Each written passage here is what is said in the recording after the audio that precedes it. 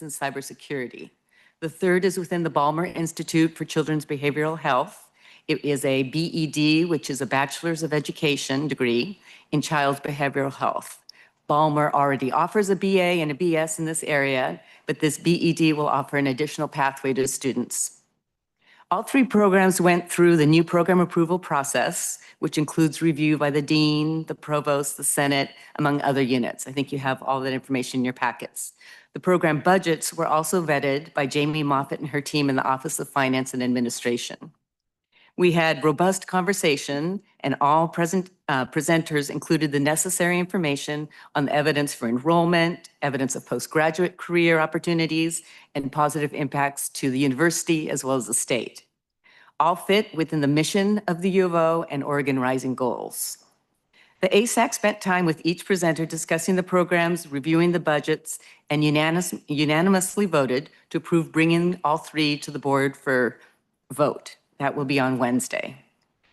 Each presenter today will come and give us a high-level overview of the programs. They'll have about 5 minutes to present, and then maybe we'll have about 5 minutes for discussion if anybody has questions that they'd like to ask.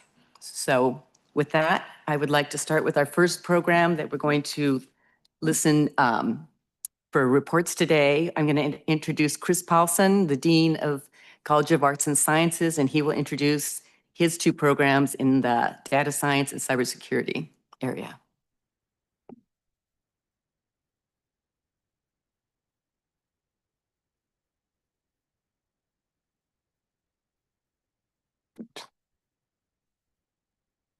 Well, thank you, and good morning. I'll keep this brief. You have two proposals in front of you for new master's degrees in cybersecurity and data science. The college is really excited about both of these. Both advance our commitment to training students in 21st century jobs and contribute to growing a workforce development in the state and beyond. These two master's degrees also align with two bachelor's degrees that we introduced a couple years ago in each of these departments. So with that, it's my privilege to first introduce Department Head and Professor Peter Rolfs, who will answer your questions about the MS Data Science proposal.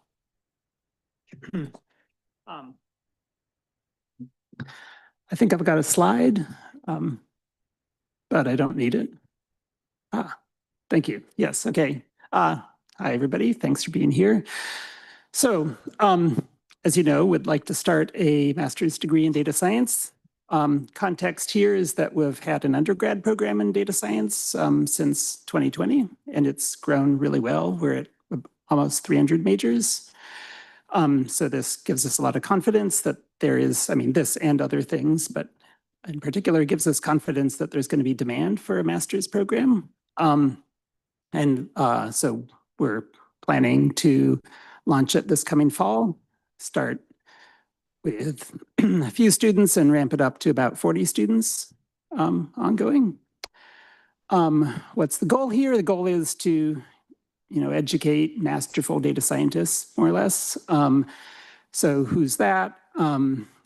It's students who can, do the full cycle of data analysis.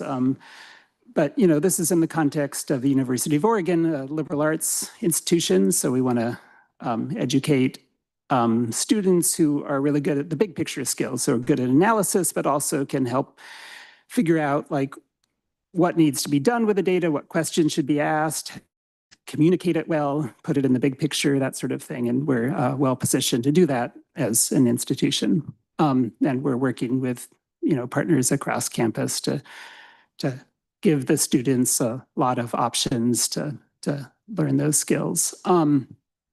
We anticipate graduates coming out of this to get a range of jobs from software engineer to data analyst, to, a variety of things depending on what their focus is.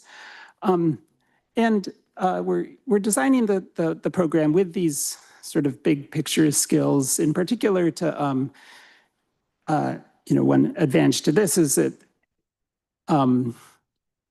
we anticipate the graduates are going to be well placed to remain relevant and hireable as workforce demands change, in particular in response to AI. So costs and benefits, we need to start some new classes that these are coverable by 1.0 career FTE. And benefits are, we'll get some tuition, maybe projected a substantial chunk of tuition. But in addition, these additional classes, we're designing them to be beneficial to other programs. So, already some of the classes we already offer are taken by a big chunk of graduate students in other departments. This, by providing this training, these courses, this gives relieves the burden from other courses, other departments of teaching the core analytical skills that like the graduate students to have, makes UO generally more attractive. The courses provide a foundation for plug and play certificate programs that, can make UO more attractive. And we're, working on making these connections for other programs to start doing this and just generally improving the ecosystem around data science at the University of Oregon. That's what I got. Happy to answer questions. Thank you, David. Does anybody have questions, Renee? I do. I do have a couple questions. You mentioned the AI portion. First of all, I think this is a great idea. I think we absolutely need to have this from a competitive perspective. Can you just speak to what you're thinking about AI and the combination of how you think about that from a liberal arts education and the intersection with ethics in comparison to the deep ML data mining, incredible focus that OSU has on kind of how do you develop the algorithms versus what you might do with them?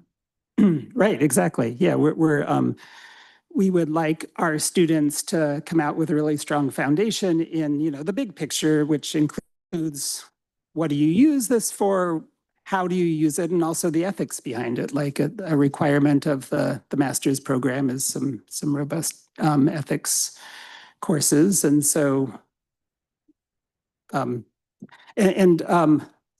this is something that helps distinguish our program from not all of them, but many of the other programs across the country that often focus more on sort of the engineering side of things. Yeah, I think just as a follow-up, the reason I wanted to bring that particular thing to the attention of the rest of the trustees is because I think it differentiates us, that we're a liberal arts college with ethics.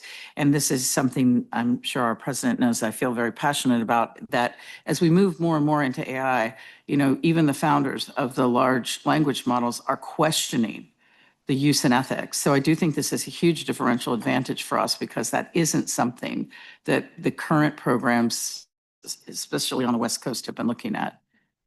Yeah, and I think it's on the minds of many students also.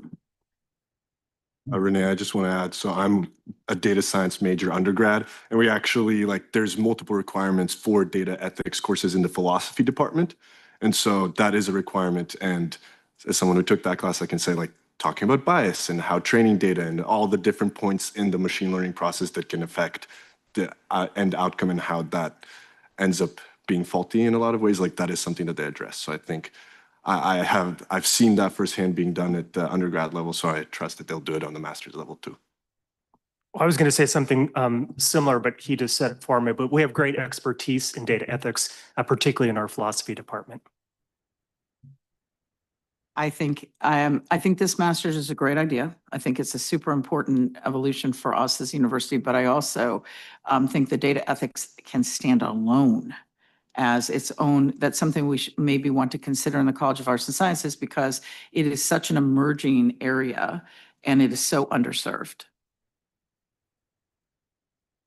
Question, Thank- Lisa. I have a Thank question. you. Go ahead. Yeah. You mentioned undergrads, we have 280 now.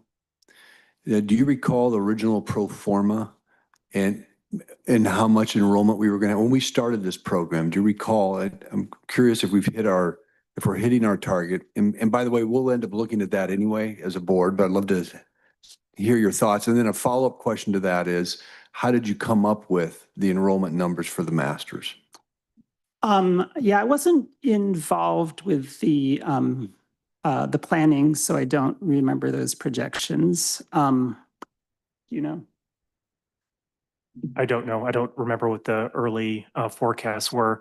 It's been growing steadily. It was growing exponentially. That's leveled off. I would anticipate further growth, but I'm not sure what our projections were to begin with. I think we have, just looking back at a head count that we did a while ago, data science in fall of 2024, we were looking at maybe 298 Yeah, that was the number last undergrad. fall. Yeah. But yeah, I don't remember what the initial projections were. As a data scientist, I have hesitated to call the growth exponential versus linear with only 3 or 4 data points, but I wouldn't criticize Chris for. And then the question about how do we come up with our projections for Yeah. enrollment here, is that spinning off of that, those undergrads or? I mean, basically that number was chosen by it seems like there is a lot of demand looking across, the other programs across the country and the demand at the undergraduate level here, and then choosing that number based on how many students we think we can provide good education to.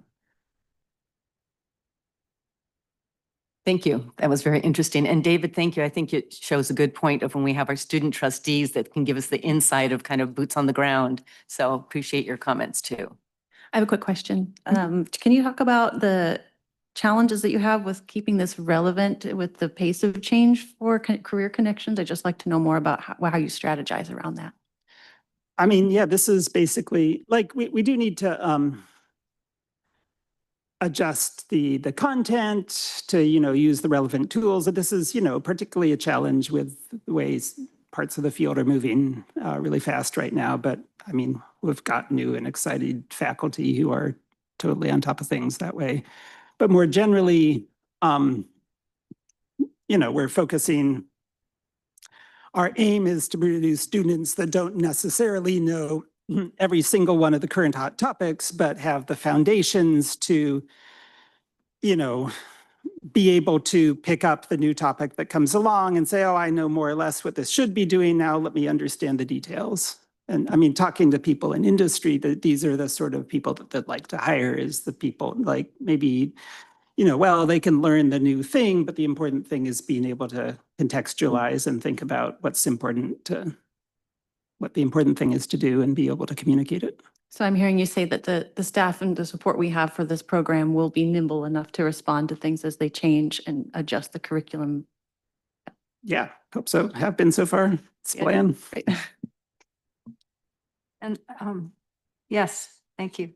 I was curious about just how you lean into the rest of the Big Ten and kind of extract some of the best practices and sharing ideas. I mean, I loved how you explained the different programs that are available in Oregon and where we kind of lean in a little bit more as a generalist in this degree. Really, it's not a coder. This is somebody that can look at the bigger picture. So could you elaborate a little bit more on how we're using, or are we using our relationships within the Big Ten universe to kind of inform and think ahead on this kind of program?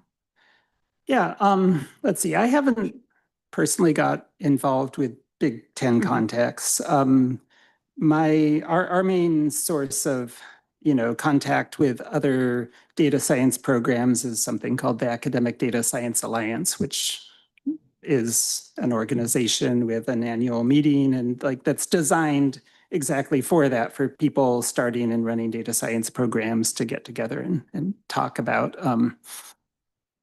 all the things, and it's been tremendously helpful. The Big Ten is very well organized. One of the beautiful things about joining the Big Ten is department heads have opportunities to meet with colleagues.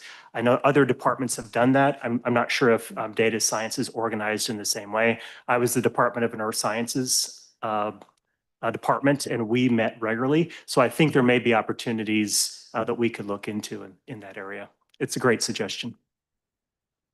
Yeah, I hear about colleagues doing that, but I haven't encountered it yet. A clarifying question, would this require us to hire new faculty, or would you be able to use existing faculty for the new classes and for the major or the degree as a whole? Right now we can technically cover the classes, but not be robust to things like what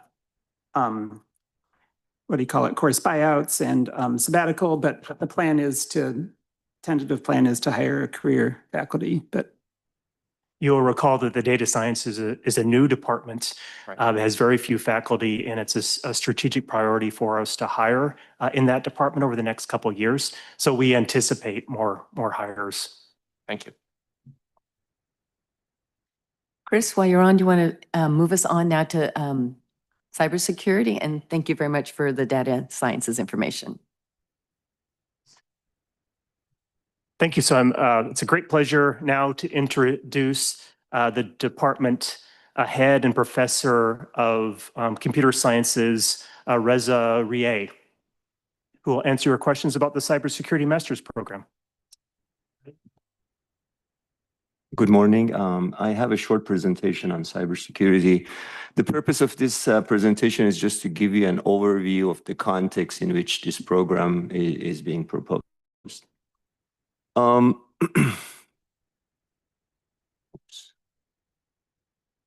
There we go. So as you probably are aware by just looking at the news and information that is publicly shared, cybersecurity has been a growing problem, and that has led to an increasing need for cybersecurity workforce everywhere. Back in 2023, this is when we had some concrete data point. There was more than 4,000 job opening in cybersecurity that were unfilled just in the state of Oregon, and more than 200,000 across the nation. And all indications suggest that those numbers are growing, meaning that the program that exists cannot address the need for cybersecurity workforce. Because of this need, a few years ago, we set the vision to focus on cybersecurity as a Department of Computer Science and set the vision to become a regional hub for cybersecurity research and education. I have to say in the outset that we have been teaching cybersecurity courses and conducting research in cybersecurity for more than 2 decades. So our involvement in cybersecurity is not new. This was more of a positioning ourselves to invest more and especially offer specific training in this area. I just want to point out a few synergic activities and opportunities that led us to the creation of this program. As I mentioned, we have a long history of research and teaching in cybersecurity. We recently received designation from National Security Agency for Center of Academic Excellence in Research. This is a designation that you need to apply for and show your credentials to get that designation. And that shows the status of our research in this area. Back in 2023, if you remember, I came in front of this board to present the bachelor's degree in cybersecurity that we launched back then. We have been involved in an effort at the state level, along with our colleagues at PSU and OSU, and engaged with Oregon legislature to address cybersecurity issues that the state is dealing with. This is beyond the scope of training that we do on campus. And that effort, multi-year effort, has eventually in 2023 led to the creation of Oregon Cybersecurity Center of Excellence. This is a center that is funded by the state and has a branch in all 3 major public universities. And it's important to say that workforce development is one of its major focus. So we promise to state to train these professionals, and it happens to be the programs that we are offering that serves our student at the same time. One of the key signatures of our programs have been focused on experiential learning. We have been trying to create activities, elements for a program that shows hands-on training for students, very similar to what they get when they go outside. I just want to mention one instance of such a program. We recently established a security operations center. This is a service center that we established within the walls of campus after spending more than $200,000 to allow a student to take a class and work as in shifts during that class in this facility, so they get an actual experience of working in a security operations center while they are a student. So when they leave after one term of taking this class, they have more than 100 hours of experience in working in a security operations center. This has been a major lift. I probably lost a few more hairs during this effort to putting this together, but I think hopefully it's worth it by the time that we launch it this coming winter. Our department has core competency in many areas of cybersecurity, sub-areas of cybersecurity, including network, systems, software, and data security, as well as cyber operations. Another realization that came as we became involved in Oregon Cybersecurity Center of Excellence was the fact that if we just create a program at U of O, it doesn't mean we're going to have a high impact. That program should be properly integrated with high schools, so students in high schools are aware of these programs, are ready to take on that program, and has to be also integrated with the industry, so a student make a smooth transition from our programs to the industry and take those jobs. So we secure a future-ready HEC fund, HEC grant, 2 years ago, a year ago actually. And the purpose of that, which I was a PI for, was to promote cybersecurity education in Oregon high schools. So since last year, we have been sending our team to go to Oregon high schools, promote cybersecurity education. We have offered a training workshop for Oregon high school teachers to come here and learn about the topic of cybersecurity so they can offer a course in cybersecurity at their high schools. And now I'm working to make that course a dual credit course to create an incentive for those high school students to come here and pursue a degree in cybersecurity.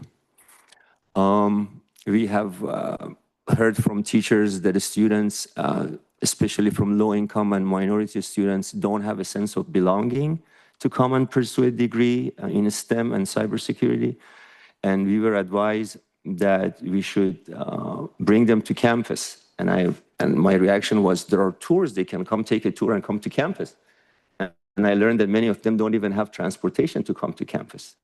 So we offered free transportation to certain schools to bring their students to campus and make sure they visit the campus, they see our cybersecurity facility, they meet with our women in computing, multicultural center, if I'm saying the name right, and be aware of the welcoming environment that U of O is. So on the high school side, it has been an all-out effort to try to connect, and that also has been very difficult. Just because you have a willingness to go to a high school, that doesn't mean that allow you to go to high school. You have to go through a lot of hoops to just be able to go in front of the students. On the other side of it, we have launched a very major effort to connect with industry partners. Again, Oregon Cybersecurity Center of Excellence has been a great partner to open the door for us. When I talk about partners, I'm not just referring to tech industry, I'm referring to hospitals. I'm referring to any entity that has cybersecurity needs and they need to hire cybersecurity and they're dealing with that 4,000 workforce shortage. I want them to be aware of our program. And one of the elements of this master's degree is a curriculum integrated co-op. Students come and take 3 terms of classes here. And in the first summer, we match them with an employer. So they go and do a 9 months co-op as an industry. Very similar to Night Campus master's degree for those of you who are familiar with that program. And then they come back for a term and then they graduate. And that 9 months not only offsets some of the cost of the master's degree, it helps with their transition from the program to the industry, essentially create a pipeline between our program and industry partners. So we had information sessions over the summer. We had around 80 entities across the state and beyond participating in that, and we are working to hold 2 industry events in February and April to bring them to campus, make sure both computer science and data science students are connected to those industry for internship, and prepare them as a serious partner for a co-op that starts in this spring of summer of 2026. So it's still way out. Actually, summer of 2027. A few words about the resource requirement. We are anticipating a graduate slow growth in this program, and the growth is primarily limited to our ability to manage these students, not because of the need. And most importantly, we anticipate the co-op option to be very popular among the students. Many of them want to go to co-op as a really smooth transition to job market. So we want to accommodate as many students that we are confident that we can place in co-op. And those are the justification behind the numbers that we presented as far as growth. We are working with Dennis Galvan at the Office of International Scholars, and he took the lead to connect us with recruiters in India who indicated interest to bring students to University of Oregon, and they told us that computer science, and in particular cybersecurity, is an area that is of interest. So we anticipate to have a good number of international students to this program, as well as good number of out-of-state students for this program. With our current resources and with our current classes that we have already expanded primarily because of the undergrad degree in cybersecurity, we should be able to accommodate up to 25 students each year to this program. So it's a two-year program. We're talking about 50 students without requiring any new resources. But as the program grows, that we anticipate that to be the case, I think we should be able to manage larger classes initially with additional GE, TA support for classes. And then once it reaches a point that the classes are too big, we need to have multiple sections of classes. And that time we need a new instructor to cover these classes. And I want to end with this other goal that I'm very excited about is to explore ways that we could offer this master's degree at the Portland campus. I've been working with Dean Paulson and the provost to see how we could offer that. And the goal of that is simply to make this available to a large tech community across the Portland area to make sure we increase enrollment. With that, I'm happy to answer any questions.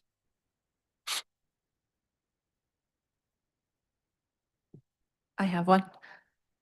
So you mentioned that further study, absent a master's degree at the University of Oregon, students would go somewhere to learn more. And where would those places be? I'm not sure if I mentioned that explicitly, but there are cybersecurity programs across the nation. Some in person, some virtual. Like Georgia Tech has a program. It's mostly online, but the number is limited. And as I mentioned, they don't address the really growing and large need. But if you're asking what are the other programs, there are a number of programs. There are probably in order of 20 out there. One other issue that I need to mention is that there are computer science programs that also have cybersecurity concentration. The difference between that and what we do is that we offer a higher dose of cybersecurity classes than just a concentration would. Am I answering your question? Yeah, no, I was curious if it's at other educational institutions or if it's private colleges or private systems. All other institutions. OSU also has a cybersecurity concentration. I know that intimately because we are working closely with them in the context of Oregon Cybersecurity Center of Excellence. So it has been a really healthy interaction with other campuses. I'm really excited about that. We have research talks, we have resource sharing, we coordinate our external effort across the campus, how we deal with the stakeholders from a school district to a special district. For example, another instance of experiential learning is the state has a dire need to do cybersecurity assessment of its critical infrastructure.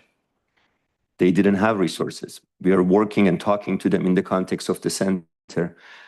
We agreed to train students to help do assessment of cybersecurity posture of water districts, up to 100 water districts during the next 2 years.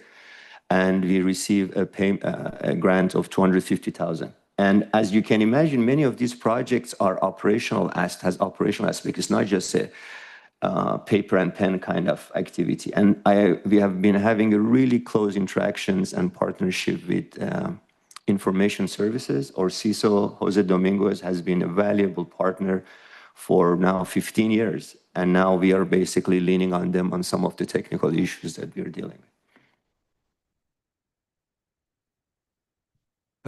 Oh, go ahead.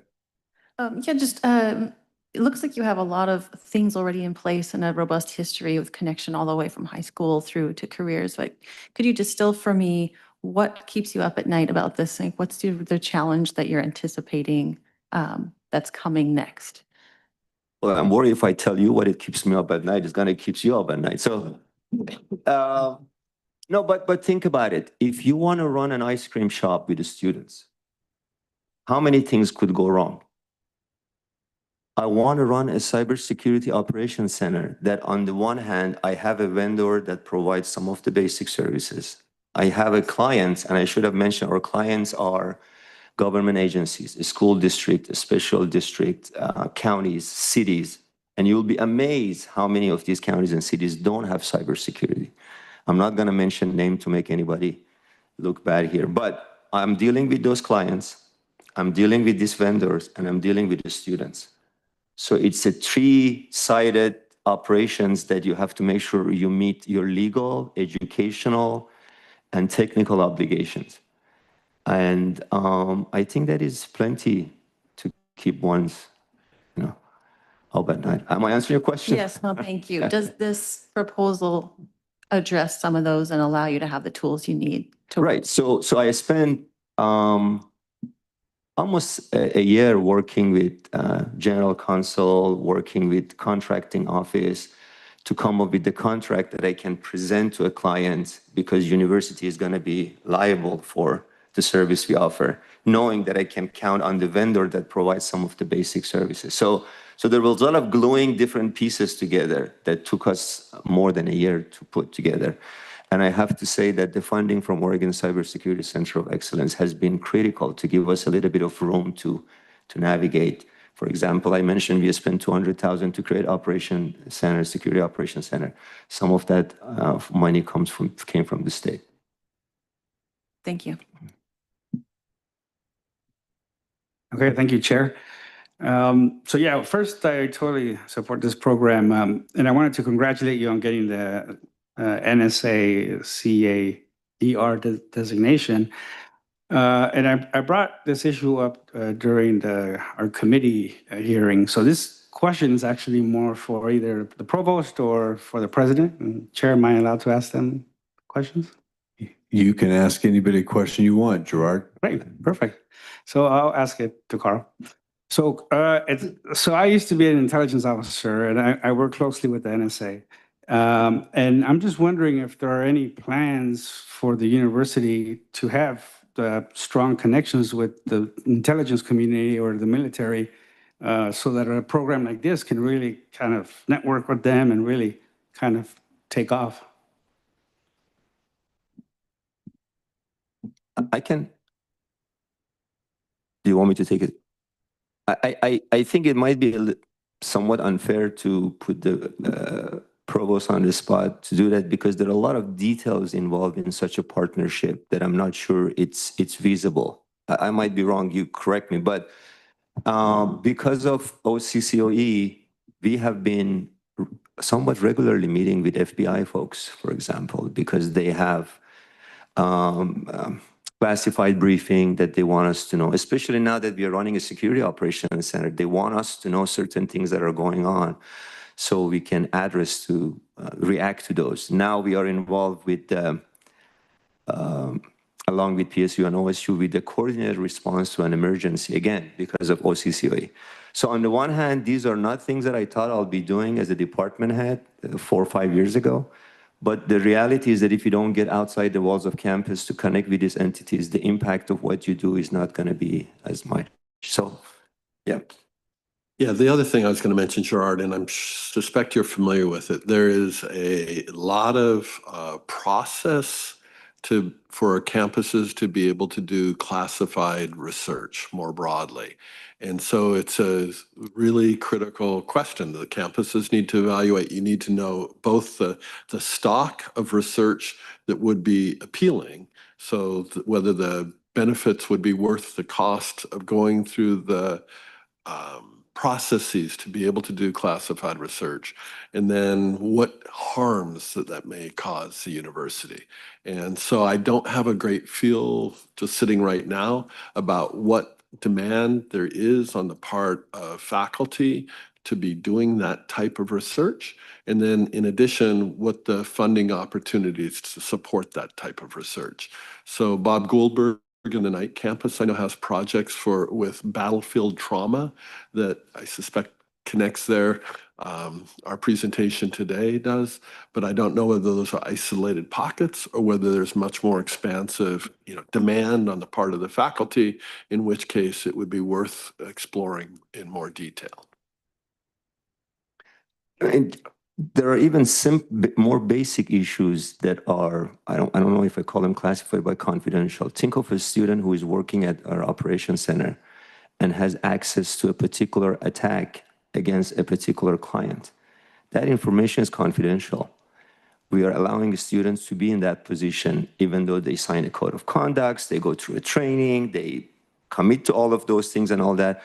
But we are essentially exposing them to the level of confidentiality that there is no other way for them to explore. Is there a risk involved? There is some risk. But the instances that I know at other schools have not led to many major problems yet. And with respect to CAER, I appreciate your mentioning that. I think on the one hand, it's a big deal, and on the other hand, it is not a big deal. The reason we probably could have received CAER designation 15 years ago. The reason we didn't apply is that I never realized it's a big deal. But when I see that the students out there care about these badges, that, oh, you have a CAR designation, and it opens up the door to apply for some of the federal grant opportunities. We say, sure, we're going to apply. It's just a labor to put an application together. And now we are applying for CAR cyber operations designations, because the more badges you have, the more people, recognize your program. So let's do more. Yeah, I was just going to say, I mean, it's hard to find people who know how to do this. And I think this program, when I read it, I was like, okay, yeah, we should do that. But then when I listened to you, I'm like, okay, now this is super cool, because none of them have experience sitting in an operations center actually doing real stuff. And no matter how much you know about cybersecurity, when something happens, it never does it exactly the way that it was supposed to. And the unintended consequences of that event, and just the understanding of how to behave during an event, and what you're responsible for, and how you communicate and clean it up, and all that. I think that is so valuable. It makes this program so differentiated, right? Because if someone came to me and said, I have a master's in cyber, which doesn't really exist mostly, for the most part, right? And I want to be your CISO, and I spent this many hours in a because that's the first thing you ask, like, how many events have you been through? At what level? And so I'm super encouraged that you're doing practical, experiential work, because that's what's missing. We get a lot of theoretical stuff, but we don't get a lot of experience. And when you start digging into this stuff, exactly for the reasons you mentioned, you realize how many things may or may not happen and you have to prepare for. Let me just be a little more. I think my Q&A was longer than my presentation, but hopefully it's helpful. What happens if the students come to the operations center for hundreds of hours and they don't experience any attack? They say they have hundreds of hours experience, but they haven't. Because of that, we pair their time at the center with their time working at the cyber ranges. These are simulators for cybersecurity. And in the simulated environment, we directly put them in the attack scenario. So we make sure anyone who shows up has been scared enough of an attack scenario, either in the real setting or in a simulated setting.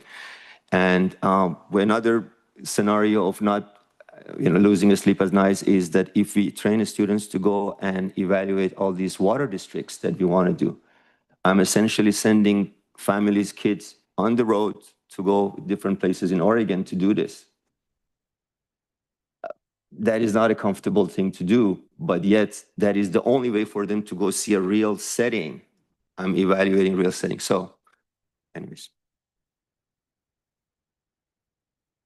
Just a quick question, and this is more for probably Chris or Chris Paulson, but I'm curious, the amount of institutional knowledge that you had to create this partnership must have been immense. And so I'm curious how we're going to, are we planning to leverage that for other potential partnerships? Because this is obviously adding so much to our cybersecurity major and masters, but I'm sure there's other programs that could benefit from these partnerships. So I'm curious if there's any way to utilize things we've learned from this to other programs. Well, what I can say is I'm really impressed by the work that Res has done, and I think this is a real model for us moving forward to doing similar things in different domains.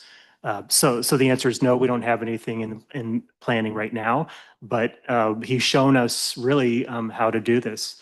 So it's really impressive work.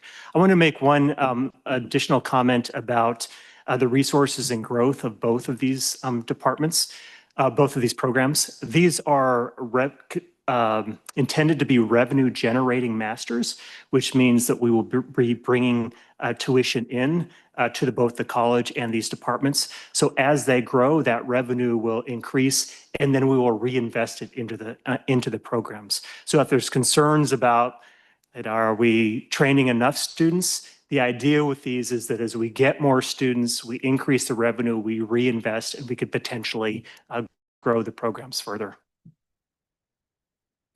Lean into the Portland campus. No question, just a comment. Right. Very great, interesting presentation. Thank you so much for your information. Chris, thank you for bringing your team here. And we will have our vote tomorrow, but thank you very much for your time and educating us. Thanks, everyone. So our next program and our last one today that we'll hear is the BED in Child Behavioral Health. I think Maureen Zaliski is here who will present. Thank you, Maureen.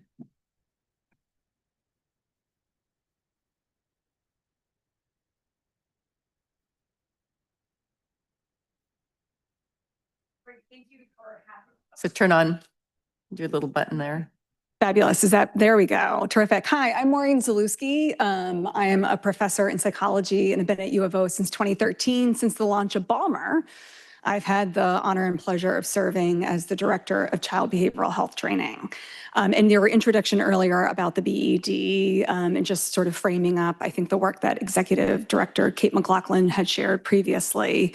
I'm giving just a one slide overview of what it is that the proposal that I'm bringing forward. So on the left-hand side here, we just have an overview of the child behavioral health major. As a reminder, the child behavioral health major is designed as a 2+2 program. The first 2 years can be completed right here on the Eugene campus, or at a community college, or at another institution. The final 2 years is at U of O Portland, and our child behavioral health major is 90 credits in behavioral health. And just as a reminder, if you don't know, 90 credits is the max you can have for a major. And so we have used every single credit that is allotted to us. Our students go through a series of sequenced courses, of which many of those courses are what we call practicum type courses, which means that they are in the field. They are in primary care settings, they're in K through 12, they're in community mental health settings, and they accrue over 700 hours of direct experience working with youth and families. That's a lot of hours in 2 years, and they're really well supervised during the practicum training. Our first cohort will graduate in spring 2026, so this upcoming spring, which is a huge milestone for us, which brings me to that final bullet point. As a reminder, we already have the BS and BA approved, right? So that is what we are currently doing. And regardless of if students receive a BA, a BS, or a BED, when they are with us at the U of O Portland campus in the Child Behavioral Health major, all of them are getting the same exact 90 credits, same experience, same practicum training. So all of that is identical regardless of which degree pathways students choose. So why introduce an additional pathway? So on the right-hand side, we just give some bullet points and some overview of why we are pursuing this. This will increase access for community college students. We already are, but we want to expand our ability to recruit highly qualified students from community colleges and increase pathways for students who are pursuing applied associates in behavioral health.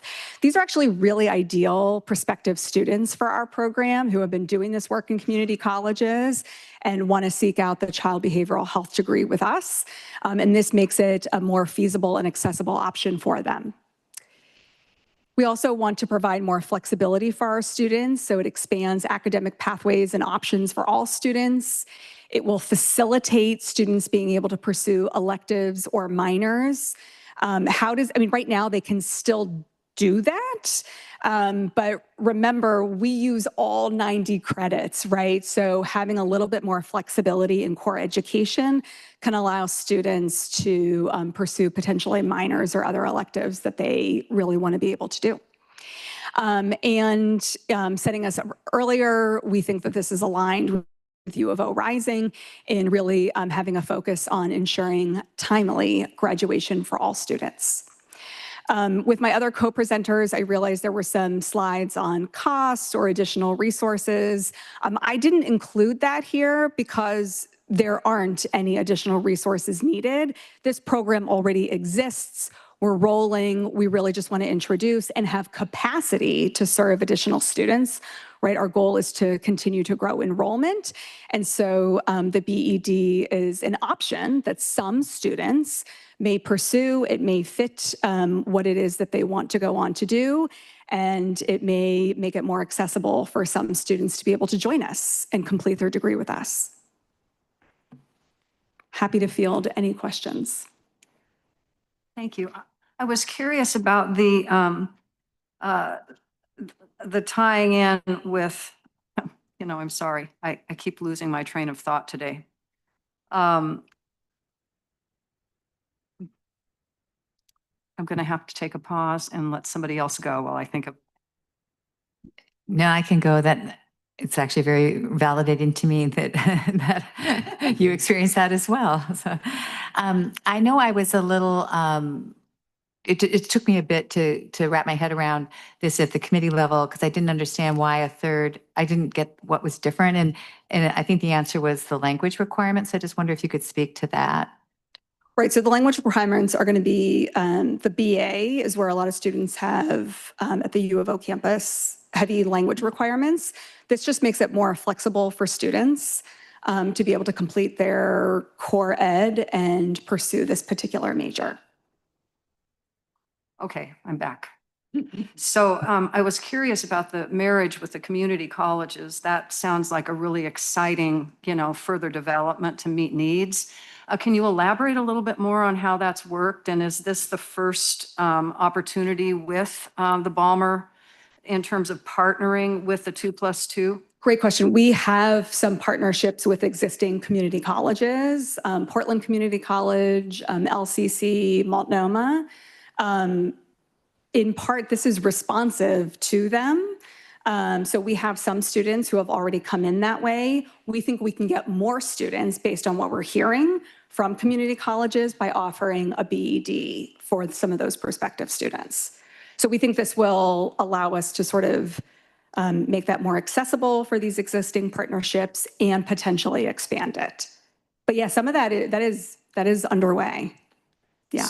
That ties into my question. A lot of this to me sounds like we're reducing friction to get students into the program. And I'm curious, we have the 2+2, we have the community college transfer.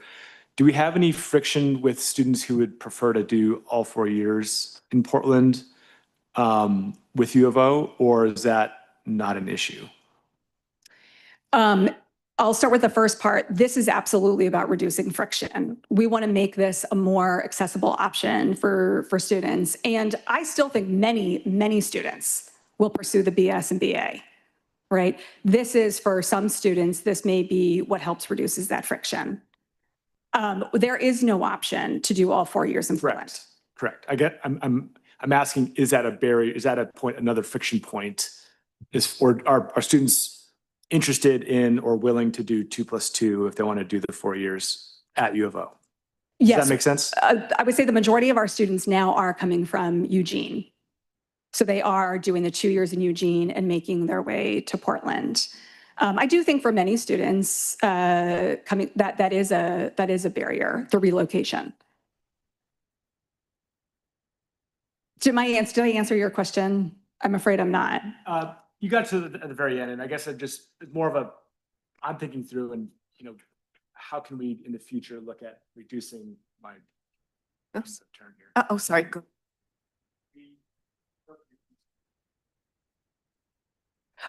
Especially for the Eugene-based students or just anyone?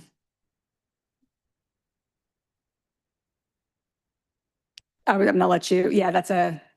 Thanks, Dennis. Yes, this is a top priority of mine. Been working very closely with Balmer to try to find as many pathways as we can, including reducing friction for students who want to come from the Portland area. So Portland Community College, for example, been working with them. This BED is a critical part of increasing that flow of students. We're also talking about what components of our general education program we can offer online, so more students have more flexibility once they get up to Portland to complete.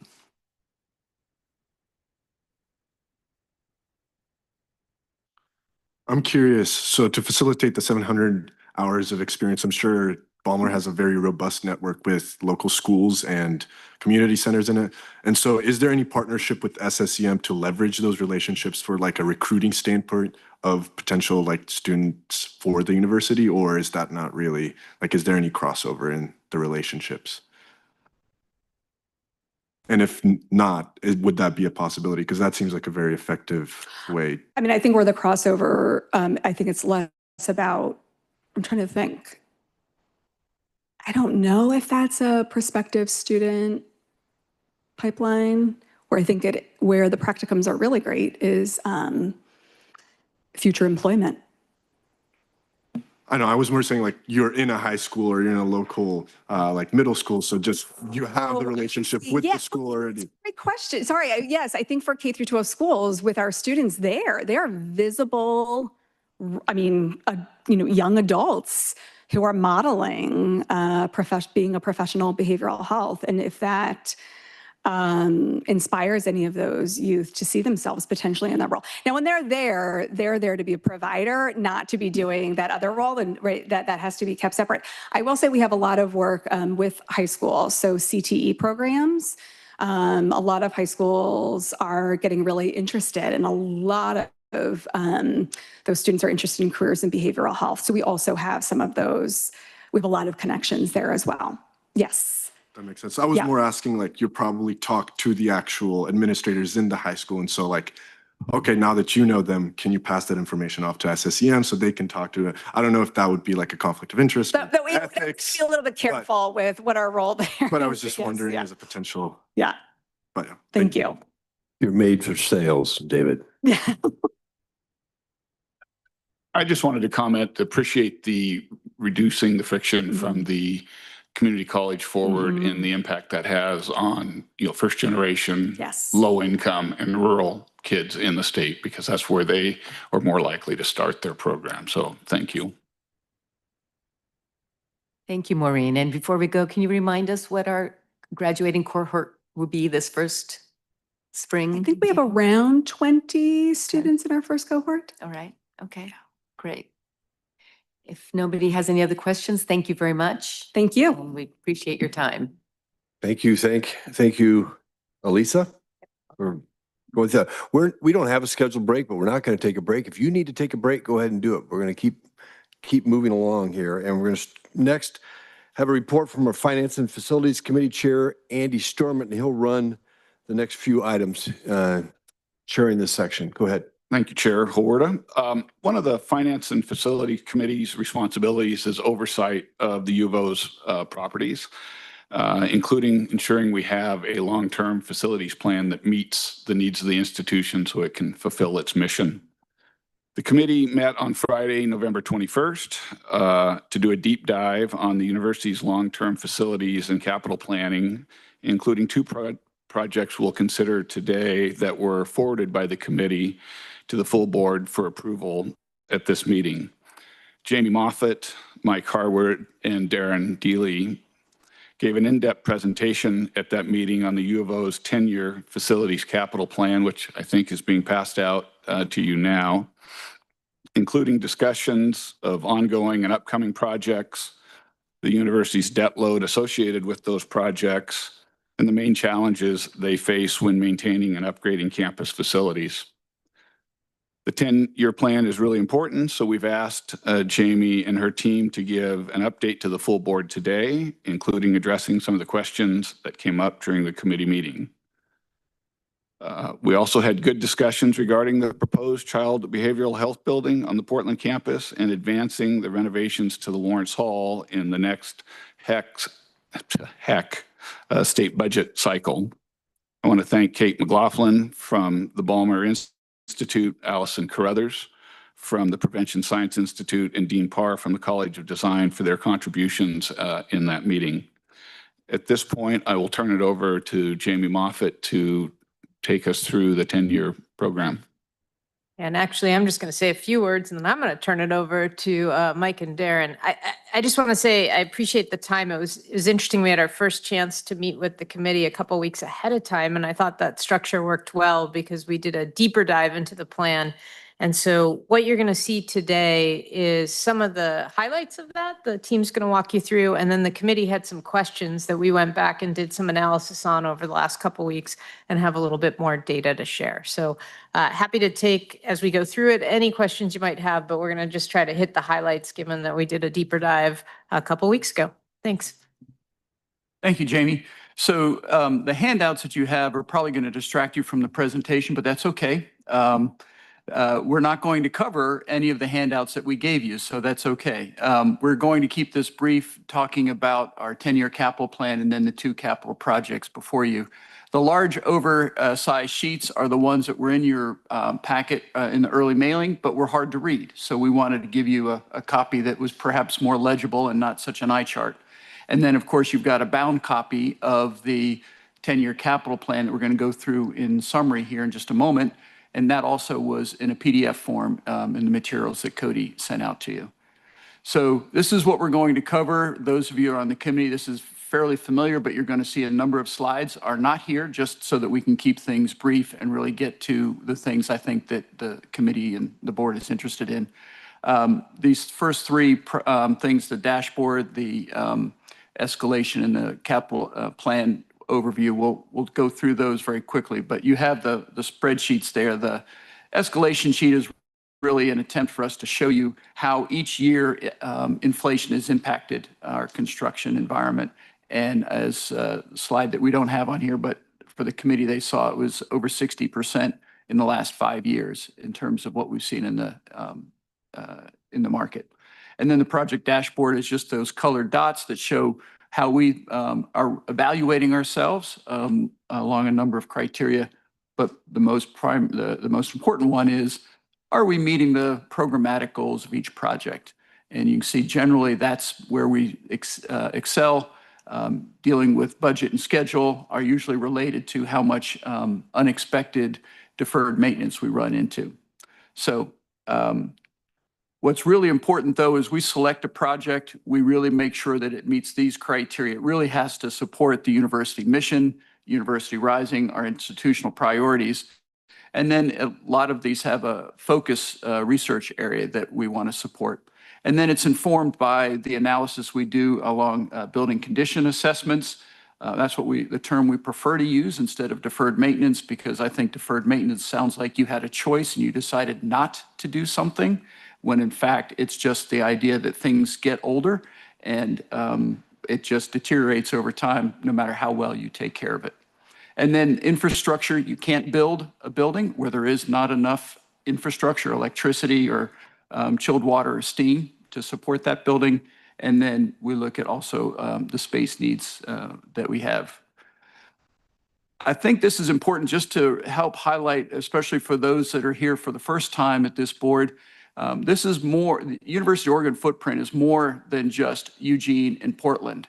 We have a significant number of facilities as part of the Institute of Marine Biology down in Charleston and Coos County. We have the Pine Mountain Observatory. It says Bend, but that's their mailing address. They're not actually in Bend, but outside of Bend. And then there's a number of these individual facilities that are related to EC Cares, where they have classrooms at different elementary schools around the county. A couple of pictures to share with you that these are projects that are either completed or underway. Starting in the top left, the next generation housing. It's a little bit awkward when we had the housing transformation project. Now we have the next generation housing project, but fortunately, as the projects get completed, they begin to assume names like Unthank and Yasui. So that's underway, and this is already about a month out of date. So if you walk 2 blocks to the south, you'll see things happening a lot faster. We installed another Thinker Duck here at the Eugene campus. Night Campus Phase 2. In the top right is nearing completion. It'll be finished in March. And then across the bottom are 3 renovation projects on the 3 oldest buildings here on campus. Starting on the right side, that is Villard.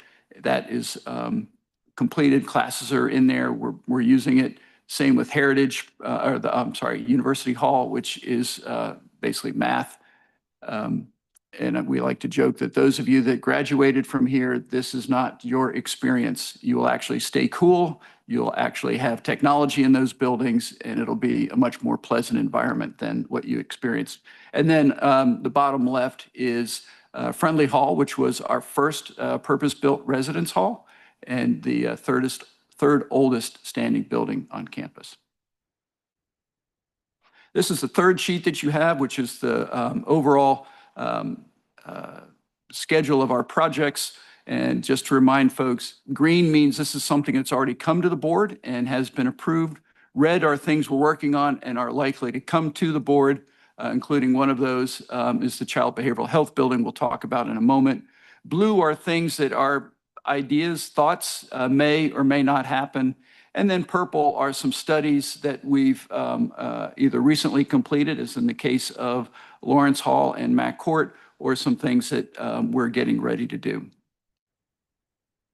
This is that same set of information, but arrayed on a map to try to give you a sense of visually where all these different projects are located. Again, the legend across the bottom. Green are things that are underway. Red are what's planned, and blue are future ideas. And then in Eugene, not only in Eugene, but in Portland, we have the Child Behavioral Health Building, and then the Oregon Acoustic Research Lab, which has started construction this month, a month early. We were very pleased to get some permits ahead of what we were told to expect from Portland. Thank you, Matt. Yes, our friends in community and government relations have been really helpful in moving that along. So those are 2 projects that we're working on in Portland. So then what are the challenges? What are the things that keep me awake, and hopefully, therefore, you don't have to stay awake? Our deferred maintenance, which is, again, that term of science, but it's really what are the things that are aging out? Our ADA improvements, how are we keeping our campus accessible to all of our students? And then we've got some seismic challenges. We've been working away at this over time, but those are some real challenges with our older buildings, which did not have seismic requirements when they were constructed. So we need to bring them up to today's standards. And then we've got a lot of utility infrastructure challenges as we think about not only how much we need to produce enough chilled water, steam, electricity, but how we distribute it as we continue to expand the footprint of campus. So here's a little bit of detail. These numbers are things that my colleagues across the country, I guess, sort of brag on, because the higher the number, it makes it seem like the worse our job is and how hard we're really working. But I'll turn it around and say that our number is actually much lower. Many of these have really 10 or 11 digits, not 7 that we have. So under 500 million is really something that almost any Big Ten school would dream of having. They're in the 1.2, $2.5 billion of things that are aging out. We benefit from a slightly smaller campus, but we also have been making a lot of strides in investing in our deferred maintenance. And that has been one of the key criteria that the HEC uses in ranking our projects and the legislature funding them. So we've been very successful in that regard. And you can see that we've had a slight uptick from last year, but again, for our colleagues in other parts of the Big Ten, that's sort of a rounding error. But for us, it's very clear. We take very accurate measurements, but increasing it by about 23 million is something that is significant to us, but I'm just trying to put it in context that for a number of other campuses, that they would love to have only that kind of an increase due to inflation and other things aging out. Talked about ADA. We've done a number of things to really improve our campus for those that are differently abled. We continue with all of our whole building renovations to remove all of the barriers. We also did a pilot study of 3 projects that are, or 3 buildings that are highlighted there, Girlinger, McKenzie, and Columbia, just looking at all the different kinds of challenges that exist in those buildings. And we've got a physical accessibility advisory committee that we've convened this term, and we're going to be meeting again next term to begin to prioritize some of the changes and improvements and looking at how to put the first things first, things that we need to invest in. Some things are easy. We just need to put some signs up. Other things are more challenging, like the McKenzie Hall, which is the original law school, has a lot of very steep tiered classrooms. Those become very challenging to put ramps in to make all seats available. So we have to come up with some different strategies there. And then also the Committee on Academic Infrastructure deals with accessibility and technology in classrooms. Talked about seismic. This is a picture of Friendly Hall, and it shows you that is not the way that we build these days. That is what we call unreinforced masonry. I call it a rubble foundation. It's kind of the rocks that were found in the field when they dug the hole and they made a wall out of it. It's held together pretty well, but we've also been fortunate we've not had a significant event. So we are fixing that. We still have a few other buildings that have an unreinforced masonry, although they're actually more bricks, so they would actually hold together a little bit better than these field stones. But obviously, we've been keeping up with the building codes, which was really started in the 90s, did an assessment back then. And then we have really been thinking about seismic issues and determining which projects we're going to put forward to be funded and then deal with all of those issues.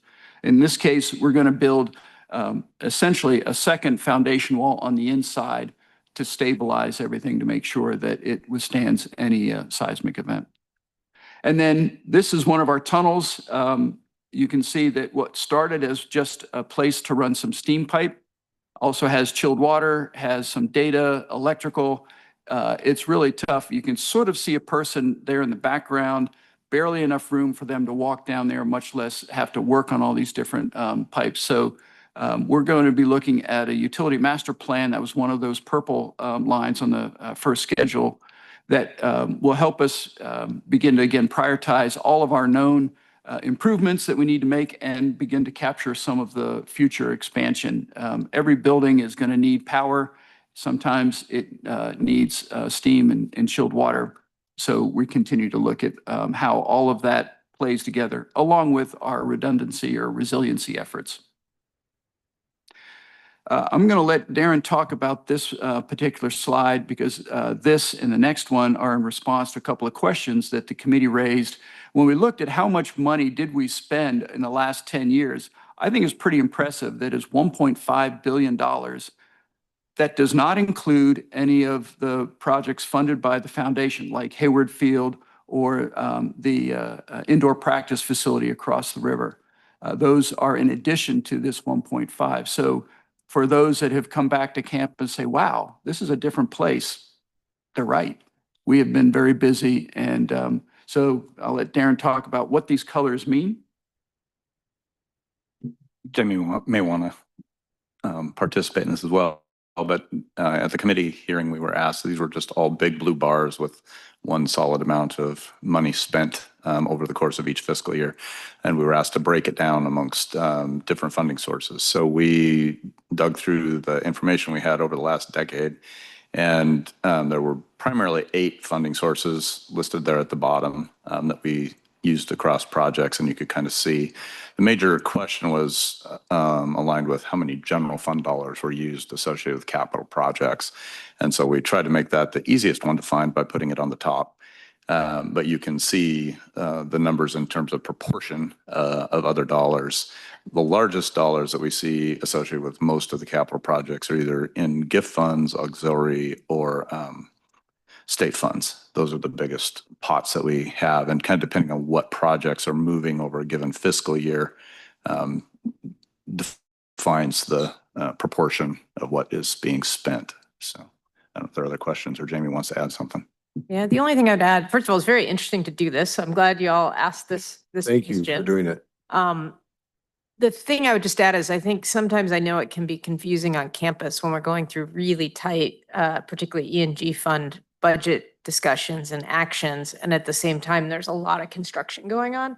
And I think this chart helps to highlight why that happens, because the vast majority of that construction is funded with restricted funds, either state funds or gift funds, or they're auxiliary projects, often housing, that are going to generate new revenue to pay for those debt payments. And so I thought it was actually interesting to dive in this deep, and I did dive in very deep with Darren and Rob Basto, who did a tremendous job with pulling the weeds.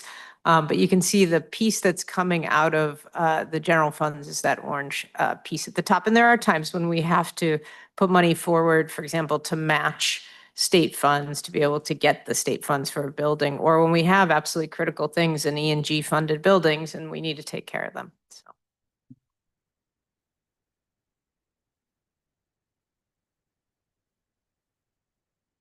Right. Additional question that was asked, I think David asked this question at the committee hearing, which we had one line on the last slide that highlighted what the current value of the buildings we have in totality on the campus are.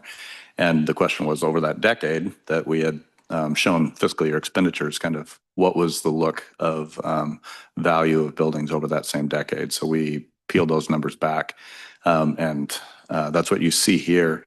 Is an interesting thing as you see escalation, that's where you see a lot of the increase in value here. It's not that we built a bunch more buildings, so we have done that.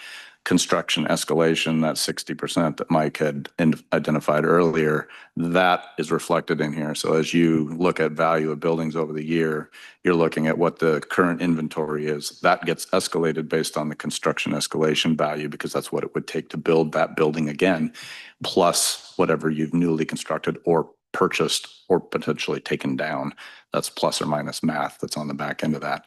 So one of the pieces in here, the asterisk, in 2018, we were doing evaluations coming out of, I'll say, the folding of OUS, and they had calculated most of the current replacement values for buildings across the 7 institutions.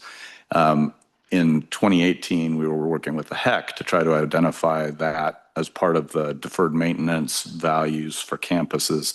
And some of the calculations we've done there are a comparison of deferred maintenance versus current replacement value. And we identified the fact that the current replacement value was very low, and we actually couldn't replace the buildings for the value that was being stated by OUS and shared with us. And so at 2018, we did a reevaluation of that with the HEC, which caused some heartburn on insurance rates. But we did get to a number that was really more reasonable for actually replacing buildings. If there were a catastrophic event that we actually had to do that, we are much closer now to the value that actually exists out there to do that work. So last slide, I believe, is going to be just talking about our debt profile. All questions go to Jamie, but I can say in general, we're doing very well relative to metrics, and our debt burden ratio, and when we were before you last year, was I think 5.5%. It's now 4.9. And if there are any questions, I think that was our last slide. Yeah, the only thing I'd add on this slide, I mean, this is just an industry metric. The fact that we're well below it doesn't mean that we should go out and issue a bunch of debt, because really the thing I'm looking at is how are we repaying that debt? So what is the new revenue stream that's going to come in that would enable us to pay that debt? And that's why, again, with the housing project, you all authorized us to go out and issue debt for that residence hall because we have revenue that we're projected to come in and pay for it. But I just want to highlight, I'm glad it's a little bit lower, but that doesn't mean that we're in a position that we're suddenly going to rush out to issue debt.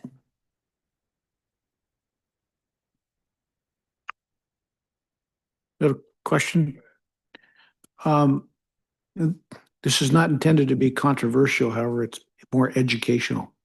So I note that all the projects are LEED certified, which is costly. Is that for religious purposes here? I mean, who dictates that a project be LEED certified versus not being? So that is part of our core DNA, that we pride ourselves on being a very sustainable institution. And it's a campus policy that is captured in our campus plan, which is I think it's a big P policy, is our campus plan. And it outlines that we strive, I think, for LEED Gold, which certified is sort of the lowest level. But that's kind of the rationale. But I know Darren and Jamie have been here a little bit longer and add a little bit more color to that. Yeah, I mean, I'm happy to add, it is a policy decision that was made in the past. It is one that comes with costs. And that's, some of the challenges that we have in a lot of the areas that we're focused on is, we kind of have values that occasionally come in conflict where we want to do something that's very important, but at the same time, we have financial challenges as well. But currently, our current policy is, as Mike stated. So I'll add 2 cents on the cost piece of this, because it's a piece that we pay a lot of attention to as we're trying to construct our buildings. Though they are very expensive on a cost per square foot basis, we do spend a lot of time trying to make sure that we are spending money wisely. And so when it comes to the process of looking at LEED certification, we actually make a joke about the fact that it's kind of like falling off a turnip truck, based upon the fact that what we are trying to do anyway is we look at things that we're doing within the buildings to be sustainable. We look at very closely on what the return on investment is when we're working through those projects. And we don't stretch for things. And you'll see that we don't have massive solar panels on buildings on this campus, which people are like, well, why do you not do that? It is not cost effective in the state of Oregon to put solar panels on a building unless you get federal incentives, which as a state entity, we don't. So we don't put them on there unless there is a student organization that wants to do them from a perspective of incentive that they're dealing with.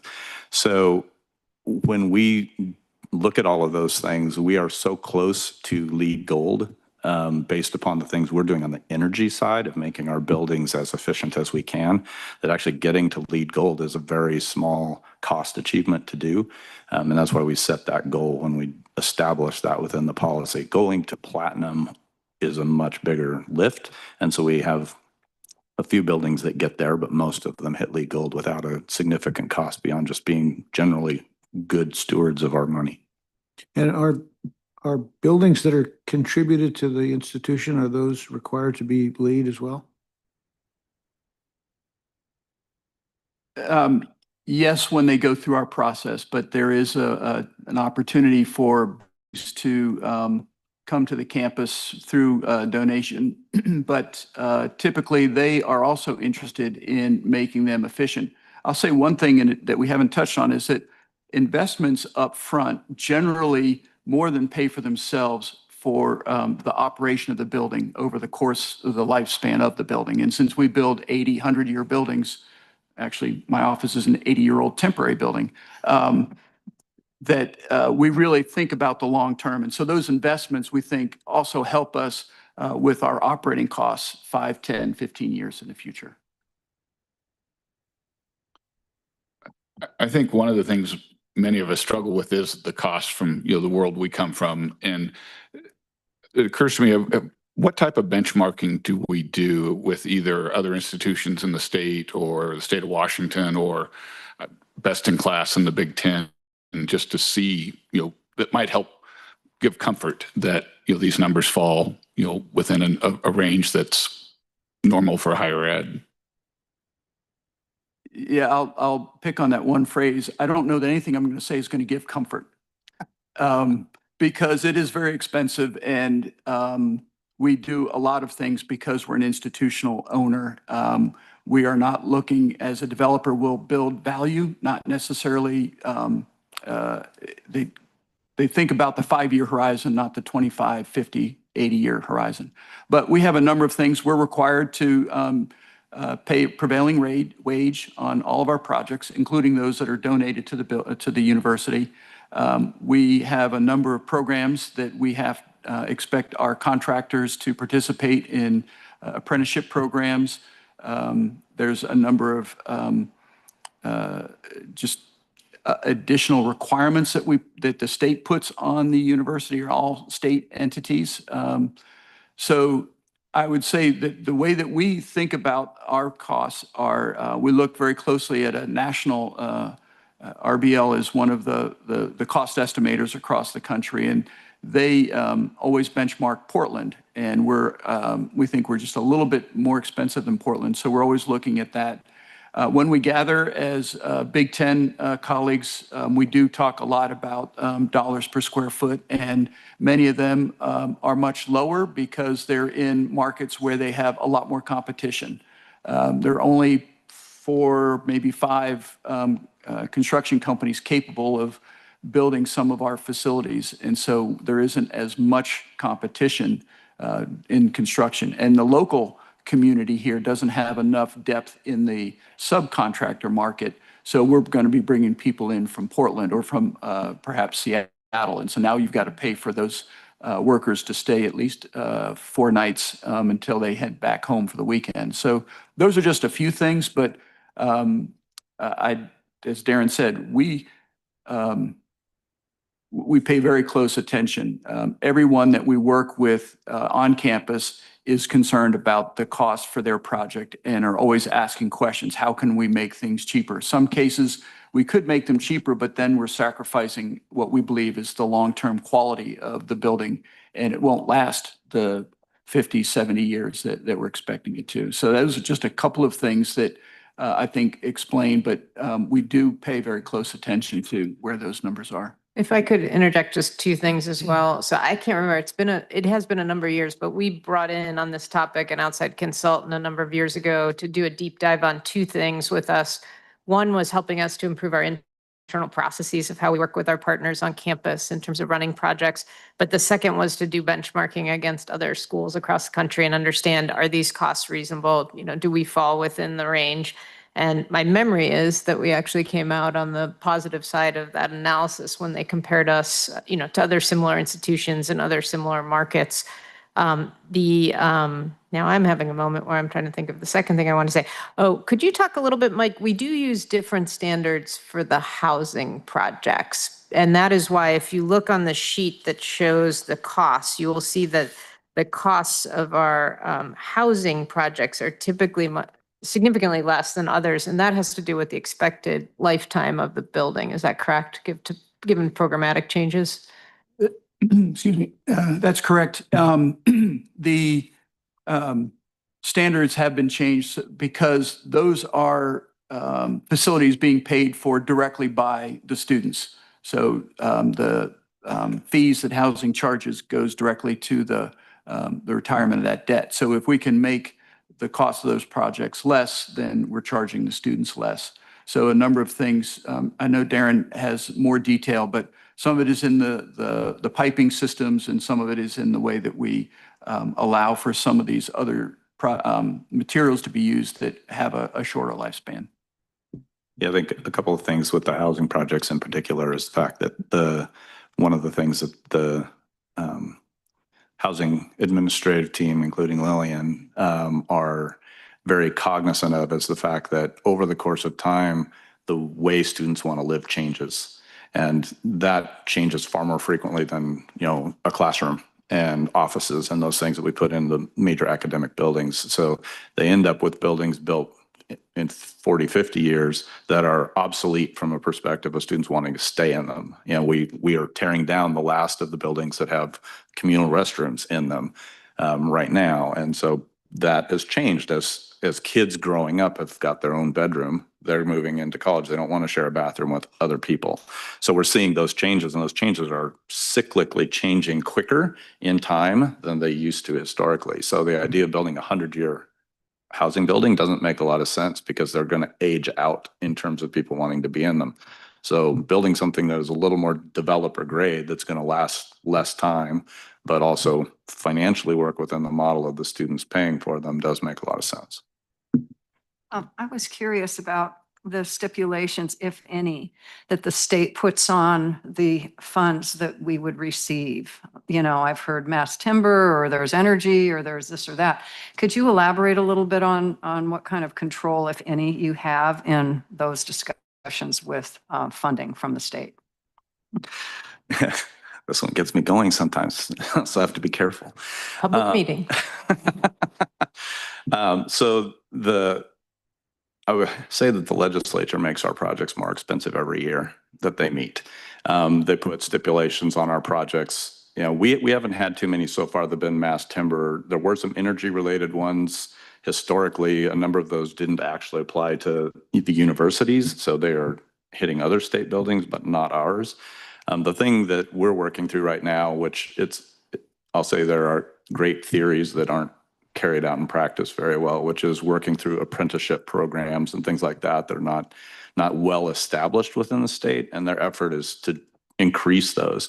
But for us in this region especially, there aren't a lot of programs that grow apprenticeship opportunities. And so to Mike's point, we have to bring a lot of contractors out of Portland to be able to actually have those apprenticeship programs built around those contracting subtrades. And that becomes more expensive for us down here. It really hurts the regional schools in the state. But those are all, there's a whole lot of reporting and necessary things that do add cost to projects coming out of the state frequently. Yeah, and I would say there's just a history of a lot of things that tend to add up. So Darren, please correct me if I'm saying things that are wrong, but you have the 1% for art requirements that any projects have to have 1% set aside for art. You have prevailing wage requirements. You have only hiring contractors that can support these apprenticeship requirements. We have a lot of reporting on very good things, MWESB, minority women and emerging small business reporting, but then the contractors have to do that reporting to us so we can turn around and do the reporting. There's just every couple of years, it feels like there's another really good idea that people think about that, oh, we want to promote something as we promote these projects. And just when you look at it from the university side, it just adds a lot of cost and requirements for very good things often, but a lot of cost and requirements to those individual projects. Contractors love, whoops, getting the red light. They hate doing paperwork. And so reporting is not cheap with a contractor because they don't like to track that stuff. They don't like to report that stuff. They love to build buildings. So I was going to add just 2 more cents if I could. We love our legislators because they have funded a lot of our projects. And so while some of the things that have good ideas become challenging for us, we do appreciate that they have been supporting our projects for a very long time. So I want to make sure that goes into the record. Okay, I'm just going to jump in here. I want to go back to something that Tim brought up about LEED certification. And I appreciate your comment that, well, first of all, there's the obvious merit in the environmental benefit, but also that there is some cost savings and efficiency over time. What I wanted to ask, not for now, but later, if you could get back to us, is there's complying with LEED certification, and then there's actually going through the process to get the certification. And sometimes I think compliance is important. It's obviously your policy, but going through the hoops to get the sticker, how much of a cost is that? And I kind of relate it back to organic farming and the cost. You can farm organically, but then to get certified, there's an add-on that is of no real value except, I don't want to say bragging rights, but it just makes it official. So I'd like to know what that differential is. I can give you a just about. Say we have a project that's $70-80 million project. It costs us about $10,000 to certify the project. The tracking and stuff that you do is in addition to that to be able to actually do the certification. But if you're actually making sure you're doing those things, you kind of have to track it to make sure you're doing them anyway. So the certification is a fairly cheap piece. It runs between $7,500 and $10,000 a project. Couple questions, and I think they tie together, but let me know if they're off. But for the debt burden, Jamie, you owe paid debt. I'd be curious what percentage of that is auxiliary-based projects, because that shifts the narrative of how the debt's financed. And then related to that, when we're planning auxiliary projects, how are the projections or forecasting around those tied to broader, like the student enrollment, et cetera, if at all? And then I guess the third one, and this might be for tomorrow, so feel free to hold off. The debt sale, do you need more time, or do you expect that between now and June is when we'll go to market? All right, I'm going to try to hit all three of those, except now I'm having trouble remembering all of them. Okay, so number one, I think it's a great question on the debt service. If you look at the Treasury report, I can't remember which one, there's a breakdown that shows not only how much is auxiliary, but which type of auxiliary. So they have housing, they have athletics, they have student fee projects, and the bulk of all of our debt service is coming off of those. The one that's not broken out, which is also significant, is our power station, which is technically a service center and not an auxiliary, but there's very little of the debt service. There's some, but very little that's paid with E&G funds, just because again, we don't have the budget to necessarily do that. So that's that one. And now I've of course completely lost the other two you asked about. Yeah, so that one I can talk about just a little bit. Whenever we have a project that we are going to come to you to issue debt, what we end up doing is the unit, and it's often been housing lately because of the fact that we've had more housing opportunities. They put together pretty robust financial projections that have all kinds of assumptions about enrollment, et cetera. We then vet that through not only our treasury team, but we have an internal bank advisory group that has like faculty from the business school and staff that have expertise in projections. And we'll do multiple rounds of meetings to really dive in and ask. Now it helps housing sits within enrollment management. So they're closely tied in terms of the assumptions, and that's been really helpful, I think, as well. And the third question was, say it? Debt sale, we will talk about that. We are on track and actually have launched with the investment bankers. We're working and anticipating hopefully a sale in February. You all gave us authority to go through June. So I think we have enough of a window unless something crazy happens with the market. And thanks for the reminders on the three questions. I know we might be short on time, but I have a question about the master plan for the utility infrastructure. And you say it's going to start in 2026. I just wanted to know more about how it will work and how it works with the UO Climate Action Plan, which I think we're on stage 3. So is this something we're bringing consultants in for? And what's the timeline for getting through that? Yeah, I mean, we will be bringing consultants in to work on that. The CAP 3.0 that's coming up, Steve, who is the sustainability director and also the UNE director, is involved in the master plan. So we're tying it in with what he's doing there. We're also making sure that we are staying consistent with the kind of carbon neutrality goals, and tying it back to the work that we had previously done, trying to look at ways to move ourselves towards being greener in the operation of the campus. So this one's going to be highly looking at the distribution side of what campus is doing. I think we've got the production side of campus pretty well established, but this is really looking at the distribution side and trying to make sure that we're efficiently working through what we need to and looking at infrastructure necessary to support buildings that are in the planning stages. I'm assuming it's a multi-year process to get through the study, but can you clarify? Yeah, we haven't launched the RFQ yet. I'm guessing that it's probably going to be about a year that we'll try to take to get through this. Yeah. Thank you. Yeah. All right. Are there any other questions so we can move on to the other two items? If there are not, thank you, Mike and Darren, for the follow-up. I know you didn't have a lot of time between committee meeting and today, so really appreciate the additional information you're able to provide. And at this point, let's move on to the Portland campus and the behavioral health building that we'll be voting on tomorrow. Absolutely. I'm going to turn these 3 slides, I think it is, over to Darren and let him advance and talk about the details of the projects. All right, happy to do so. So yeah, Child Behavioral Health Building, we are here obviously to get authority to move forward with the project. We've been working through the design process with the folks up in Portland, Behavioral Health, the Balmer Institute and the Prevention Sciences Institute. The images up here are looking at exterior image of the building and main floor plan. The project in itself also includes a significant amount of site work on the Portland campus, trying to tie things together, as well as I think we're taking 5 buildings down up there, 4 major buildings on a small house. Oh yeah, it does show up on the next slide. So yeah, the left slide shows the series of buildings that we're going to take down. Really is going to open the campus up significantly. And it also gets rid of a bunch of deferred maintenance, and that's why it scored well with the HEC, and we got state funding to help build this building, was the removal of those and the deferred maintenance associated with them. On the right, you'll see the image of the new building in the existing campus.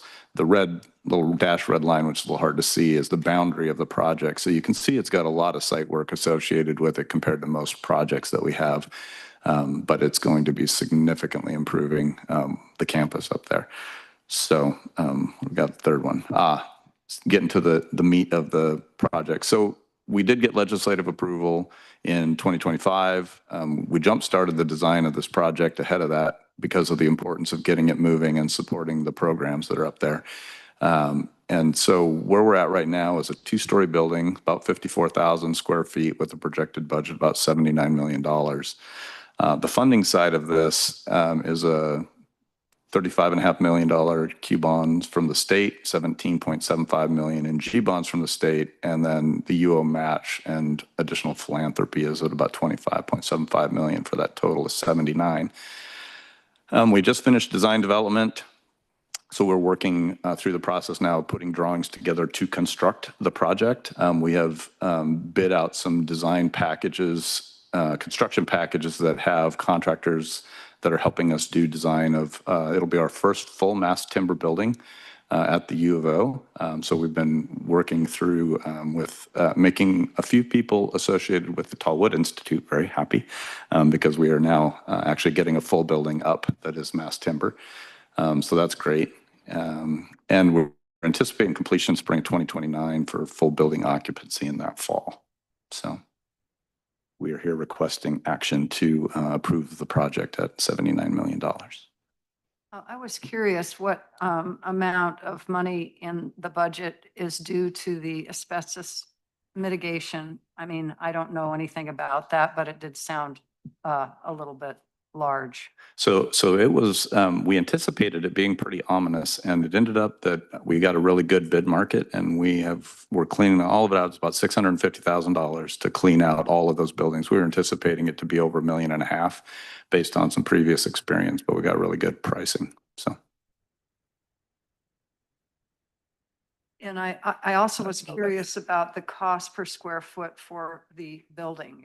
It just seemed higher than I would have anticipated without a bunch of labs and other kinds of things. Could you comment on that? It sounds like there's a lot of, cost increases that have gone on in the last 5 or 6 years from what you said earlier, but, it did seem a little bit outsized to me. I was wondering. Yeah, there were a few things that we ended up with there. So the one was what I mentioned earlier is we're doing a lot of site work. We're spending about $3 million demolishing the 5 buildings and getting those out of the way, which is an added cost to the normal cost per square foot, plus the site work related to kind of putting all of that back together. One other thing that we're trying to do with this building is right now 29th Avenue cuts right through the campus on City of Portland and the UO Portland site. And so this building is being shifted into what is the 29th Avenue right away. Yeah, so you kind of, I don't know, we don't have a ability to see it, but you can see 29th Avenue runs between Centennial Hall and what's identified as clinical research. And right now, that is still a road. It's parking lots and stuff, but people drive right through it. So we're actually taking the child behavioral health building and shifting it west. In that, we had to push some City of Portland utilities around. So we have a trench and a rerouting of some utilities to do, but it is such a positive impact to the campus to get rid of that bisection that 29th Avenue had, that we're about $750,000 to reroute that utility through there. But what it does for the campus is significant. When you're there walking around and seeing what this is going to do, it's very impactful.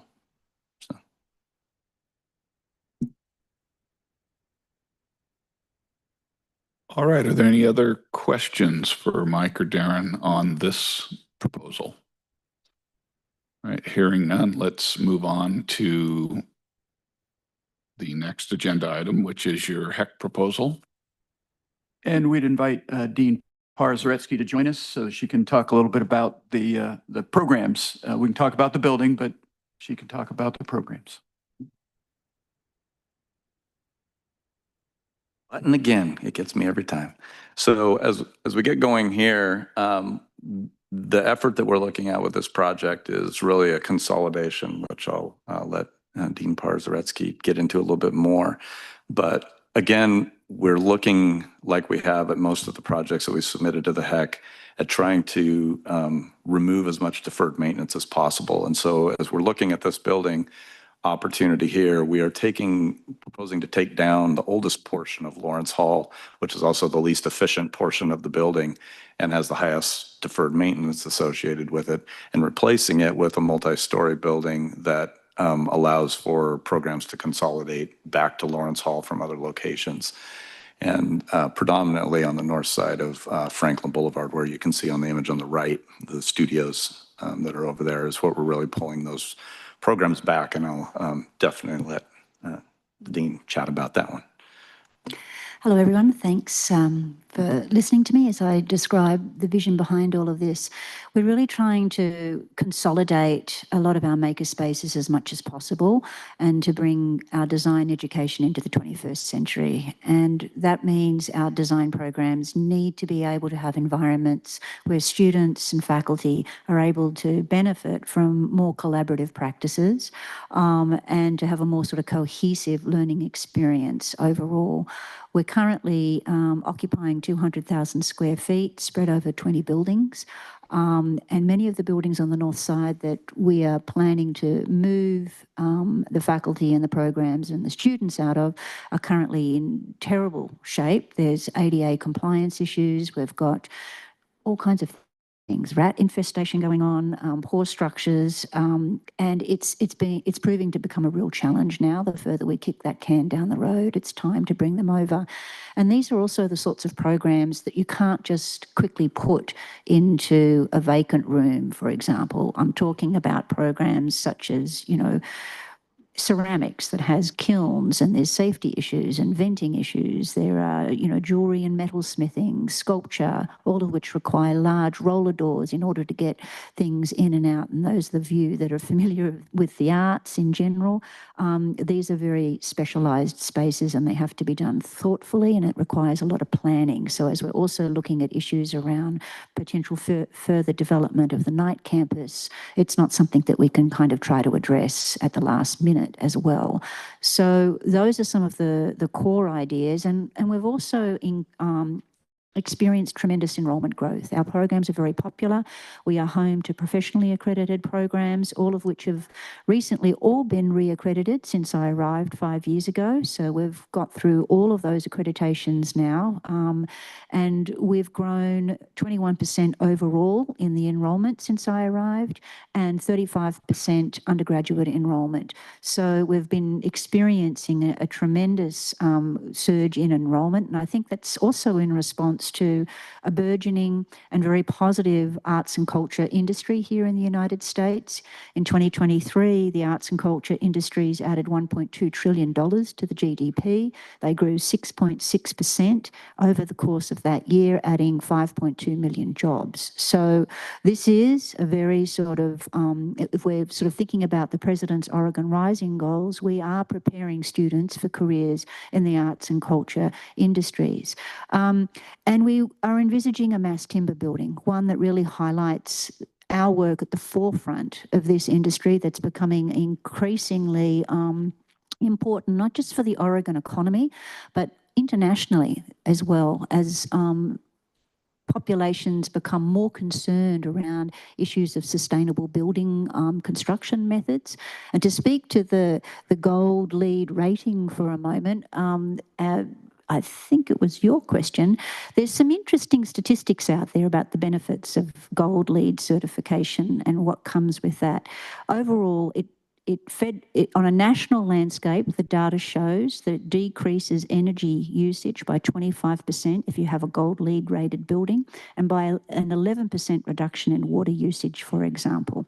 And as someone who's a UNESCO chair, there was a report that UNESCO put out on students around the world and their interest in attending campuses that have a commitment to sustainable practices. 91% of students said that that is something that they're thinking about on an international stage. In the United States, that's a little bit less. Inside Higher Ed reported that it's approximately 80 to 85% of students do consider that. So I think there's some real market value to our commitment as a university in that space. And I'll just leave it there for now.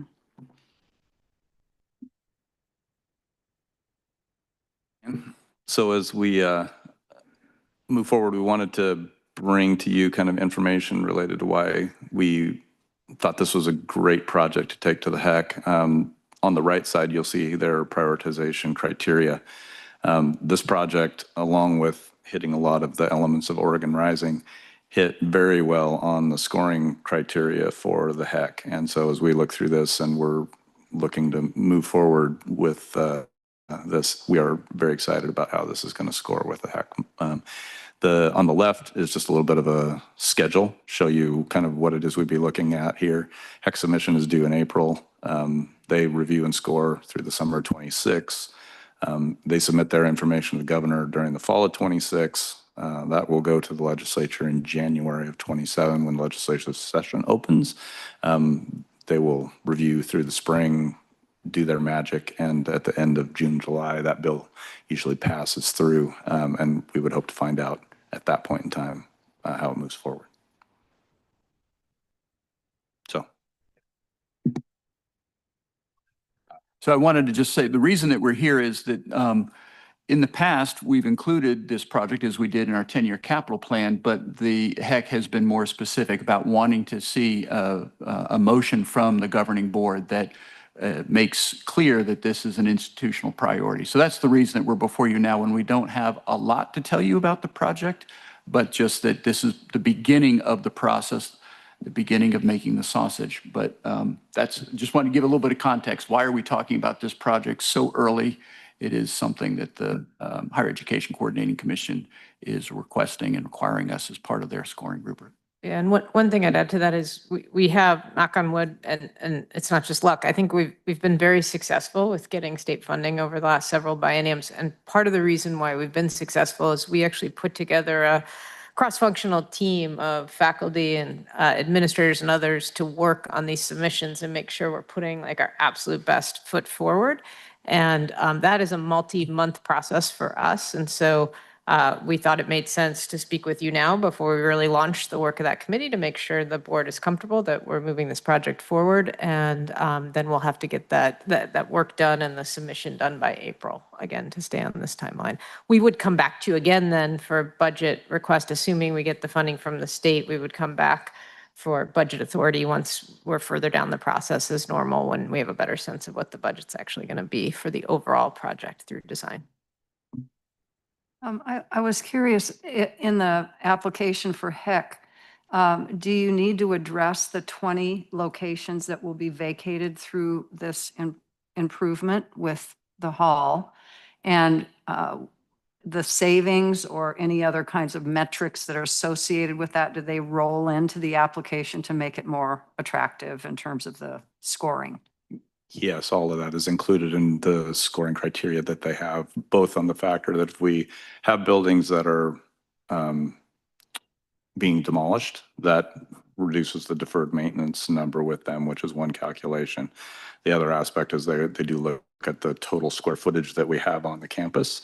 And so as we're taking some buildings down in comparison to building something new, that offset is something that they pay attention to as well. And then they do have very clear questions associated with operational budget impacts associated with this. So where we're getting rid of some smaller buildings that are not very efficient and old, and building something that's new and highly efficient, we'll be able to show those operational offsets as well. Okay, thank you, Chair. So for the just full disclosure, I'm in the College of Design, but I'm in the Lawrence Hall in urban planning, which is a totally different building, which shouldn't affect this project. But yeah, this question was for the dean. I wonder if you could talk a little bit more about our architecture program, because I know it's one of the top programs in the United States, and it's extremely competitive to get into. And I also wanted to make sure, I was always under the impression that I mean, it's kind of ironic that the architects are in like one of the worst buildings in the campus. So I thought it was a pedagogical reason for it, so that the architects could learn how to maintain a building from falling apart. You know, so I just wanted to make sure that wasn't. Gerard, you're a blessing. Thank you for asking those questions because I didn't address them, and I should have addressed them. One of the key goals of this building is that it would function as a pedagogical tool. So students would move through the building and learn about important advancements in construction technology and architectural design. This is something that the School of Forestry actually at OSU has done with their new building, and it's been tremendously beneficial for those students in those programs. And it's not an uncommon thing to be doing these days in design buildings across the country and across the world, actually. I've visited many campuses now where they've actually engaged with that idea. So thank you for bringing that up. And yes, you're right. The architecture program is number 6 in the country. The interior architecture program is number 12 in the country. Our planning program is in the top 10 in the West, and our fine art program is in the top 10% in the country. So our programs are incredibly competitive. And just to sort of put that in more concrete terms, the undergraduate architecture program attracts over 1,000 applicants. It depends on the year, 950 to sort of 1,050, that range. But we can only accept approximately 105 to 110 students each year into that undergraduate program because of space limitations that we currently have. And we've also got studio spaces for that program that are premised upon a very old model of architecture education. They're sort of cages, and I mean that quite literally, and you don't have much flexibility in terms of the number of students that you can have in any given studio. So we are hoping to also be able to increase the number of students that are in these studios, but also open things up more. So you've got resident studio practices happening and students can begin to learn off one another. And that all the circulation spaces through the building can start to function as celebratory spaces that feature student work, faculty work, and also provide gallery spaces during crit time and so on and so forth, so that as you move through the building during review time, and our provost has visited us during review time, and you know how buzzed it is, but everyone's still very siloed. And when I was at the University of Cincinnati and Eisenman designed that building with that idea in mind, it was fabulous during crit time because you had art students looking at architecture students' work and vice versa, graphic design students looking at, interior design students' work. And there was this incredible celebration and cross-pollination of ideas and creativity. And that is the heart of innovation right there. So I won't say any more. Thank you for the question. I'll make this quick. As a student that's also in the College of Design, I'm really thrilled about this proposal. I had a question as to whether there would be any like tallwood design or mass timber programs started in maybe in these new spaces. And then additionally, sort of as Gerard mentioned, Lawrence is kind of an older building. And I know, in the image you had up before, you identified the place where new construction would be, but are there plans to update the building that isn't part of this proposal specifically? Yes, that's a good question. So there's a lot of connector points when you put in a new building or new construction. So yes, we'll be bringing down one of the oldest sections of the 5 various projects that have higgledy-piggledied what we now call Lawrence Hall together, right? And the oldest one dates back, I think, to 1902 or 1908, and it's never been renovated. We've got huge ADA compliance issues also with that. That would come down, and as we construct this new form into that area, it inherently then touches other parts of the building. And there's all kinds of, I don't have the number off the top of my head, but there's a lot of square footage that will inevitably then have to be renovated as a result of the new construction that's coming in. And one of the big things that we'll be able to start tackling is the asbestos. So currently we have not been able to wash the windows in, I think, over a decade. I had one faculty member get so fed up, he just sort of leant out and started to wash them himself because of the asbestos. We can't, it's dangerous. You'd have to completely take all that facade down. And I mean, that's a huge deferred maintenance issue, which we're going to be able to cash in on as we put this project forward to the state legislature for consideration. Excellent, thank you. There's about 30,000 square feet of space in the existing building that would get renovated as part of the connectivity. Thank you, Darren. Okay, are there any other questions? All right. Thank you all for all you've done to get us to this point. And tomorrow afternoon, these are action items on the agenda. Thank you. Thank you very much. Thanks. Thanks, everybody. Andre, will you come on up? So in June, we had a presentation from Andre about our risk management. He's going to provide an update. Been texting with him during this, Cody has, because we've condensed his time. We've had lots of good questions, lots of good dialogue. I want to give all the trustees a sense. We're going to ask Andre to finish in about 10 to 12 minutes. That gives us 45 minutes for lunch.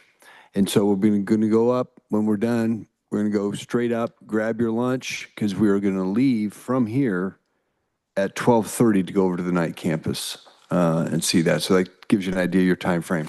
All right, Andre, you're on. Awesome. Well, I appreciate you squeezing me in here, and I'll accept that challenge. I don't want to be between you and lunch. Yeah, and I'll give you a time check when you get about 5 minutes to go.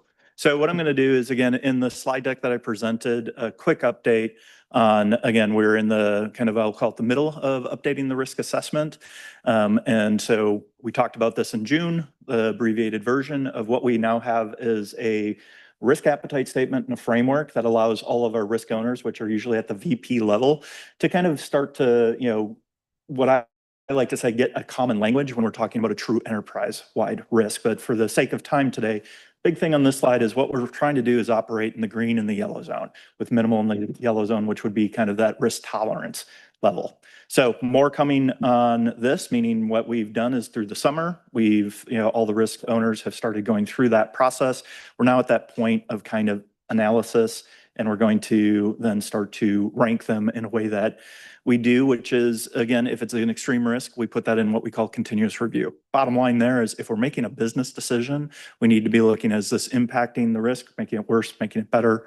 And again, for the abbreviated version, so I know that Steve had asked when I left in June if there were any issues. So far, no, we are on track. The next step that we're doing is bring all the risk owners together to start looking at how they're perceiving those exposures. And now that we have a common language using the framework, it'll allow us to really kind of what are truly enterprise-wide risks, what are things that are still a risk, but it's a risk that we're willing to take in the advancement of the mission.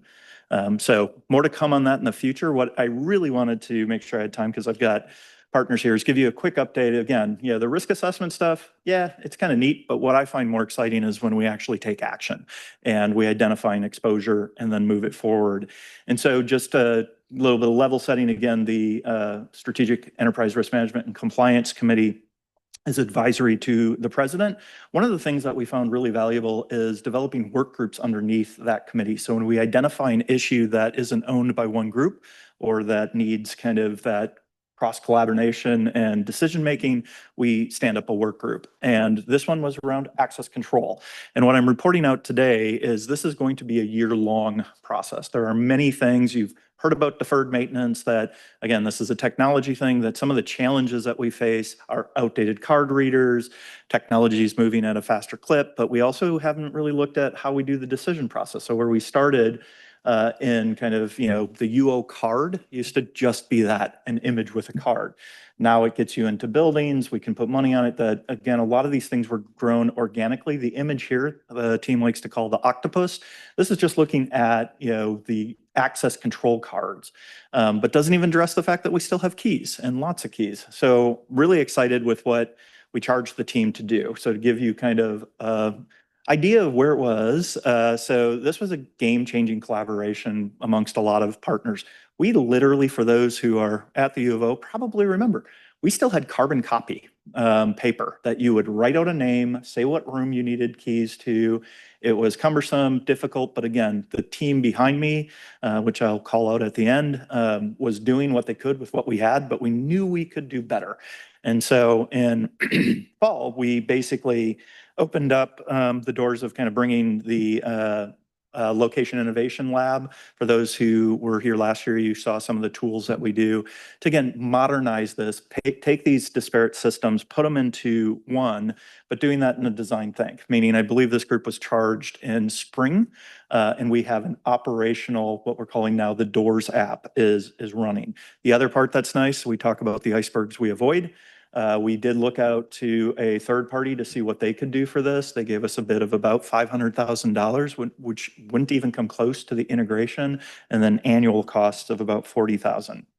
We took a chance to be innovative and creative and effectively change the whole way the system is. So what you're seeing on this screen, so we now have replaced that carbon copy with, we have digital signatures. So we have chain of command in the sense of who received what key at what point, so we can have better audit and better understanding of how we're giving out access control.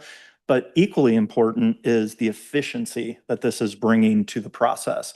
I know that Vanessa, who's behind us, one of the people that has been keeping this stuff together, they now have concierge service. So again, for our people that are ordering a key, instead of having to go to a central location, we're able to deliver that to them, but then we're able to get the signatures. And again, we then have a data set that we know who has what key and where does it go. The last thing that we are also challenging the team to look at, and not only re-envisioning kind of how we do the keys, but what you see here is, again, a lot of different colors on there, but it's our doors. And those are the actual signals. So we have looked at, again, a design think and strategic doing, meaning move fast, see what we can do and pilot it, in the sense of giving us real-time feedback on what doors are opening or closing. So our University Police Department dispatch and our Security Operations Center have this at their fingertips. So at night, if they start seeing things turning colors, it actually alerts them to be able to look, but it also, we can click on any one door and see who went in at what time. So it really gives us the ability to kind of not only manage multiple workflows, put that into one space. So, in my mind, it's kind of, we are not only enhancing the efficiency, reducing the costs, improving the safety while mitigating the risk. That could not have been done without, one, this charge to this group to say, hey, we need to bring you all to the table, set out kind of a strategic objective for them. And again, they are going and they're not stopping, meaning every time they bring me something new, we're trying to pilot it quick and say, if this works, let's get it out there. Andre, you're doing a great job. 4 minutes. All right. Well, and I'm wrapping it up. So again, in closing, I really want to recognize the people that are behind me that, again, this was bringing different divisions together. That included, the Safety and Risk Services Division, Location Innovation Lab, but, you've heard from Mike. So from Campus Planning, Facilities Management, the Lock Shop, which if you want a tour, go see the Lock Shop. It is amazing what they do with what they have, and then the university card office. And it was central that those three groups, we wanted to empower them to move things forward. And so I just want to recognize, I believe that they have joined me, that Jim Cody, Vanessa Abbott, Steve Seeley, Ken Cato, Justin White, and Andreas Wenzel, and then Chief Wade. And there's many others that couldn't make it, but that's where I appreciate you giving me the time, because this is an example of innovation and collaboration that's saving us money, making the campus more efficient, and making us more resilient for the future. So, thank you. Very good. You did such a good job. We have time for 2 questions, and I'm going to take one of them. Yep. We had a presentation about a year ago, and this chart reminds me of it, of our ability to see, gosh, it seems like it was a water leak anywhere. Yeah. So is that being implemented everywhere just like it is? Because we were going to take it and share it with other universities. Yeah, so we do have through Safety and Risk Services, we also have a partnership through the Institute for Resilient Organizations, Communities, and Environments. And so we're working with the research enterprise on looking at licensing and taking that out. One of the projects that we have right now is creating what we're calling the ROC, the Resilient Organization Consortium, that would allow industry partners, other universities to kind of, again, do that tech transfer so that, again, we can keep creating really cool stuff and using the university as a living lab, but at the same time looking at what is the market viability and how do we start to look at, we like to say spin in, meaning my team doesn't want to leave. So it's that idea of we're spinning in, but then developing through that consortium partnerships to actually take some stuff to market. And I'm glad, Steve, you brought that question up. We get called almost monthly. We are doing sessions with the likes of Siemens and others that are trying to figure out control systems. And we love that. We love the competition. What we're looking now is how do we make the partnership so that we can keep innovating and creating to help the institution run efficient, and then see some licensing potential revenue coming out of that. All right. There is one question on the table. Yes, Tim. Yeah, so this is terrific stuff, but who's auditing to make sure that when somebody leaves the institution that their cards are disabled? Who does that work? So actually, part of the reason that we charged this work group was we knew that access control needed a kind of major overhaul from everything to the point of the policy to the audits. And so this is kind of, we're in midstream, meaning right now, the way that the audit is, or the policy is written, is that at the end of the year, there's to be a key audit that is provided to the chief of police. We did not have the systems to really do that. And so that's where I kind of said pause through the innovation crew at this to say, let's build that system first. And then what we're able to do now, and we can do this real time now, is at least on the card readers, keys, we'll be able to get there now with the way that we're assigning things out, is to clean up that data. So the first part is we'll be pushing it out to the people that were assigned, that there's a lot of people on those lists to say, who doesn't have that key? And then moving forward, we now have a better control system that, right now we could pull up a card reader and it will show you who tagged into that, tagged out, who has access to that. So it's going to make the audit side a lot easier in the future. But part of what we wanted to do is before we rewrote a policy that we didn't know if we could actually adhere to, is first see, can we build the tools that we need so that the policy and the tools align. So you're not auditing now, but you plan to audit? We will be able to audit with the new system starting next year. And so again, we have that ability right now. So, and we do work closely with the audit office. I know like there's questions like with other high security places like data centers and things like that, we can pull that data now. We didn't have that capability, meaning if somebody would ask that, now how far that data would go back, that's a different question. But from here forward now, that's why we wanted to launch Doors ASAP, as we knew this was an issue that we needed to address. All right, Andre, thank you very much. Appreciate your quickness in doing it and the material you provided. Sure. All right. All right. Thank you.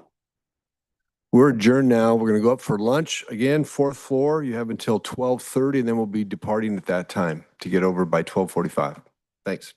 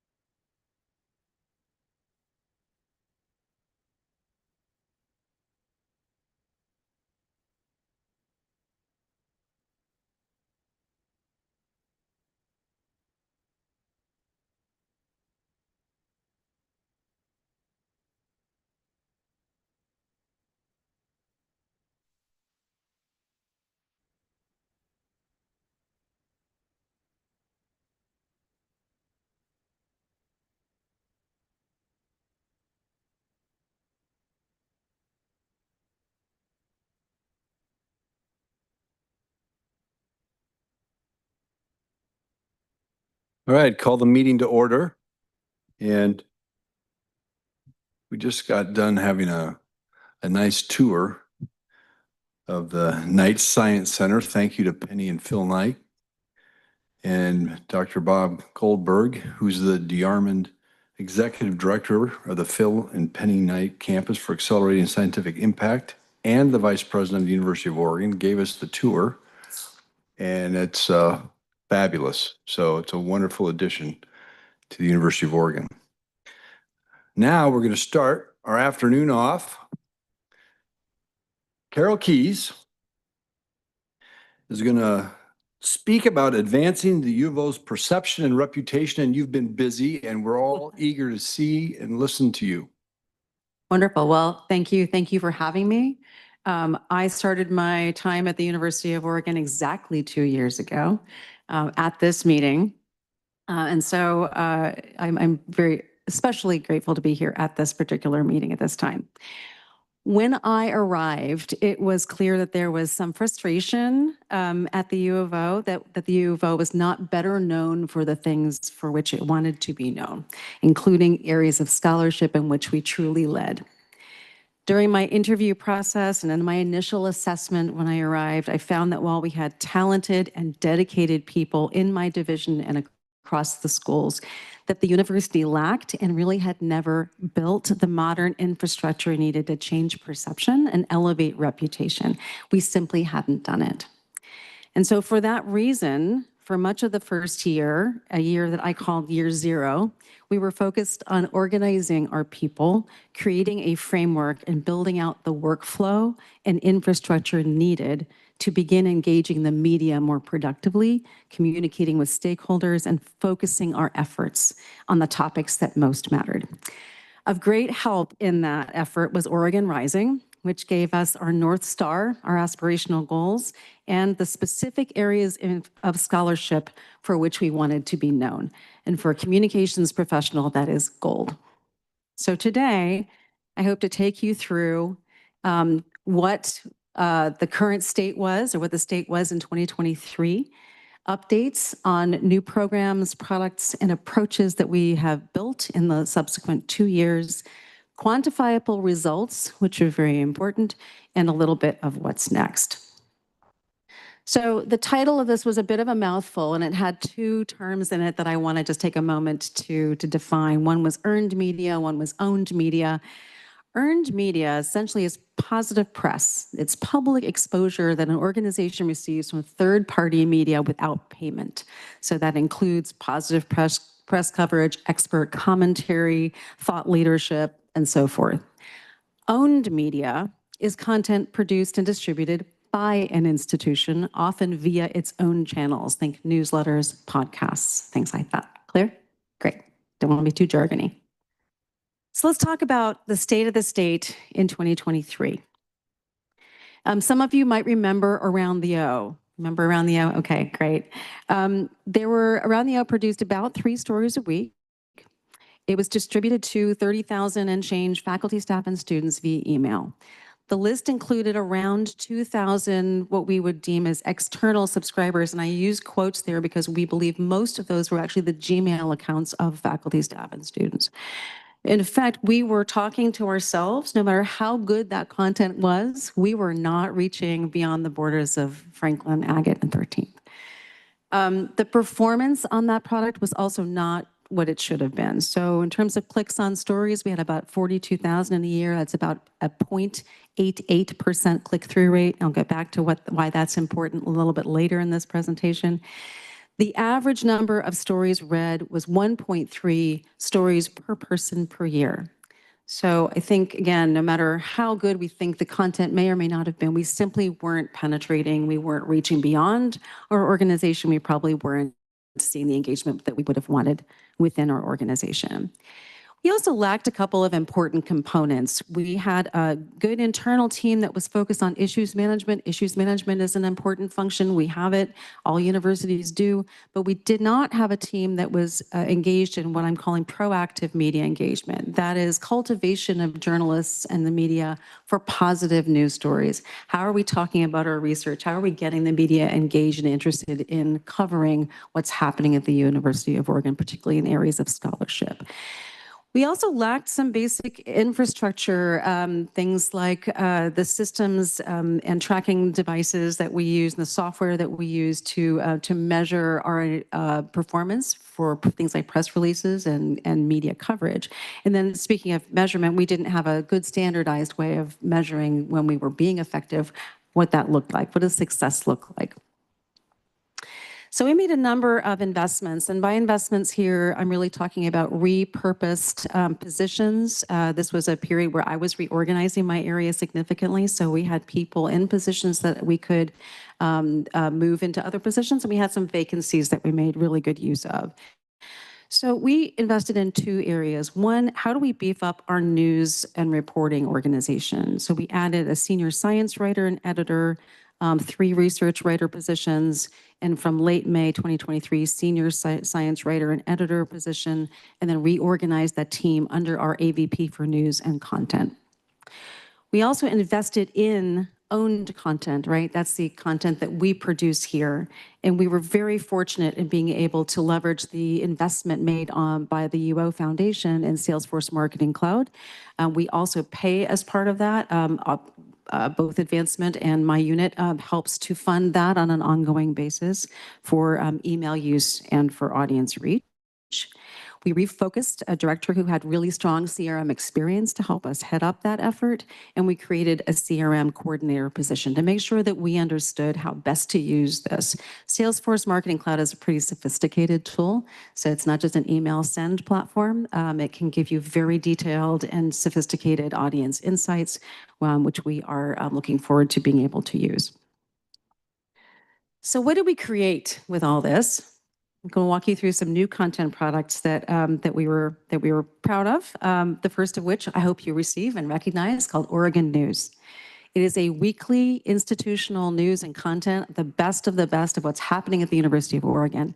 It launched in September of 24, timed with the launch of Oregon Rising, as part of the way that we talk about the successes and aspirations and goals and progress made toward Oregon Rising.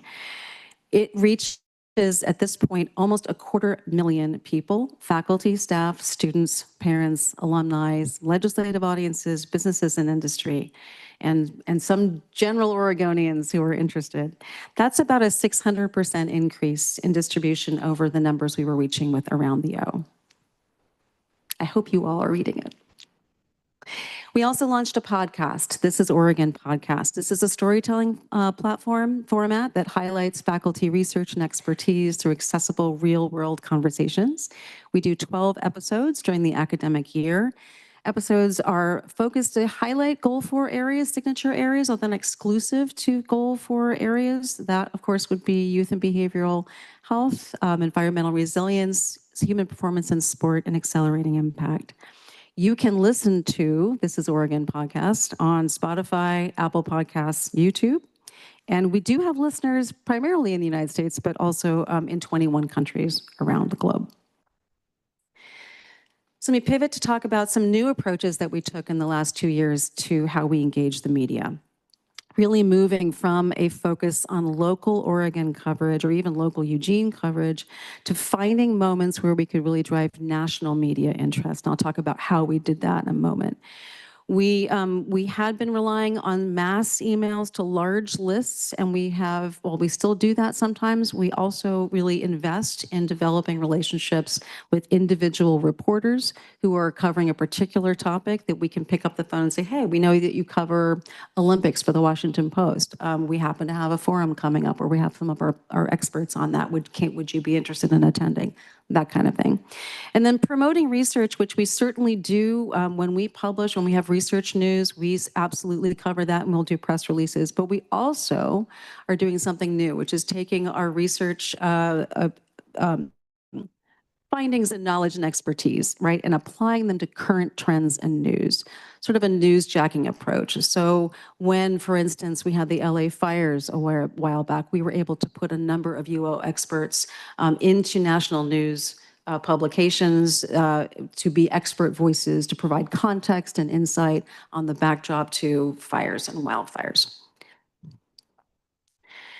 We created a new experts portal. This is on our Oregon News site, and this is a searchable database essentially for media inquiries where you can look up, if you're looking for an expert on wildfires, you can actually do that. If you're looking for a specific faculty person or you're not sure who has the expertise in an area, this is really designed for journalists.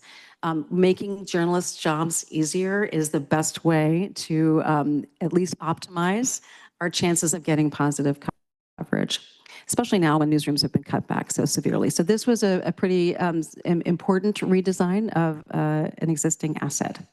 We now also have dedicated media pitching staff to help handle incoming inquiries and navigate to the best UO expert on faculty. We also use, on occasion, an external firm to help garner national reach, again, mostly for our goal 4 areas. And this is important because we don't have, I will use the word Rolodex for those who remember, we don't have the kind of really deep national contacts for very niche areas. We don't know who necessarily at Bloomberg is covering a particular angle, although we're now getting up to speed and developing that network really quickly. So we worked with an outside firm to help us kind of jumpstart those conversations and those relationships. And we've had a lot of success this year in doing so. So I mentioned newsjacking, right? This is environmental resilience. We were able to secure placements, quotes from our University of Oregon faculty as expert voices in stories ranging from the tsunami warning in Chile to the LA fires to our wildfire season to the future of mass timber in some of these outlets here. And these here on the right are the UO faculty that we're able to place in those outlets. Same thing on youth and behavioral mental health. Obviously, Kate McLaughlin and our rock stars in the Balmer Institute. We, again, look at cycles like the school year to have opportunities to talk about youth mental health over the summer, back to school, the effects of technology on children's well-being, as well as what the Balmer Institute is doing in terms of legislation, similar legislation in Nevada that would open up this career pathway in the same way that the Balmer Institute is looking to do here. So again, looking at, yes, the core area of expertise, but also being an expert voice as the news cycle hits these topics of relevance. Finally, human performance in sport. This is a perennial, easier to get into the national press because there's usually a fair amount of content on many, many aspects of human performance in sport. The Breaking 4 attempt, we were able to get great coverage on that. We've just had fantastic coverage on the Weather Channel, which just happened 2 days ago, so couldn't get it on here. On Christopher Minson's work for cold weather training, how to train safely in cold weather and very cold weather. Also, sauna v hot tub apparently has really lit the world on fire, so who knew, right? But it's still great exposure for the University of Oregon in an area that we actually want to lead in. And then, yes, best performance in women's wear and others. So you've got The Athletic, New York Times, Outside, the Weather Channel, and so forth. We've also created a new format that we think has a lot of promise, has been very successful so far, which is media forums. This is a Zoom panel of UO experts on a particular topic, again, focusing particularly on our goal 4 areas with invited journalists. So this is where we put 3 or 4 or 5 UO experts together for an hour on Zoom to discuss a topic and be available to press who really are dedicated to that topic to answer questions, have Q&A, and have discussion among the panelists. Recent topics have included Olympics, youth mental health, wildfires, and have been attended by a number of media, including Wall Street Journal, CBS, CNN, the Associated Press, the Oregonian, and regional network affiliates. We've done 6 of these so far. And when I get to the section on performance, you'll see, I think, some of the effects of this program. So yeah, let's talk about results. So direct pitches, these are the pitches I was talking about just a moment ago, where we send directly to specific journalists to suggest tailored stories idea. Again, I actually have met with a person at the Post who covers just the Olympics for the Washington Post. That person and every version of that person out there is trying to do their job, hunt down experts in their niche area of coverage, making their job easy by picking up, knowing who they are, and picking up the phone and saying, hey, we know who you are. We've got this coming down the line. Would you be interested? We've got a media forum next month. Would you be interested in attending? Can we do a follow-up with you? That's been very successful for us. We have doubled the number of direct pitches in the last year, reaching 928 reporters and earning 55 national placements. We've also, I love, this is maybe my favorite slide in here. We respond to inquiries from journalists all the time who are looking for information or experts. You're seeing here a 180% increase in those requests, from 114 to 320. This reflects the increasingly successful degree of engagement and responsiveness that our team has had to cultivating, again, and being responsive to journalists. It's also, I think, an important lagging indicator of how media are increasingly seeing us as responsive and reputable and providing excellent value and excellent content for them. We're going to see that continue. And yes, we still do the good old-fashioned press releases. There's excellent reason for this. They are very effective. They're especially good when we're talking about science-based information, so that you can get a lot into a press release that then provides opportunity for follow-up. We did 49 of those in FY25, resulting in 708 placements. That's a 14x pickup rate, both nationally and locally.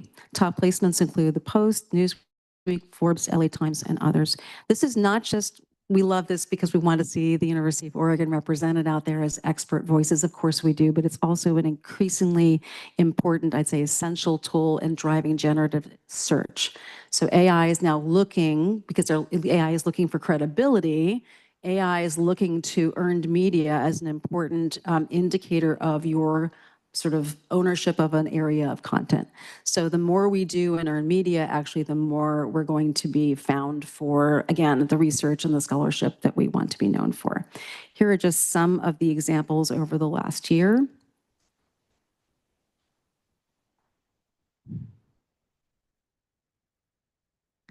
Associated Press, Newsweek, New York Times, LA Times, and so forth. So we hope to continue this. In podcast performance, again, this is a new program for us, but we have almost doubled our first week listens. First week listens is a real stat in podcast world. I didn't know this, so I've learned something for sure. The increase in listens for the first week of the episode puts us in the top 25% of podcasts for first week listens. And we've had a total of over 4,400 listens over both seasons of the This is Oregon podcast. Again, highly recommend it. It's really good. Try it, listen in the car, Apple, Spotify, or YouTube. Then we have Oregon News, our flagship content publication, right? Remember, we increased the distribution to 250,000 people. It is the best content of what's happening here at the U of O. Our average open rate is 41%. That exceeds the industry average of 35%. Our click-through rate, that's people who've opened the email and click into a story because they actually want to read that particular story. So that's a really important indicator of intent. It's 3.6%. That's above the industry average, 2.6%. You might recall that Around the O, way back several slides ago, had a 0.88% click-through rate. Ordinarily, when we've increased the distribution levels six-fold or so, it's reasonable to expect that you would maybe maintain the click-through rate, but you might even drop the click-through rate because you're just exploding the denominator, right? In fact, we've quadrupled it. So we managed to reach 250,000 people, and we've 4x'd the click-through rate. So I think that is an excellent place to have started 1 year out. We launched it 1 year ago in September. It's important, however, not just to look at the observable data, but to also ask our readers important questions about what they're reading, why they're reading, and what their perceptions of the university news is. And so we just conducted a survey. We just got the results back about a month ago. We have 700 respondents representing all segments of our readership. They responded with these stats. 71% said it was the most cited source of news about the U of O. 63% it was the most preferred source of news and content about the U of O. 84% of respondents read 1 to 3 articles in each edition. I love the next two, they're my favorite. 72%, nearly 3/4, said that they reported learning something new about the institution through Oregon News. And then finally, half of respondents said that they had shared or discussed Oregon News content with others. Those are really high engagement measures. The fact that that we are seeing 3/4 of our readers say that they are learning about what's happening at the U of O every time that they read it, and that they share that, half of them say that they share that with someone, is a great indicator of the reach that we're able to attain through this important new publication. And then finally, in this very room on Friday of last week, we had our very first faculty media training program where we invited faculty from across the institution to come free of charge. We're paying for this with an outside firm that really is focused on how to help support, in this case, faculty, just feel more comfortable and at ease talking to the media. My office still wants to be involved, certainly, but one of the first things that we can do is just lower the bar and increase the comfort level of our excellent faculty here and being able to talk with confidence and competence to the media. Everyone seemed to have an absolute blast. It was 3 hours. We broke for lunch in the middle, and I was convinced that we would lose like 30% of the room.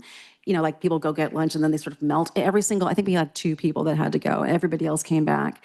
I encourage you to, these were some of the comments that we had. If you happen to run into anybody here who attended, ask them how it was. They seemed to be having a wonderful time and said, yes, can we please have more of this? So we will certainly be repeating that program.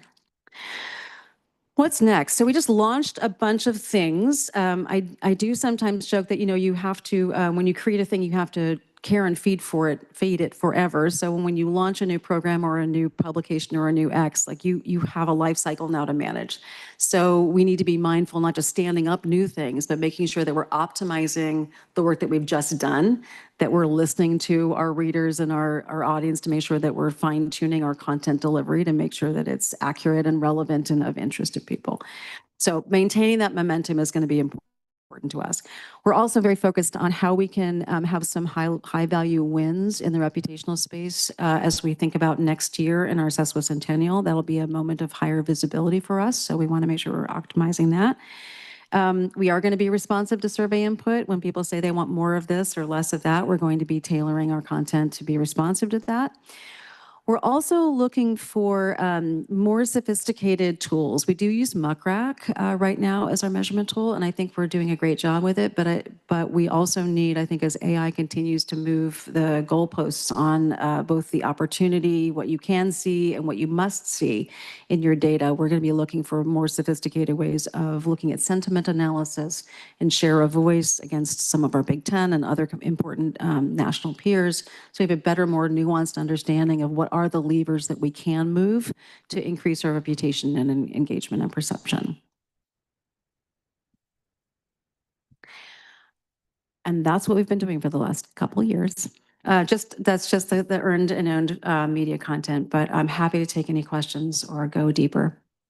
It's terrific. Thank you, Carol. We've got 10 or 15 minutes for questions. And do you want to ask a question, Tim? Yeah, fire away.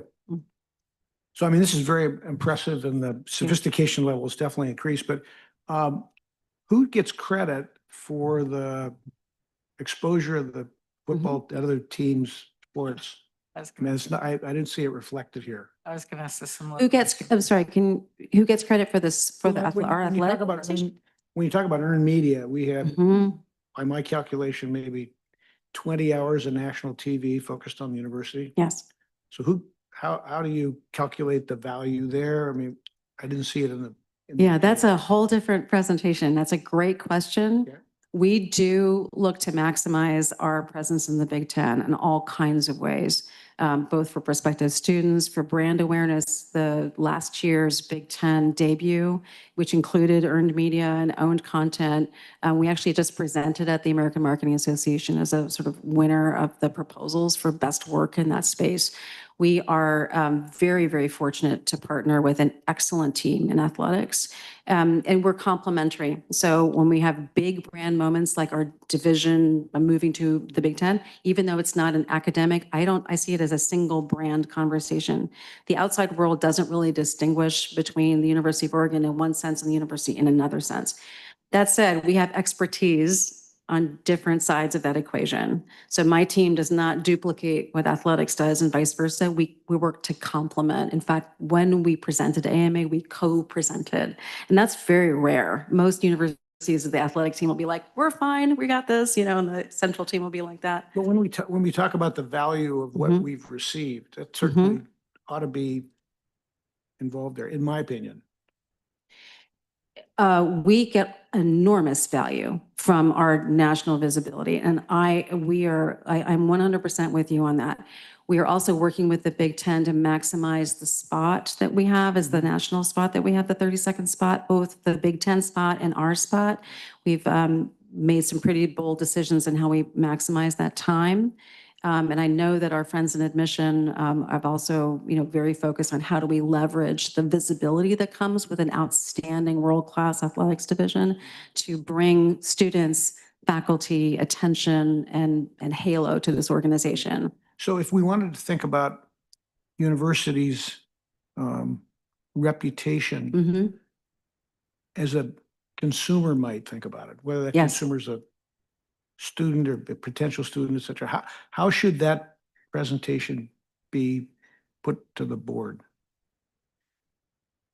Should it include the sports marketing team? That's what I'm trying to figure out. I think that is a different and really exciting idea for a different kind of presentation. So this is just really like earned media and how do we get the media paying attention to us in ways that are beyond athletics.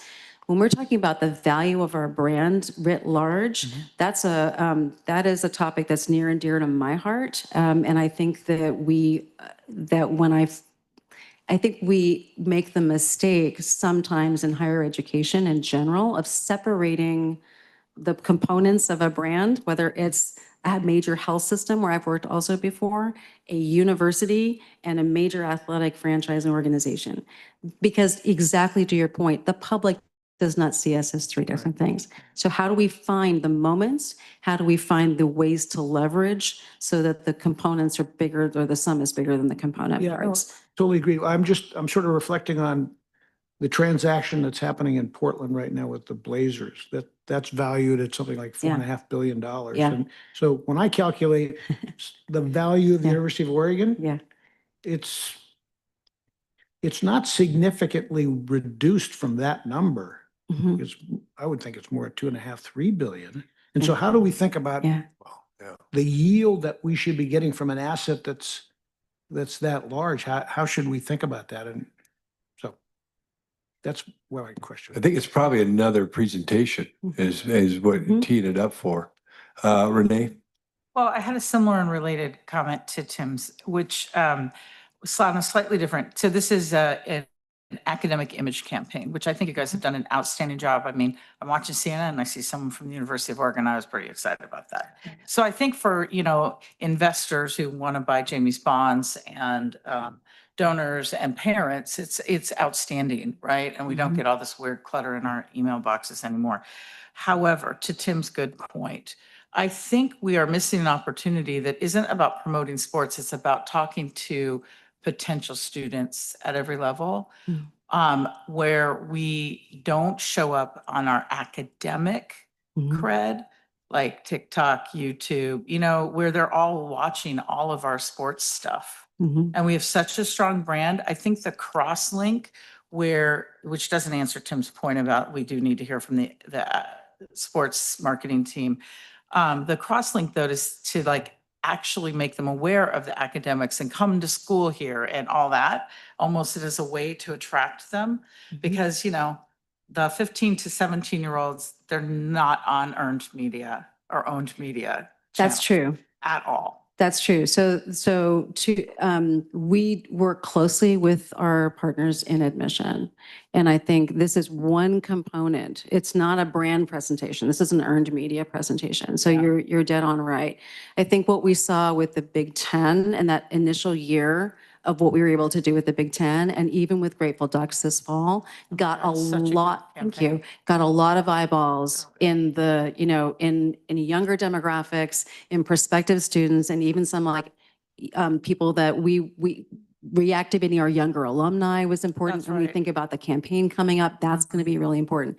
One of the things that the U of O can do, not just because we're we're a Big Ten big player, but because we're the kind of institution that we are, we can play in kind of culturally relevant spaces with a great deal of credibility and fluidity in ways that Dartmouth couldn't, no offense to Dartmouth, or Penn couldn't. Brand. Exactly. So we're known as innovators. We're known as sort of not doing it the way everybody else does. We're known for chrome helmets. We're known for like not caring a lot about tradition, but being forward thinking, playful brand. And that plays extremely well to younger demographics. And I want to continue to see us lean hard into that, as particularly at a moment when higher education is having a hard time articulating what makes it different and special. It can't be at the expense of our academic quality. That's not what I'm talking about, but I am talking about how do we translate that to younger audiences in ways that feel culturally relevant, and newsjacking is part of that. Thanks. Duckla boo boo. So we're going to put two things on the parking lot. One is maximizing, monetizing our brand. Yeah. Second one I'm hearing from Renee talking about, leveraging, which we already do, but this would be a later presentation, informing about the cross-pollination between athletics and academics and how do we piggyback and maximize that. Because ultimately, this was, I guess, my question, the goal of all of this branding is this is multiple choice, increase enrollment, increase quality of student, increase donations, increase funding. Yes, yes, yes. Yes, yes, yes. Yeah. Yes. And visibility is required for all of that to work. You have to be visible to be in the consideration set to begin with. So part of what we do is make sure the U of O is visible, that we're visible in the right ways, on the right subjects, and then how do we go deeper and build relationships with. And some of that visibility is Grateful Ducks, and some of this visibility is the excellent work that our scholars and faculty are doing here. Yeah. Okay. Other questions? I've got one. That's Lillian Oh, here. yeah. Hi, I Lillian. do want to add my voice to supporting what Steve is articulating from the other questions. All I can think about is enrollment. Yeah. This is helping. But my question is more from the on-campus staff and potentially faculty, but I'm the staff seat. So what do you want us to know? Are you at a place in your cycle of developing these new things that you are looking for folks to reach out towards you to give you more input and things to work with, or are you? In terms of stories? Yeah, do you want to have your group do the outreach and keep in touch? We have a really actually, one of the positions that we recreated was a liaison to all the schools and units. Her name is Mel Chambon. You might know her. We also have, I can follow up in terms of who people can talk to. You can always send things to me and I'm happy to triage them. But we used to have like a form that people would fill in and send to us. We've changed all of that. We now have sit-down meetings with all the schools and units to say what's important, what's coming up on the horizon, that like what's the most important thing of all we could do that would kind of hit what the school is excited about. And then we look at what the opportunities are to build those stories together, especially if they're Oregon Rising connected. So it's much more fluid, relationship managed and strategic.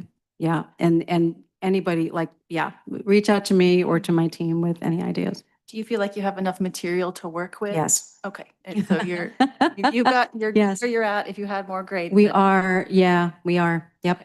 Great, thank you. Mhm. And that's not a no, thank you. That's just like, we do not have the problem of not enough content here. I will say that. We have had a problem of not enough distribution and creation and getting that content out of this amazing campus. But we don't have a lack of good things to say. And that's an excellent problem to have. Yeah, I think that was the crux of my question, is figuring out, do you have enough to work with, or do we need to do more to let campus partners know that there's all these new ways of communicating? We meet with them quarterly. We bring all of them together twice a year, all 100 of them. We have a very lively community connected. Great. Yeah. Thank you. Thank for you. doing all that. Yeah. Okay. The next two sessions, don't leave yet. The next two sessions we're going to talk about are all are built or expanded because of everything that you do. And the questions we're getting here is to learn more about it, and also for us to press to how do we increase enrollment? How do we monetize what we do? How can we help make the University of Oregon better by creating better resources? And what we've seen, I've seen this watching you, Carol, is you've come in here, you evaluated what we've had, you've tweaked things, improved things, you've shown those numbers on one aspect in the earned media space. And there's so much more also that's being done. Yes. And those are things I think we're going to want to hear as we go forward, because it's you're just going to keep building on what you're already building on. Yes, it's a great foundation here. Yeah. Yeah, it's an honor. Oh, Gerard. Yeah, okay. Thank you. Thank you, Chair. So I have this conflict where I feel like if, I'll give you an example. I was quoted on Newsweek about whether Los Angeles should host the Olympics or not. And so I said some things there. So I had this conflict whether, should I, based on my expertise and my ability to provide my academic freedom, should I say what I really think, or should I think about the UO kind of brand, And so I don't know if you have any thoughts on how to help faculty members kind of maneuver that, because I feel like, say if I didn't say very positive things about that. So how do you, is there any advice you can give to faculty? We always encourage faculty to reach out to us. We're happy to staff an inquiry. We're happy to staff an interview. Not every inquiry that comes to our faculty is a legitimate one. Not every one that comes into our organization is one that we would advise that you take. And so even though we provide training, we also encourage faculty, but if you get an inquiry, if you're reached out by somebody and it's not us, call us, because we can sort of help walk through some of the decisions around that, or give advice around whether this is an outlet that you should even feel comfortable talking to. So I think that would be my sort of generic, is let us help support those conversations. Elisa? Carol, again, you've done a fantastic job of the research from the very beginning when you first met with us, and then coming back to us and how to improve our position out in the world. The only number I saw that wasn't big was the less than 1% of prospective students. I think, was it on the podcast?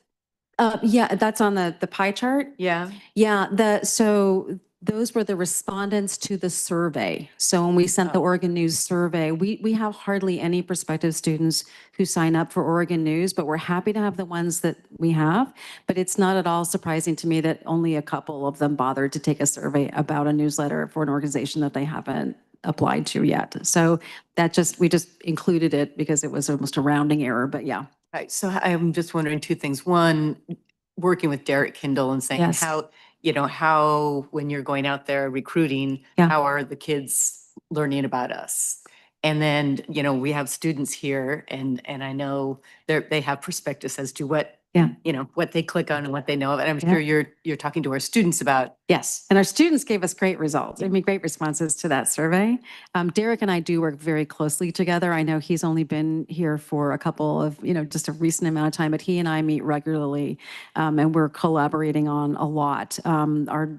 Between the website and the brand work we're doing, everything we're doing involves his team. Not all of it's done yet in a position to present it here, but just know that he and I are very closely connected and supporting whatever he's doing. Yes, thank you. One last question. Go ahead, Lillian. I became aware of some completely false articles about the University of Oregon and things that didn't go on that are out there and they look like a real news article. So what's the conversation around things like that? Is that something on your radar that we? Talking about like the sort of fake news and bots and fake accounts, yeah. They're a reality of the landscape right now. There are occasions where we get involved, but usually that's a cease and desist if they're using like our logo. And even on that, we use our judgment on if it's a fake account that has 7 followers, we're not going to waste the time of general counsel to go say, hey, you can't do that, but we will report it to Facebook or LinkedIn, whoever it is. So we do pay attention, and occasionally we'll go in with a heavier hand, but we are also just mindful of the followership for some of that, because a lot of it's just noise, and it's not really worth paying that much attention to. It is a nuisance, however. Yeah. What would be your metric for knowing if that's something you need more resources for at some point in the future? That's a great question. That's a great question. And I hope as we get more sophisticated tools that are a little bit more AI informed, that we'll have a better ability to monitor that with the kind of nuance I'm talking about. Yeah, it's a great question. Thank you, Carol. Thank Really you. appreciate it. All right, we're going to spend the next 2 hours, the last 2 hours, talking about money and talking about bringing more students here. And those definitely go together since we're a tuition-driven institution. And so first up, we're going to have our quarterly financial report. And I need to also say Jeff Schumacher, who usually gives our treasury report, has laryngitis. So even if he was here, he couldn't tell us. And so we're going to do that in March. All right, so we're going to push that off. But Jamie's here, Brian Fox is here. And if you would please take the mic and lead the way. And Kelly Wolf, sorry. Fantastic. So that was actually super interesting discussion. And I know you're now all very excited to spend 2 hours talking about numbers, which I know everybody loves. We do have a number of things we want to get through today. As Steve mentioned, Jeff is not well, so we are going to push off the annual Treasury report so that you have a chance to engage directly with him. Kelly and I will do our best to cover the quarterly Treasury report, which is really a quick update so that you know what's going on there. We're going to start off, I'm going to pass it off to Brian, who's going to walk us through the quarterly finance report. I think you'll see it's relatively consistent with what we talked about last quarter. It's a little bit better in terms of the projections, although we are still running a small projected deficit. And there's some interesting dynamics going on with tuition that we're working through. So pass it off to Brian. All right, thank you much. And I see that we have some new faces on the board. So when we get to the final slide, which is politely described as a wall of numbers, I'll spend a little bit of time just talking through the construction of it to help folks who are new to that presentation read it, though we won't dwell on too many of the details that is there in your packet. So our Q1 financial report, this is for the quarter ending September 30th. It's just the beginning of the school year when this information is coming online. So at this point in the year, we tend not to make significant adjustments in our forecasts as more information comes available at the kind of the end of fall term, beginning of winter term. As normal, we'll do 2 primary pieces. One is to walk through our key takeaways. These are really summary highlights, and then we'll pull up the detailed financials and point out where some of these pieces are flowing through. In the middle of that, we'll do a deep dive on some of the trends around enrollment. As Jamie mentioned, there are that we have not adjusted our forecast. There are multiple things that are moving at the same time. I know at the end of today, you will hear from Derek Kendall, our Vice President for Enrollment Management. So this may set up some, if you have questions, he may be able to get into some more of the details of the why. What we can talk about is the what. So with that, our key takeaways for Q1. So just to lead off, there are some timing issues with state appropriations. So we would normally get a true up from the Higher Education Coordinating Commission of our state appropriations. That usually rolls out about mid-October. Because of some data quality issues that they're experiencing, they have not provided a true up for us. So we're making no adjustments to our state appropriations at this point. We expect that to happen in Q2. So we will bring this back when we meet in March. We don't expect significant fluctuations from our initial forecast, but normally that would be a number certain at this point in the year. And just to clarify that or add something, the true up is based on the actual performance of all the schools in Oregon. And so what we receive through the allocation from the Higher Education Coordinating Commission, the HEC, is based on how many of our students graduated and how many students at other campuses graduated and in what degree programs, and how the HEC provides different amounts of money for different programs. And so they need the data from all campuses in order to calculate those numbers. As Brian said, we don't expect it to affect our numbers tremendously, but it does affect our numbers based on what ended up happening last year. Our net tuition and fee revenue projection is unchanged at this point. However, and we'll dive into this in a little more detail, there are multiple things happening underneath that projection. So our credit loads for incoming students are significantly higher this fall. That's actually wonderful news. I'll dive into that in a little more detail. On the other side, that is offset by lower than projected non-resident enrollment, particularly for the incoming cohort. So a positive on credit loads, a negative on non-resident headcount. And then our remissions came in, or our discounts came in a little bit higher than forecast. So each of those are roughly offsetting. We'll have more information as we get to fall, or as we get to winter and spring term, but I'll walk through that in some detail in a little bit. ICC revenue, which are the indirect costs coming off of grants, are stronger through Q1, though we are not making an adjustment to our projection at this point. And so our faculty activity and research activity over summer was stronger than it has historically been. Our vice president for research and their finance team are looking at that information now and assessing whether or not that was a pull forward of revenue that would otherwise occur during fiscal 26, or if that will be additive. And so though we're not making a change at this point, there was significant, or there was more activity in Q1 than we would have otherwise projected.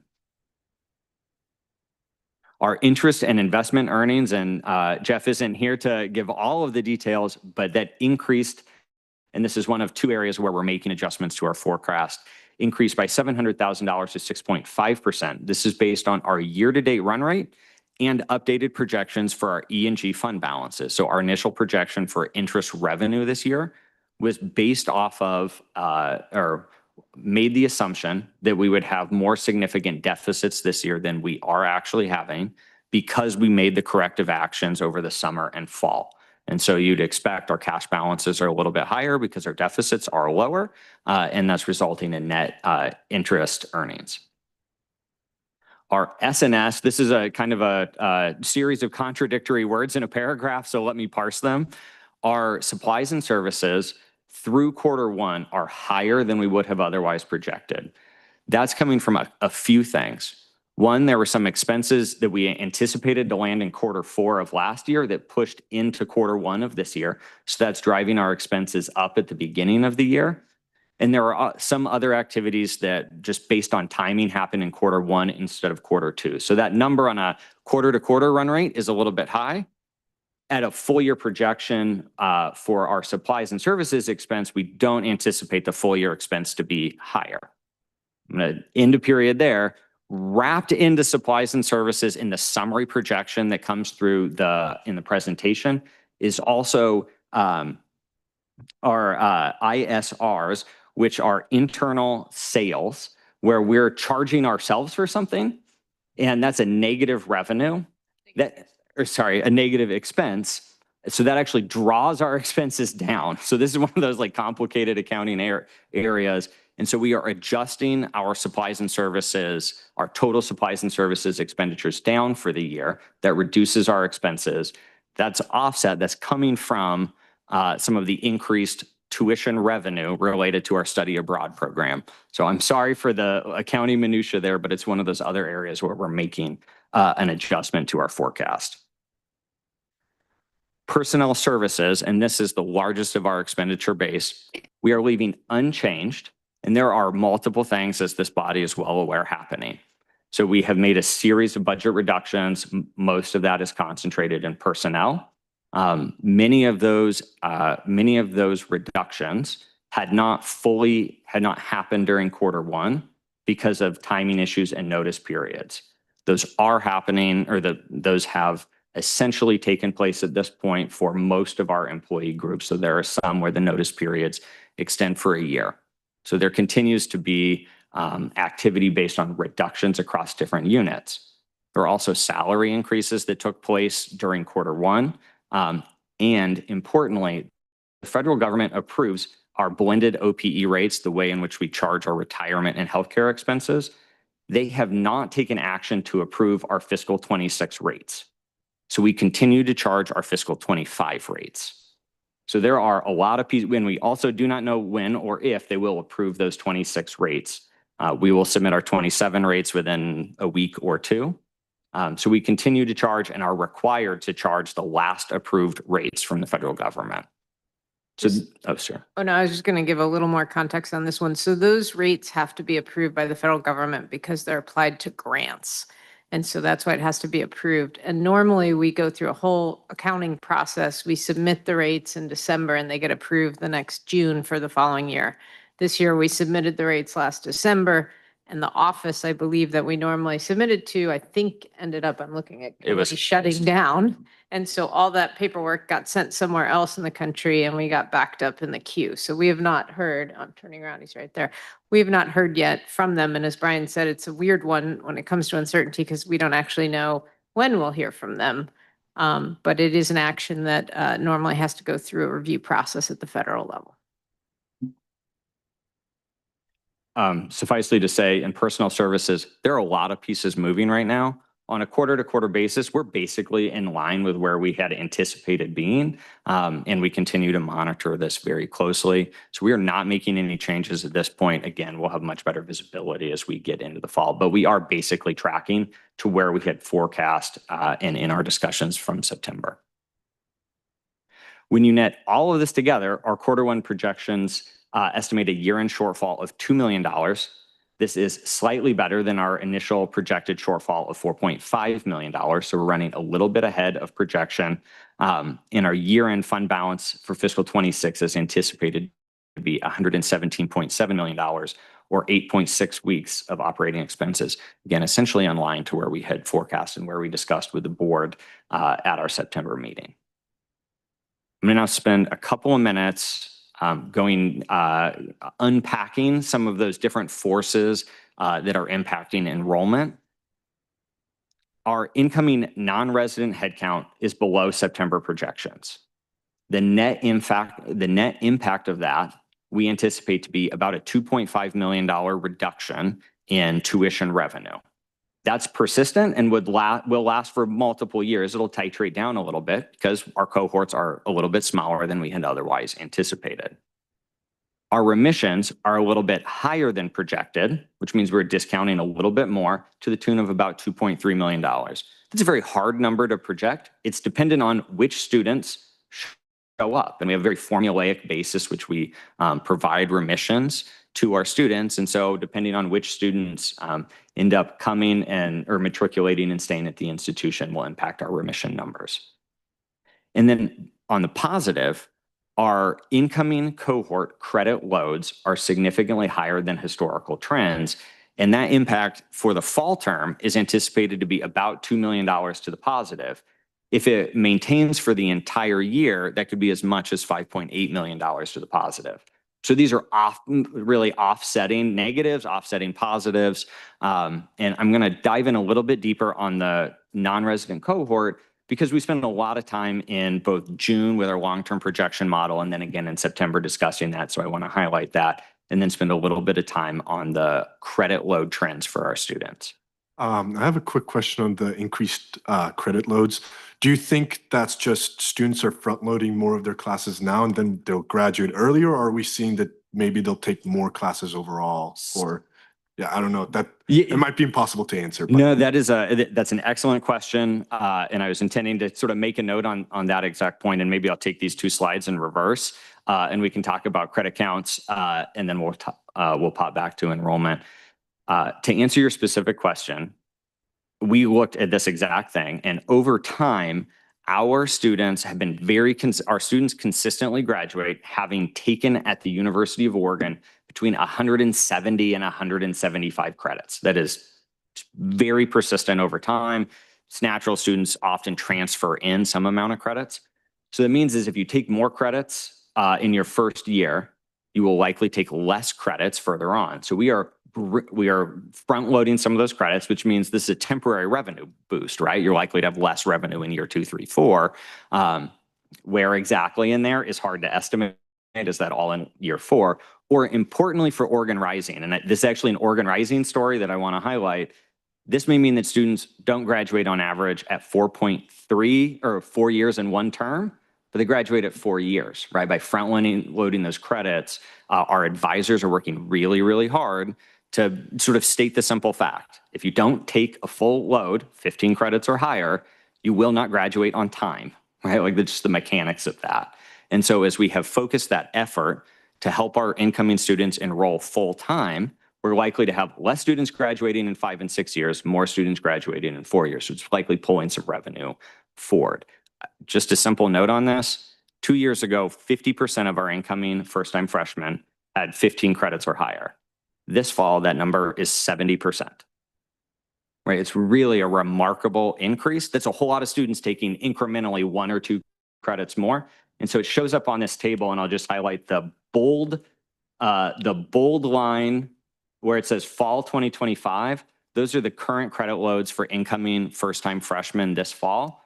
If you look back to the left where it says 3-year average, that's the average credit loads just shy of 15 credits. And so that's only a half a credit more on average.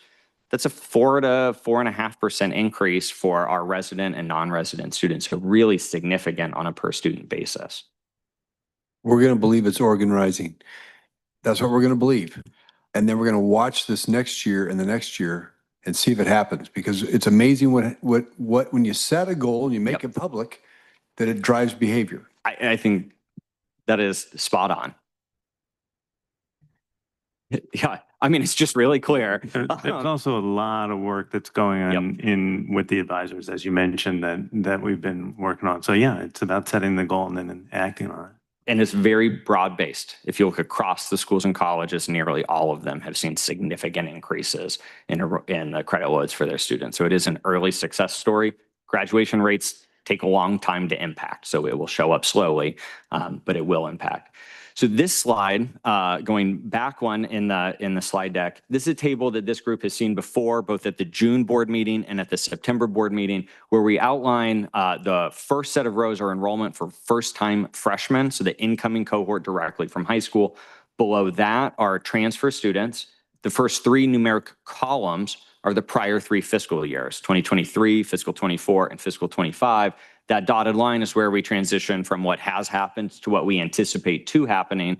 We have our initial projections in June, where we thought we were in September, given summer melt, and then our nearly final enrollment at 4th week. We had to pull the snapshot right before our census date in order to run the math and get it to the board on time, that we don't anticipate changes from there. What we do see is that our resident enrollment in the far right-hand column is about 30 students higher than we anticipated in September. So that's a good news story. The unfortunate news story for our first-time freshman students is that our non-resident counts were 66 students lower than we had otherwise anticipated from the mid-August to where we actually ended up in term. An important note there, that is 66 less than we anticipated in September. It's 155 less than we had the year prior. So these have been pretty significant declines in non-resident enrollment. So this is it's a more complex, more challenging enrollment market. So Brian, we're 2.5 million short on revenue. That number's based on the 66, right? It's based on the net of all of these. Okay, so it's the net between the 32. Are you using the numbers at the far right, or are you doing it based on, you're doing it from September? I'm doing it from September. Yep. Okay, so, and we assume average non-resident tuition at what number? It's about 43,000. That's not perfect. Okay. That is not net of remissions. Okay, and then the resident tuition, we assume what, 14? Something Plus or like minus, that. yep. And you've netted those 2 numbers. Yep. And that's how we get the 2.5. That's right. Right. Okay. Yep. And assumed historic credit loads to get to that 2.5. Yep. one thing on these two, and it's also throw it to the back where Derek just walked in for his, but are we at a point, I know we're still a few years out in terms of having more records on the increased credit loads, but are you guys seeing anything that would make us want to adjust our models for TFAB around increasing credit load assumptions and decreasing enrollment numbers? Yeah, I think I'll speak to the credit load piece and then maybe punt to Jamie or Derek later around in baseline enrollment forecasts in the future. The credit loads, it has been a significant sort of positive dislocation this year. I am loath to adjust our models, right? We sort of want to smooth over time. And part of that is, I think the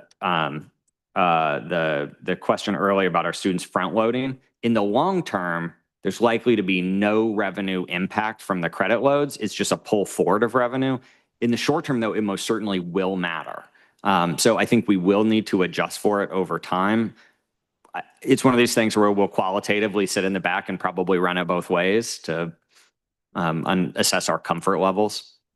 And I'd speak to the student numbers. So as you're going to learn when we talk about it in the next session, TFAB does a lot of their work around undergraduate tuition in January. And what we'll end up doing is we'll bring in all these updated student counts into the tools that we use to make projections for next year. So that will all be incorporated.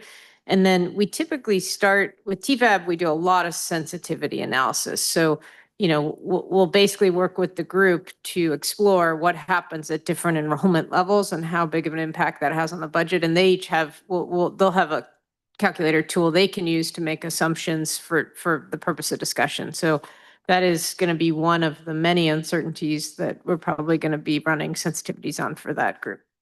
We have about 5 minutes. I want to know, we can stretch that to 10 because you're such a nice guy. But so I want to give you that time check to get to what you want to cover. You know, I think this is, I don't think I will need the full 10. I just want to highlight, maybe leave with a couple of the punchlines. Our non-resident enrollment continues to be challenged. We've been highlighting that for quite some time, really since June of last year, or the June board meeting of last year. Our credit loads are running higher, right? And that is the result of significant effort across the institution. So I feel comfortable that we will keep on the gas there and that will show up year after year. There are sort of interesting time period impacts to that, but it really is a good news story in terms of meeting our academic goals and the trajectory for our students. And then I'm going to spend just a couple minutes with this famed wall of numbers, more than anything, to help our new board members just sort of highlight how to read this, On the left-hand side, beginning with revenue, there are revenues in the rows, then expenses. Below that, you'll see the impact to our overall fund balance. And again, if folks have questions, either Jamie and I can dive in on details. We have in the first column is our initial projections. This is where we set the budget to. We maintain that number there for each of the quarter projections. Our actual expenditures and the actual expenditures of the prior year. So that allows the board to look, where are we this year? Where are we in the year prior? And then really importantly, right dead in the middle is our quarter one revenues and expenses in fiscal 26, the current fiscal year, compared to the prior year. That's the most important piece to look and see where are we this year compared to other years. And what you'll notice, and I mentioned earlier, if you look down that, you'll see an 18.3%. That's our ICC revenue. Those are federal grants running significantly ahead of the prior year. We're not adjusting our projection at this point, but we are running significantly ahead at this time. On the far right-hand side, you'll see two orange columns. We highlight in orange when we make a change to our projection so that the board is aware of those. And you see where we are comfortable to adjust our projection for interest and investment earnings in the education and general fund. Moving down to expenses, our personnel expenses, we have not adjusted. We are basically in line with where we had anticipated, though there are a lot of moving pieces there. And so we are spending a lot of staff time monitoring those moving pieces. You will note below that, supplies, services, and other, that a highlight in orange where we have made an adjustment to our projection. And at the end of the year, bottom line, we expect our ending fund balance last numeric column to be $117.7 million on the year. And with that, if folks have questions, please let me know. We have 6 minutes because we gave you an extra 5. Do you want to comment? You talked about the ICC revenue, federal grants, and it's ahead of it's kind of de minimis if that's small. You don't take anything away from it, right? Yeah. Anecdotally, as folks are well aware, there's been considerable consternation in the grant landscape federally. Folks are spending their grants down. Some of that is there is heightened concern around the ability for no cost extension. So if a schedule for expenditures was running a little slow, a researcher could reach out to their granting organization and say, hey, it's going to take us an extra year to do this. It is not clear that those will be provided as they historically have. And so it looks like folks are trying to spend down the research grants that they have available to them. So there's a little bit of a pull forward in revenue. We'll have a better assessment with our research team shortly. Any questions? Go ahead, Amy. I was going to ask about that too, but the federal aid line up there, is that what we would expect, or is that just not filled in, or? It is what we would expect. So the federal student aid comes through a different fund type. So for education in general, that is historically a zero, but it exists because when we look at other funds, these same revenue and expense categories exist. I would have to follow up with you on where we are with federal aid, if it's below or above where we expect. So I can get back to you at a break here shortly. Why is it on the page if it's always 0? Because we have the same categories across all fund groups. Okay. And All right. so for this fund group, that one I believe shows up in grants because it comes as a grant from the feds. And I want to say it's around 30 million, but that's a guess off the top of my head, mostly Pell grants. Yeah. David. I'm curious, I know at the beginning of this year, when everything was happening with the federal grants, there was a lot of concern that there might not be as many grants available in the future as we anticipated. I'm curious if there's any updates since then on grant availability and our ability to get that revenue. Sure. So I can say 2 things about that. One of them is going to be a little bit of a punt. One is the research office puts out reports each week to faculty around campus that's giving an update on what's going on with grants. They've mostly been focused on grants that have been canceled. And based on that report, which I also get, we've been very fortunate in that while we have had a few grants canceled, we have not had as many as some schools across the country. I want to say the number I last saw was something like 1.8 million, and some schools have had tens of millions of dollars of grants lost. That being said, there have been multiple stages where the assessment of grants that are put in has slowed down, even because of the government shutdown or because of specific federal action. So there's an interesting question that I think the research team is looking at, which is trying to get a better handle on that's going to affect grant expenditures years out, because you had kind of these time periods where you weren't seeing the review and the approval. And so that's something that I'm expecting that team to give us more clarity on moving forward. But I think it's an open question of how big of an impact were those slowdown periods. And I can add to the lack of clarity about what the impact is going to be. One is not only did we not have as many grants terminated, but we were successful in benefiting from litigation that got about $6 million worth of NIH grants reinstated over the course of the summer. Also, our grant mix or federal funding mix is different than a lot of our AAU peers in that we have about 40% of our extramural funding coming through our researchers in the College of Education. That's fairly unusual. But also a demonstration, since we don't have a medical or an engineering school.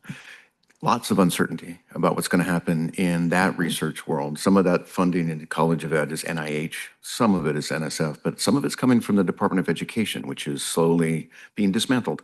And we anticipate that some of those funding sources may be shifted to states.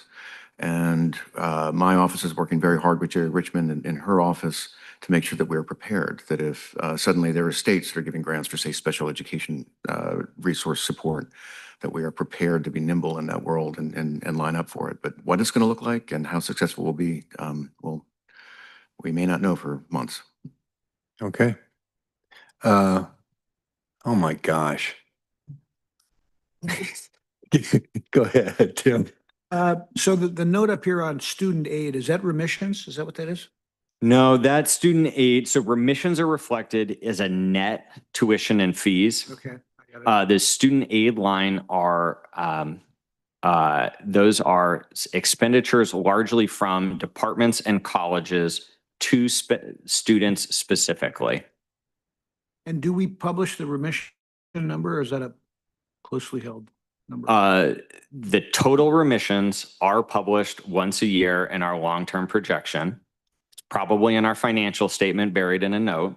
The distribution of those to different student types is a closely guarded secret. Got it. I believe that, and that total figure, I want to say when you include undergrad and grad is in the maybe $88-89 million. So it's a big number. Okay. And then the freshman load, how does that compare? Were we really bad before? Are we average now? Are we better? Where are we? I don't have comparative information with other institutions. What I can say is that the average or the percentage of freshman students with greater than 15 credits or 15 or greater credits had declined pretty substantially over the last several years. And that turned around, it flattened last year when we began to focus on it. It was clear that that was coming down, and then this year has accelerated up. So we are about where we were. Let me follow, but I think we're about where we were, if not a little bit above, several years ago. Tim, the other reason that's a difficult question is there aren't that many schools on quarter systems. And so we're comparing quarters to semesters. We know it's somewhat lower just because our four-year graduation rates aren't where we'd like it to be. I think Derek and all will talk about that. Andy gets the final word. Do we have any data on retention rate and course load? We have an extensive amount of information about on our students period. So if we don't have that pulled, we can't get it. I know that we have looked in depth at course loads for students, and a couple things are very clear from that.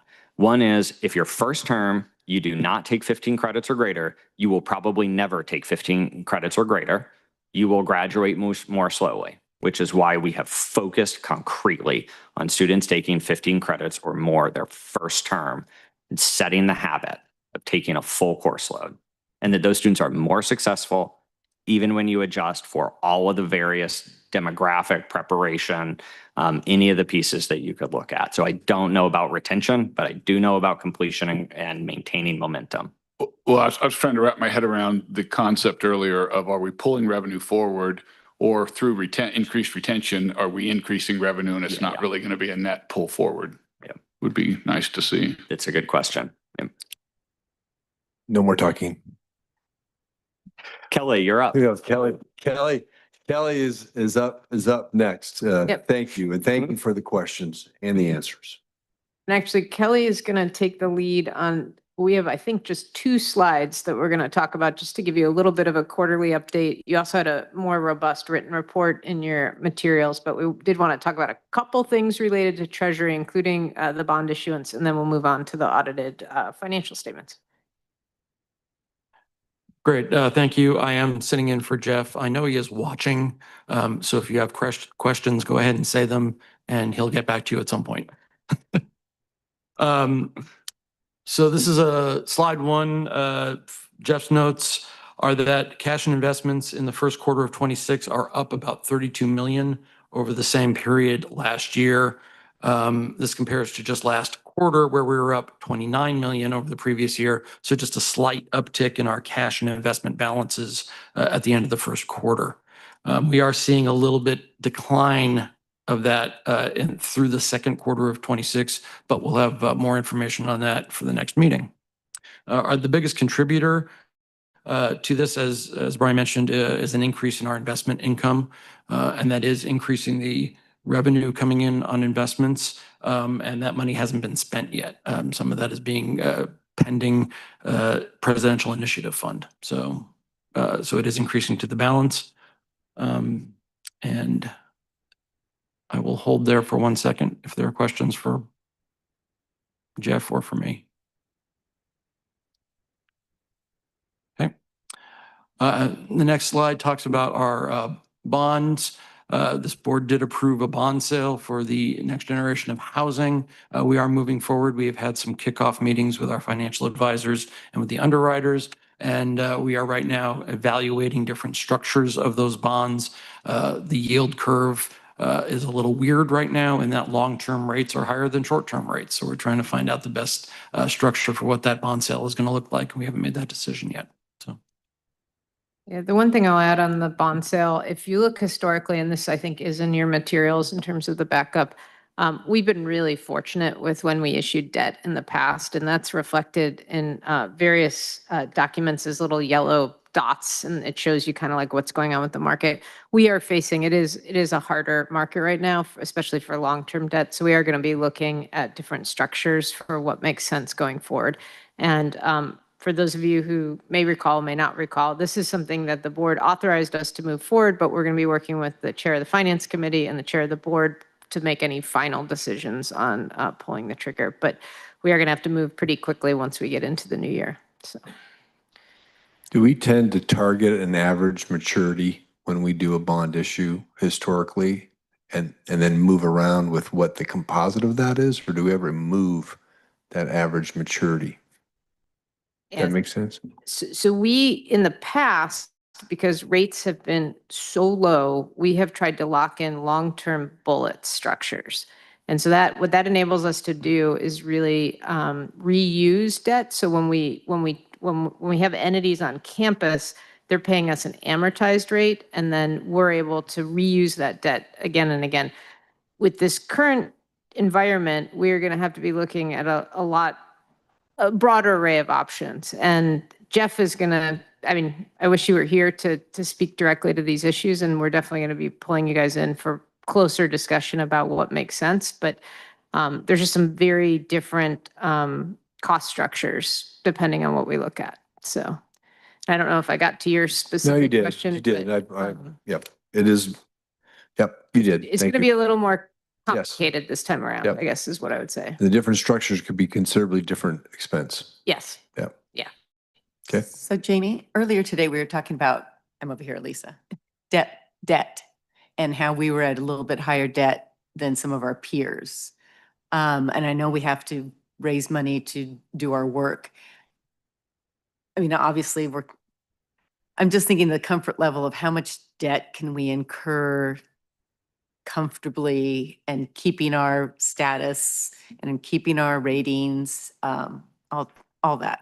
Yeah, I think the slide you're referring to is one that's in the annual Treasury report that shows our debt level relative to our size of our budget compared to all of our peers. And that is absolutely a chart. I think it might be the last one on the annual report where we are basically on the far right side, which is not a good thing for that comparative level, meaning we are more leveraged. We have more debt relative to our size. I think it's something that when we talk to the rating agencies, there's no question that they are always thinking about and asking us about our balance sheet. So our assets are typically lower in terms of cash and investment pool, and then our debt is often larger, relatively speaking.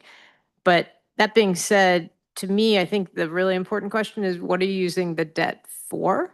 And for example, for the projects that we've most recently been going to market to, they've been around housing and around supporting those efforts. And the fact that both is supported by new revenue streams coming in when students pay for that housing, and it's making it's making our campus more attractive to students who might consider coming here.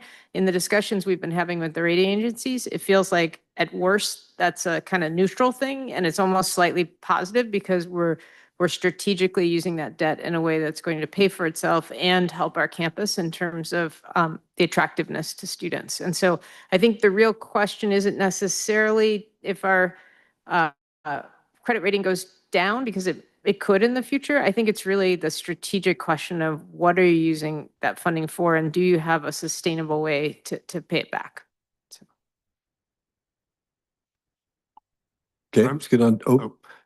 David. Quick question, and this is maybe just because I don't understand it, but I'm a little bit confused how we're building the next gen already when we haven't issued the bond, because I thought the bond was to pay for the next gen. So I'm just curious about that. So we have cash, again, the way that we've the way that we've structured the internal bank that manages all of our cash and liabilities, we have issued long-term debt that's in this bullet structure where we only have to pay interest over a 30-year time period, and then the principal is due at the end.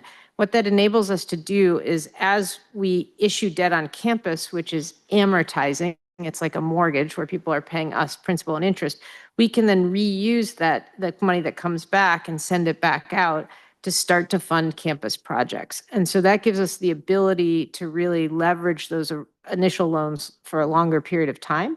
And so that's why if you look at, for example, on this page, it's saying the issue will consist of about 120 million of tax exempt debt and then 30 million from internal bank resources. That's reusing that cash. And that's the power of basically putting those bullet structures in place for us with our internal bank. But we will have to issue debt eventually because we don't have another 120 million that we can invest in this project. But we do have some cash in the bank that we can reuse in this way. Let's pivot to our audit. We got 30 minutes that we've still allocated for both you, Kelly, and our friend Matt Parsons sitting in the back.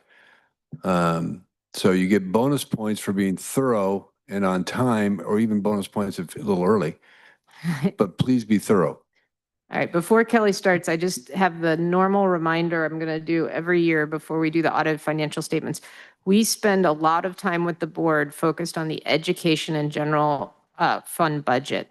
That is only one of the funds in the university. When we look at the audited financial statements, I just want to remind people, the data you're seeing represents all funds. So it incorporates everything, including gifts we get for operating and capital, grants that we get, auxiliary operations. So these numbers are going to look different than what you've been focused on for the E&G fund because it's a holistic look at our financials. Okay, it mixes together a lot of things that I will tell you can sometimes be a little confusing because it's pulling data from lots of different restricted fund groups into one presentation. With that being said, Kelly's going to make it clear as mud. Thank you. Thank you for the opportunity this afternoon. So I am here to present to you our audited financial statements. Wrong button. So going through the executive summary of what I'm talking about, first bullet, and you'll hear more from Matt Parsons on this, our external audit representative. There were no findings or management letter comments from the auditors on this audit. So this is a clean financial statement audit. Always proud of that.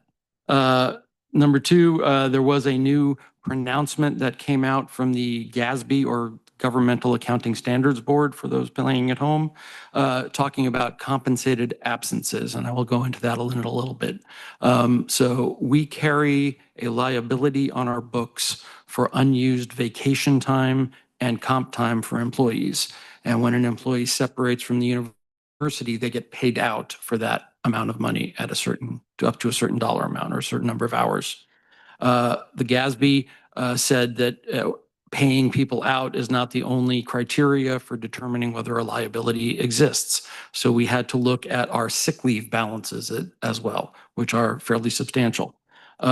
We did a bunch of analysis on that, and there was a condition within the pronouncement of more likely than not. Is it more likely than not that people will use accrued more sick leave than they accrue in a year, basically going back into their balance and using it at a future date. We did a bunch of analysis going back a number of years for all of our employee groups and found in our case for FY25, it was not more likely than not. So we did not have to book a new liability on our balance sheet. We will be revisiting that analysis every year to make sure that we do not have a condition where we will have to book additional liability. If we do book a liability, it reduces the overall fund balance, for your perspective, net assets of the institution. So, but no new liability this year. The third bullet, we talk a lot about pension and other OPEB, other post-employment benefits. That's sick leave for separated employees or for retired employees. And we are required by pronouncement to carry portion of the state's liability on our books. And we're going to talk a little bit more about this in some future slides. So for the total effect on our balance sheet for the FY25 is at about 252 million. So our net assets are $252 million lower because we are carrying a liability from the state's pension and OPEB funds. And then finally, this is more of a presentation than it is a number change. We revised the statement of revenues and expenses. So it's showing the expenses by natural classification. It's what you're used to seeing on your typical Board of Trustees reports with personnel expense, supplies and services, and depreciation. We used to show these by what are called programmatic expenses, instruction, research, public service, institutional support. It was more meaningful to you all to see it as you typically see it. So we made that change to show the face of the statements having those expenses by natural class. The programmatic classifications are still in the financial statements in the management discussion and analysis section. So if you did want to see those, they are there. We just wanted to change it to make it a little bit more meaningful for conversation.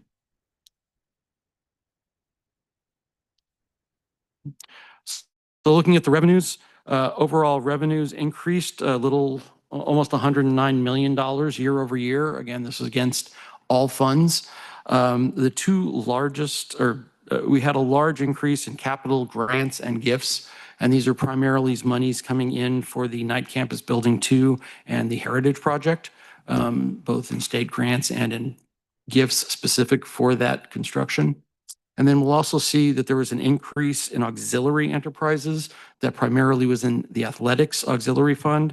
But if you look down towards the bottom where it says other revenue, there was a decrease of roughly the same for athletics by that dollar amount. And it's just a changing funding source. So last year they were relying more on operating gifts, and this year they got more operating income in.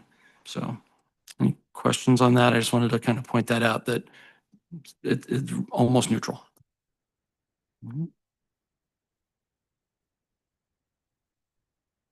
Switching over to the other side, looking at other operating or overall expenses, increase of about $85.5 million year over year. The bulk of that is in compensation and benefits, which went up $49 million.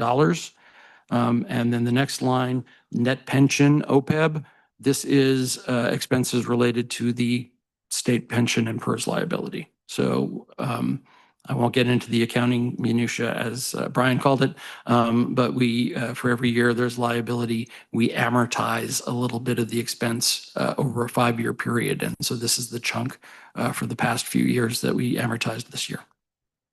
So questions on any of that? Okay.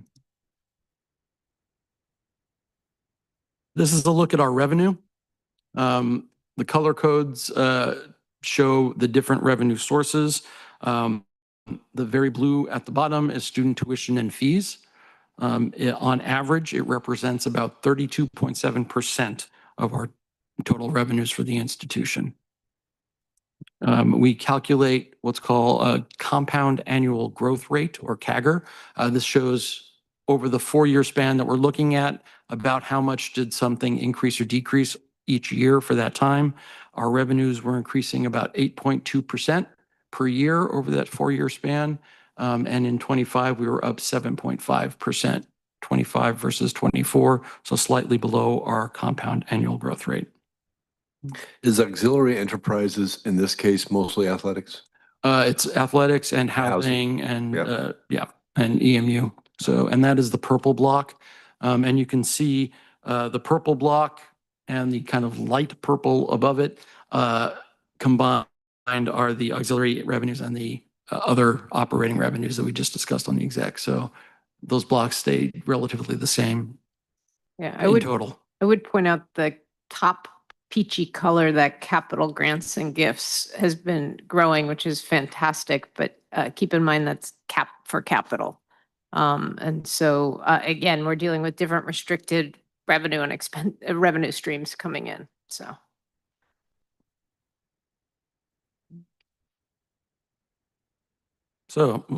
flipping over to the other side, expenses. Same compound growth rate here is 9.6% as compared to revenue of 8.2%. We can see some of the challenges over the past 4 years that expenses are growing higher than revenues. 25 versus 24, the expenses were up 6.5% over the prior year. The large blue at the bottom of this chart is compensation and benefits, and does represent 64.3% of the total for expenses for the institution. And has also been growing at 8.2%. So per year, which is just slightly less than the overall 4-year.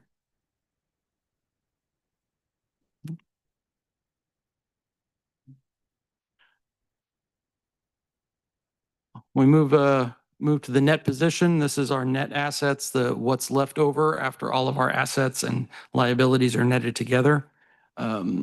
We are showing a total increase, which I'm not showing. But it does show that 87, that large blue bar is 87.3% of our net position is capital assets. So buildings, land, equipment, anything that we capitalize. The very light blue bar at the top is unrestricted net assets. So that's the amount that is somewhat available for at the discretion of the board. There are no legal or legislative restrictions on it. And I apologize, I don't have the specifics. And again, as I mentioned earlier, the net position is shown total inclusive of the OPEB and PERS liabilities, in this case, the 252 million. So if those liabilities did not exist, the bar would be higher. So while we're talking about pensions, we are adding a little bit higher, another discussion today related to PERS and our relationship with it. So this is the statewide PERS unfunded actuarial liability. This comes from publicly available reports from PERS. Just a couple of caveats. PERS data is reported as of the calendar year and always almost 1 year in arrears. So the latest information that's available is as of December 31st of 24.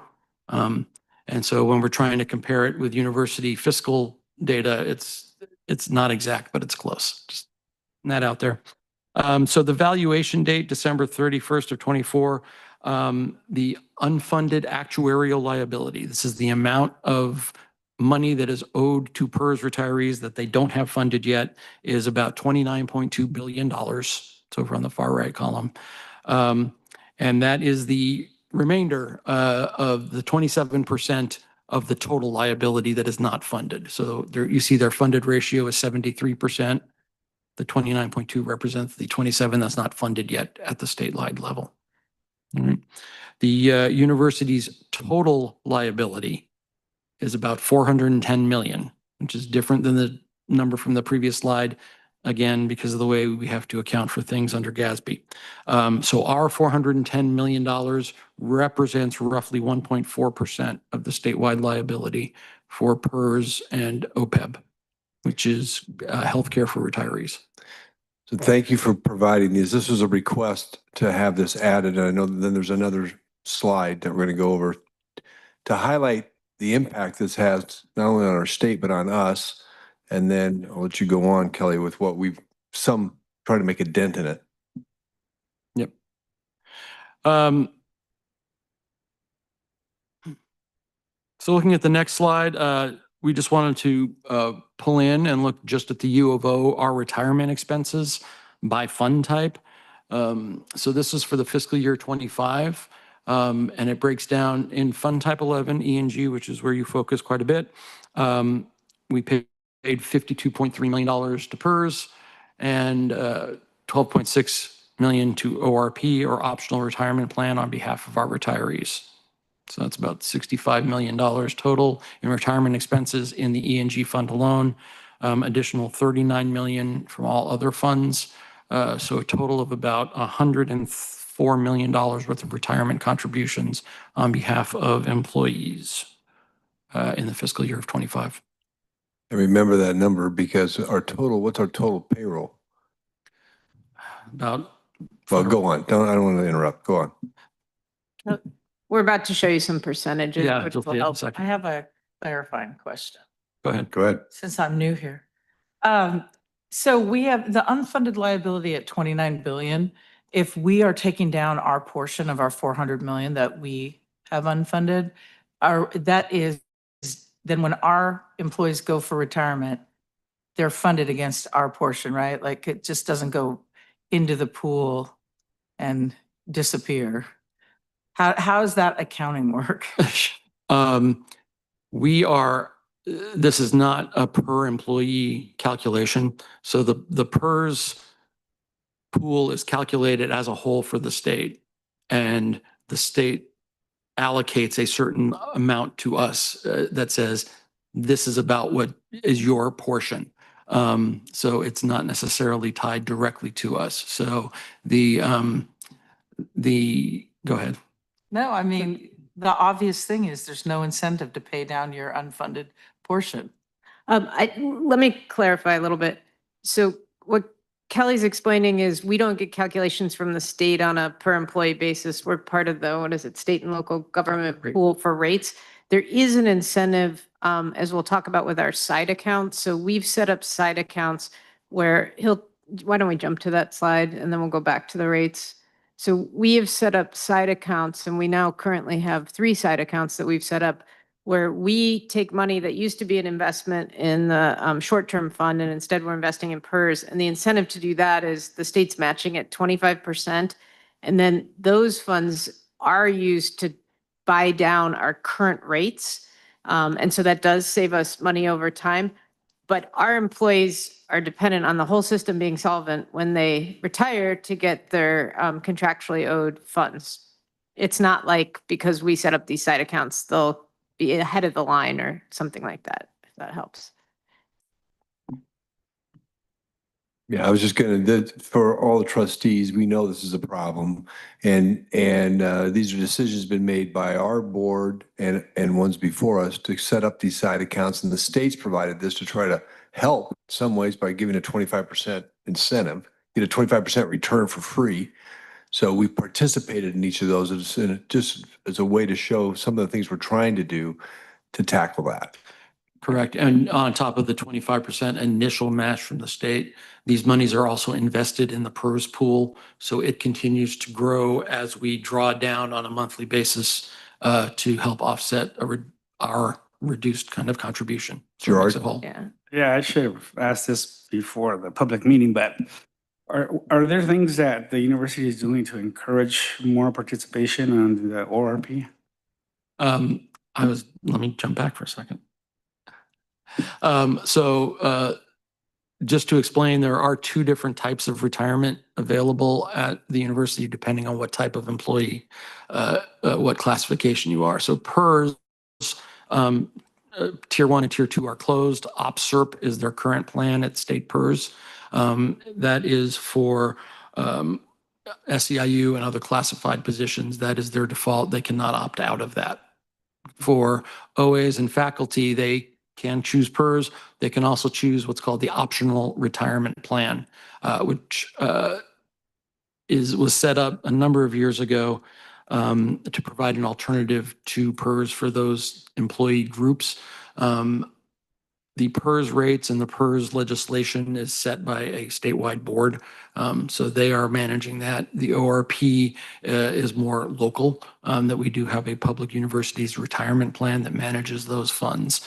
And those operate with a little bit more control where contributions it's a defined contribution plan, not a defined pension plan. So it's defined on how much money is put in.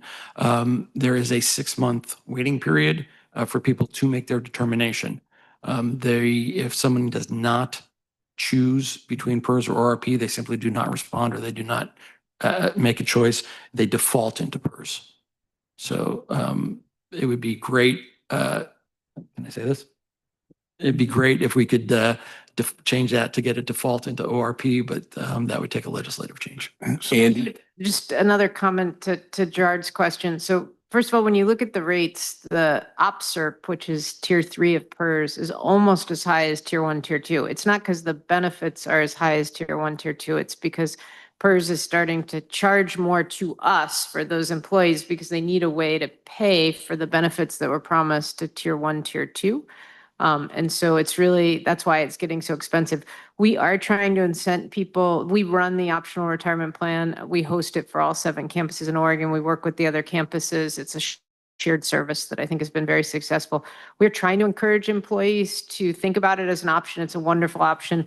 One of the things we've done is change the vesting period. So to be eligible for PERS, it's a 5-year vesting period. We've reduced the vesting period on the optional retirement plan, I believe, to 2 years to try to make it a more attractive option for folks.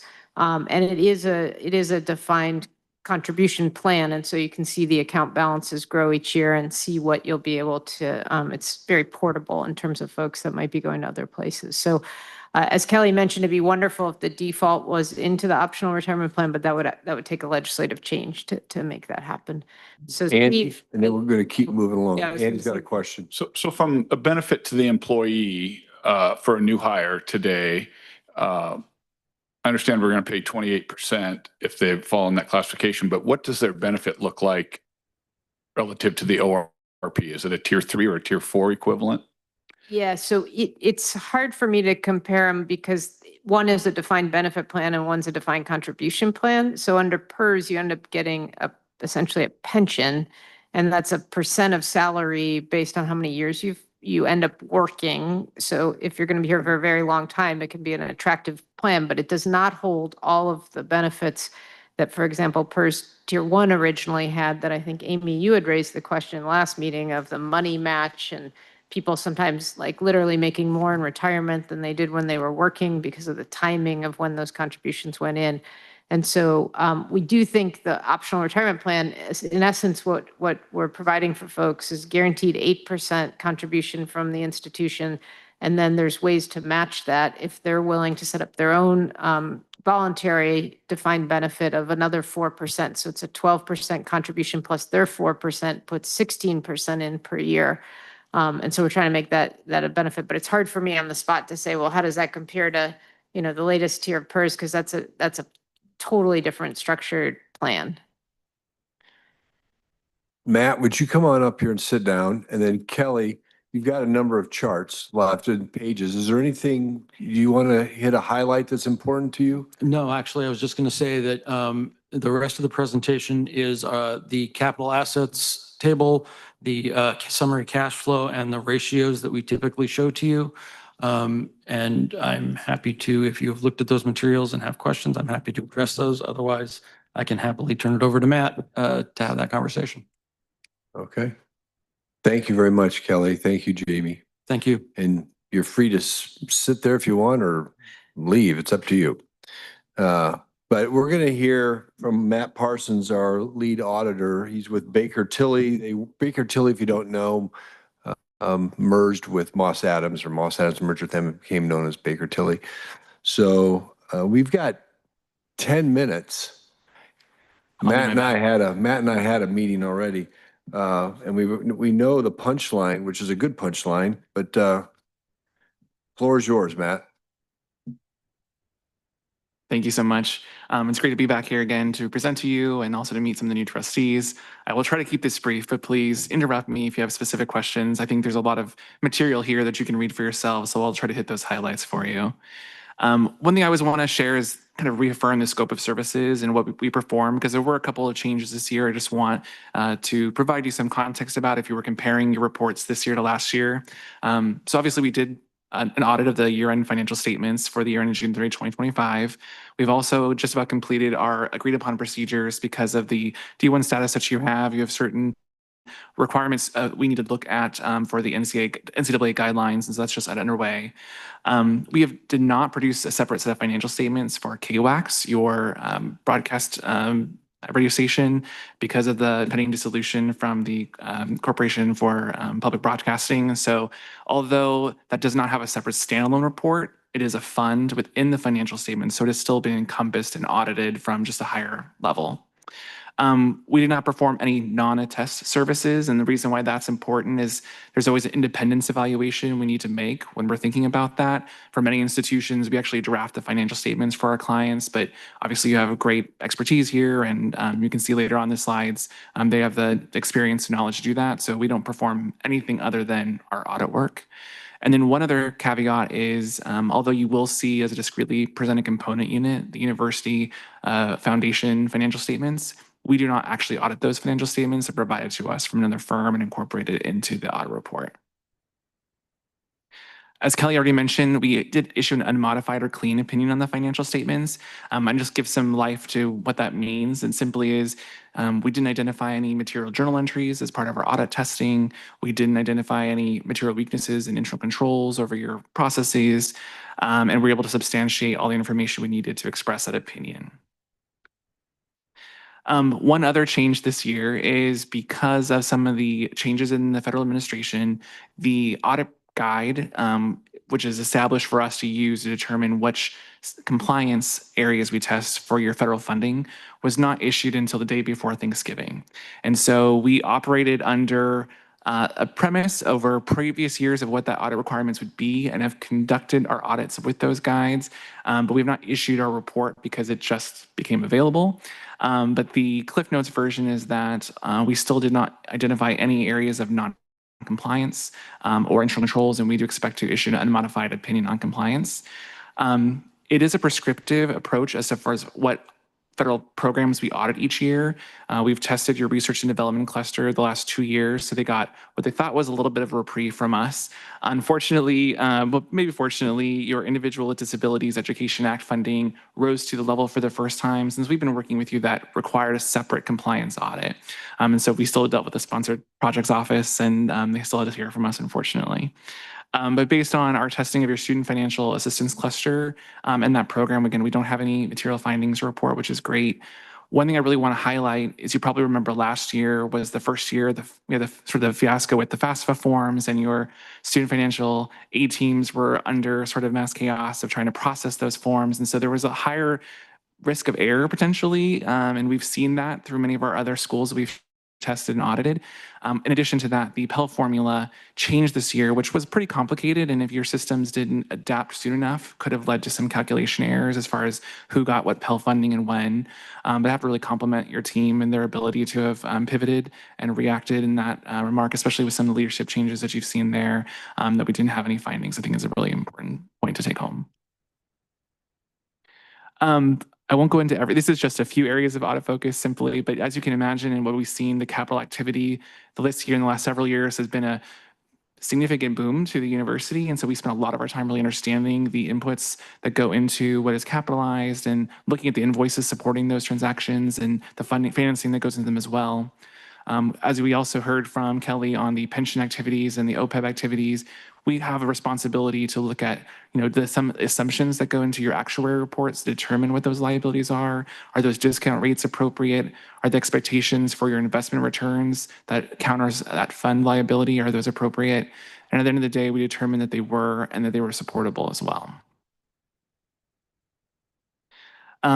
As far as the key takeaways for this year, as Kelly also mentioned, your team did a great analysis over GASB 101 and the implementation of that compensated absences disclosure and consideration of whether an entry needed to be made. It's always, I think, important that their management knows what they're doing rather than relying on the auditors to sort of give them the information up front. So I think that was a really great takeaway. This is an error, I should say Pell awards, not Perkins. I already mentioned that earlier. And then just sort of the completeness and accuracy of your financial reporting and what comes together.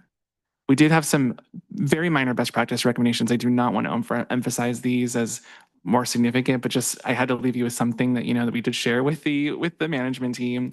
Obviously there was some catch up during the year. I think because of the grant volume we heard earlier, as you're trying to increase your spending for some of these federal grants because there isn't potentially this availability to extend your awards. That volume certainly caught up with some of the accounting team and just further reconciliations that were needed to make sure those bills got out on time. And so really your internal audit team identified this as well, but it's something we noticed during the audit. And so I know your management's already addressed that as well. There is a lot of public data out there about research institutions. And so we've taken a language model application to kind of comb through that data and sort of use this as a benchmark against your peers. And so I will say moderate risk is a term that we have addressed and not necessarily that comes from some third-party source.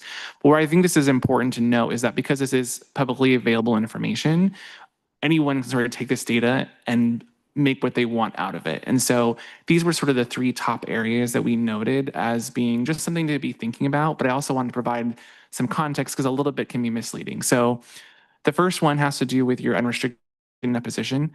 I think on that first graph we saw from Kelly, you can see the large blue bar has to do with a lot of your fund balance is taken up by your fixed assets, your projects, right? You have a much lower unrestricted net position than many of your peers. As you can see, 114 million compared to an average of about $500 million. Now, each entity reports their foundation slightly differently, and all your foundation funding is restricted until it's been appropriated and used by the university. And so that is one other slight driver as far as that comparison difference, but still something I know that you're working on and obviously that you're focused. The second has to do with your salary and benefit expenditures compared to your peers. This, am I out of time? That was probably Renee. Yeah. Perfect. I only have 2 more slides, I promise.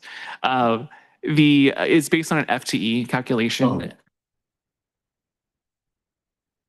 We don't know who that was. Okay. The FTE information is unaudited data. And so every institution reports it slightly differently. And some institutions report every student employee because they don't have other ways to get data out of their system rather than include all employees. And so I think this 21% is slightly elevated because you're really truly looking at actual employees in your data set. However, because of the funding obligations that we saw with the relationship with the state, compared to other institutions that are in your same peer group that might not be components of their state, they have slightly lower salary implications when you factor that in. That's such a hard thing. It is. And we talk about it all the time, I'm going to say it here. It's so hard because everybody looks at their salary and we look at the total number. And we get it why people look at their salary. That's how you're going to put food on the table, pay your rent and so on. But our number for retirement and healthcare is so high that the total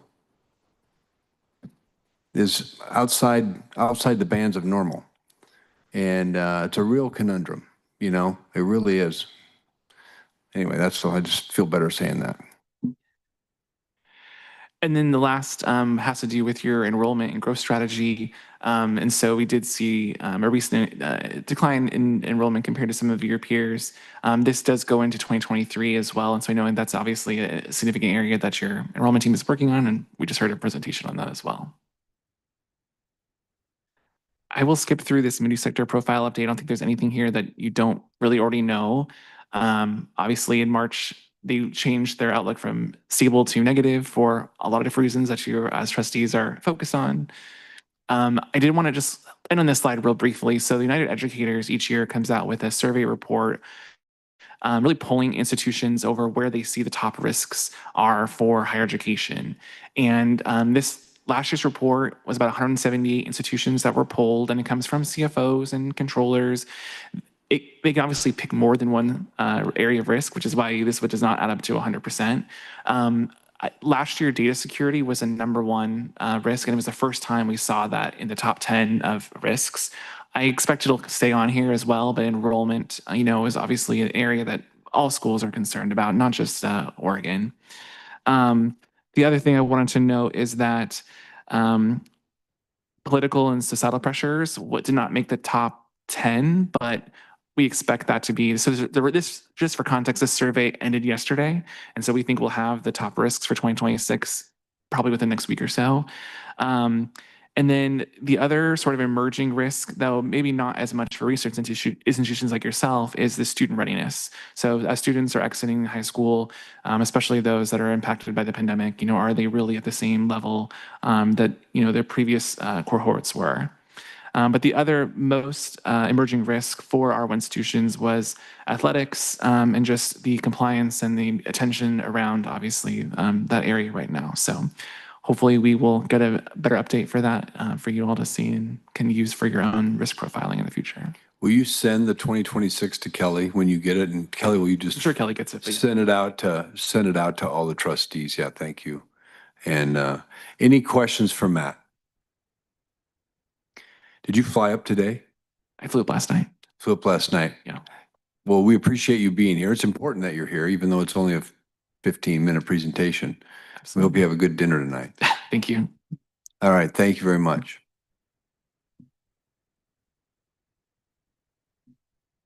Okay, now we have a scheduled break that we're not taking.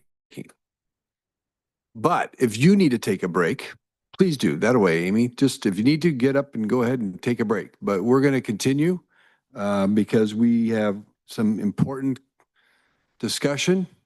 Hi, Derek. You're going to give us a prelude on TFAB, right, Jamie? And then we're going to talk enrollment. And we have set aside till 5 o'clock. We have an hour.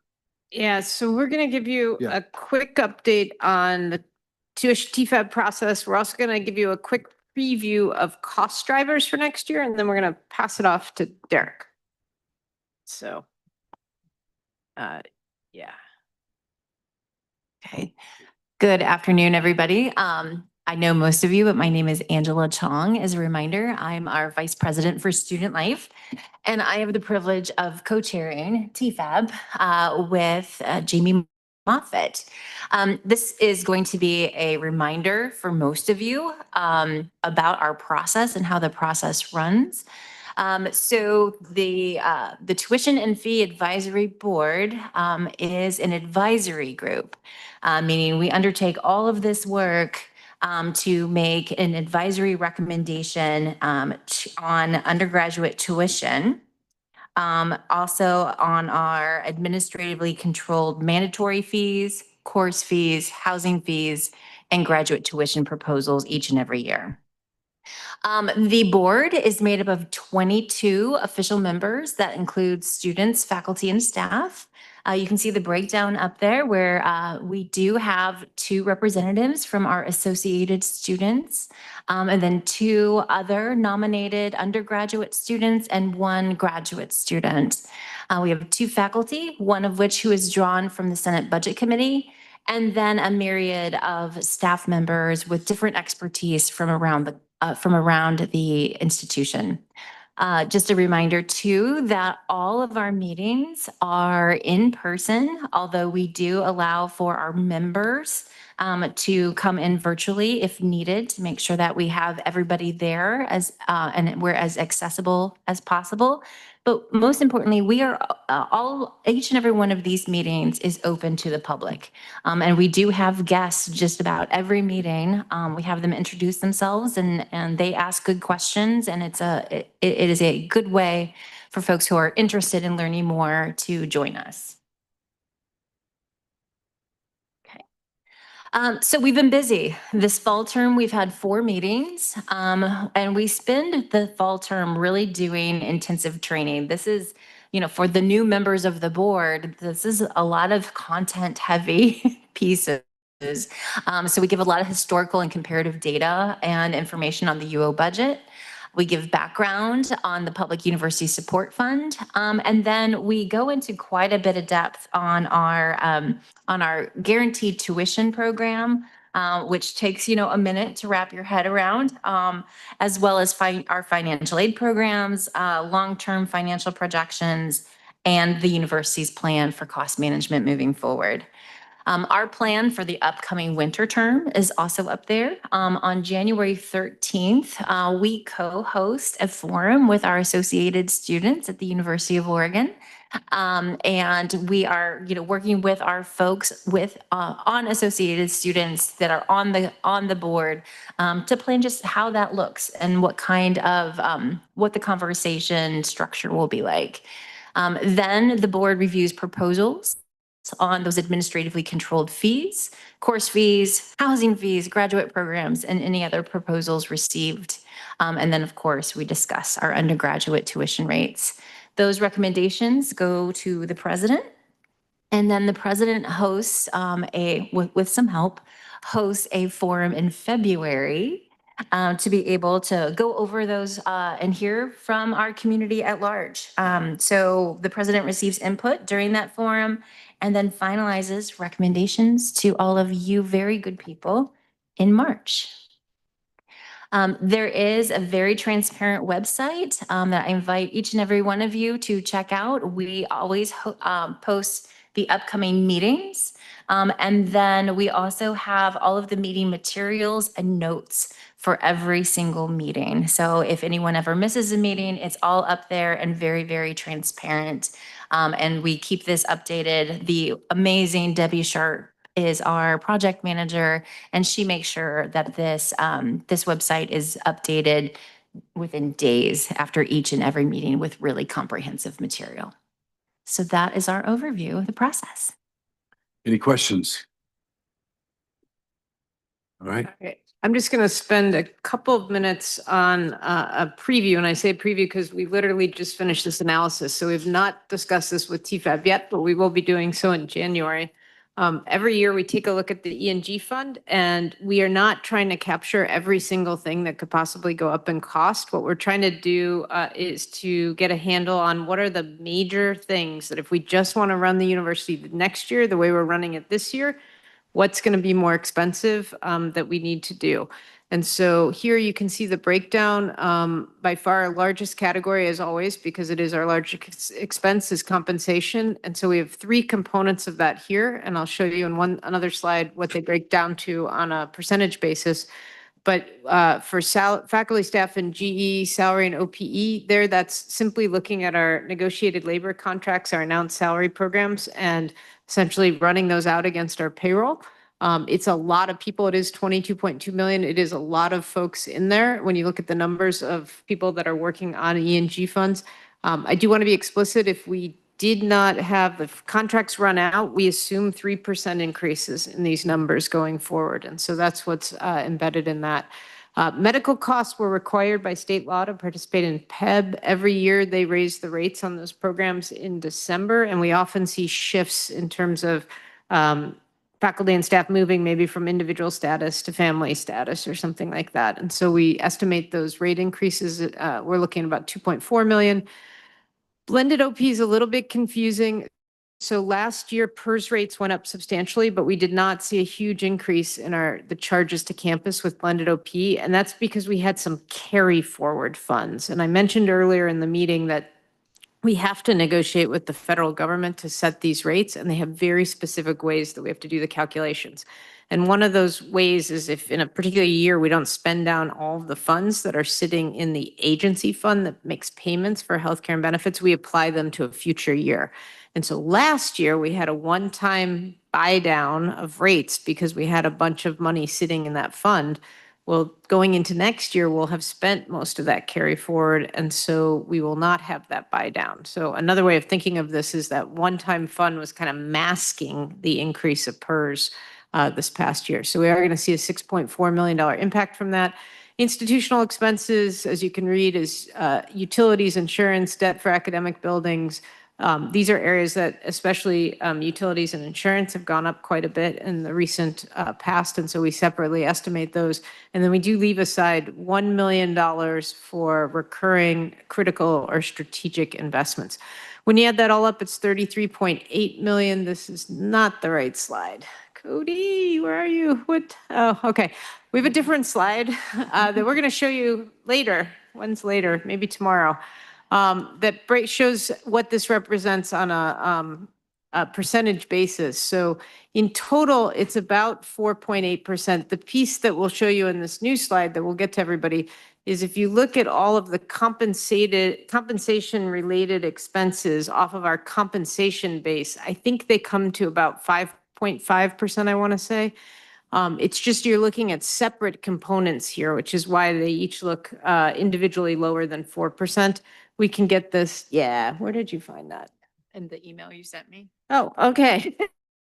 That's not helpful, but okay. So if you look at compensation in total, just to be as clear as possible, total compensation on the E&G fund for faculty and staff is 565.9 million.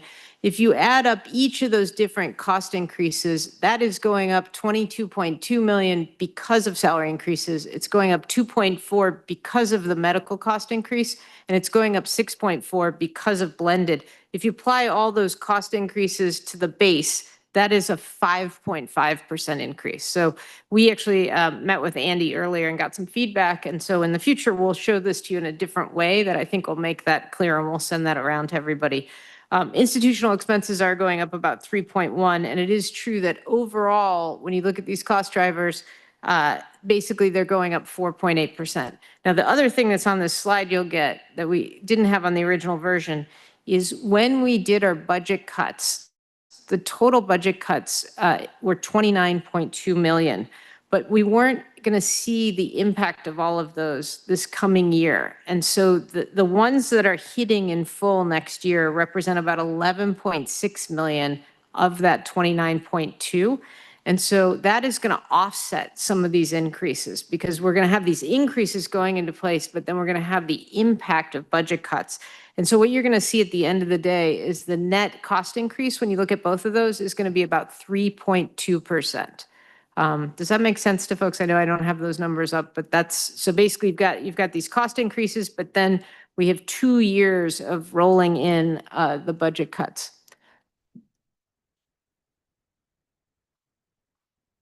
The 30, yes. You're talking about from cuts that will Yes. impact. Okay. Yeah, so the bottom line, when you add in the impact of the budget cuts will be, we'll see expenses going up by about 22.2 million, which is that 33.8 minus budget cuts. That represents about a 3.2% increase. So Amy, it's not netted on that sheet. On that sheet, yeah. Right. So does that mean that we have more cutting? No, this is consistent with the 3.2%. I say no in the sense that this is consistent with the numbers we showed you in September.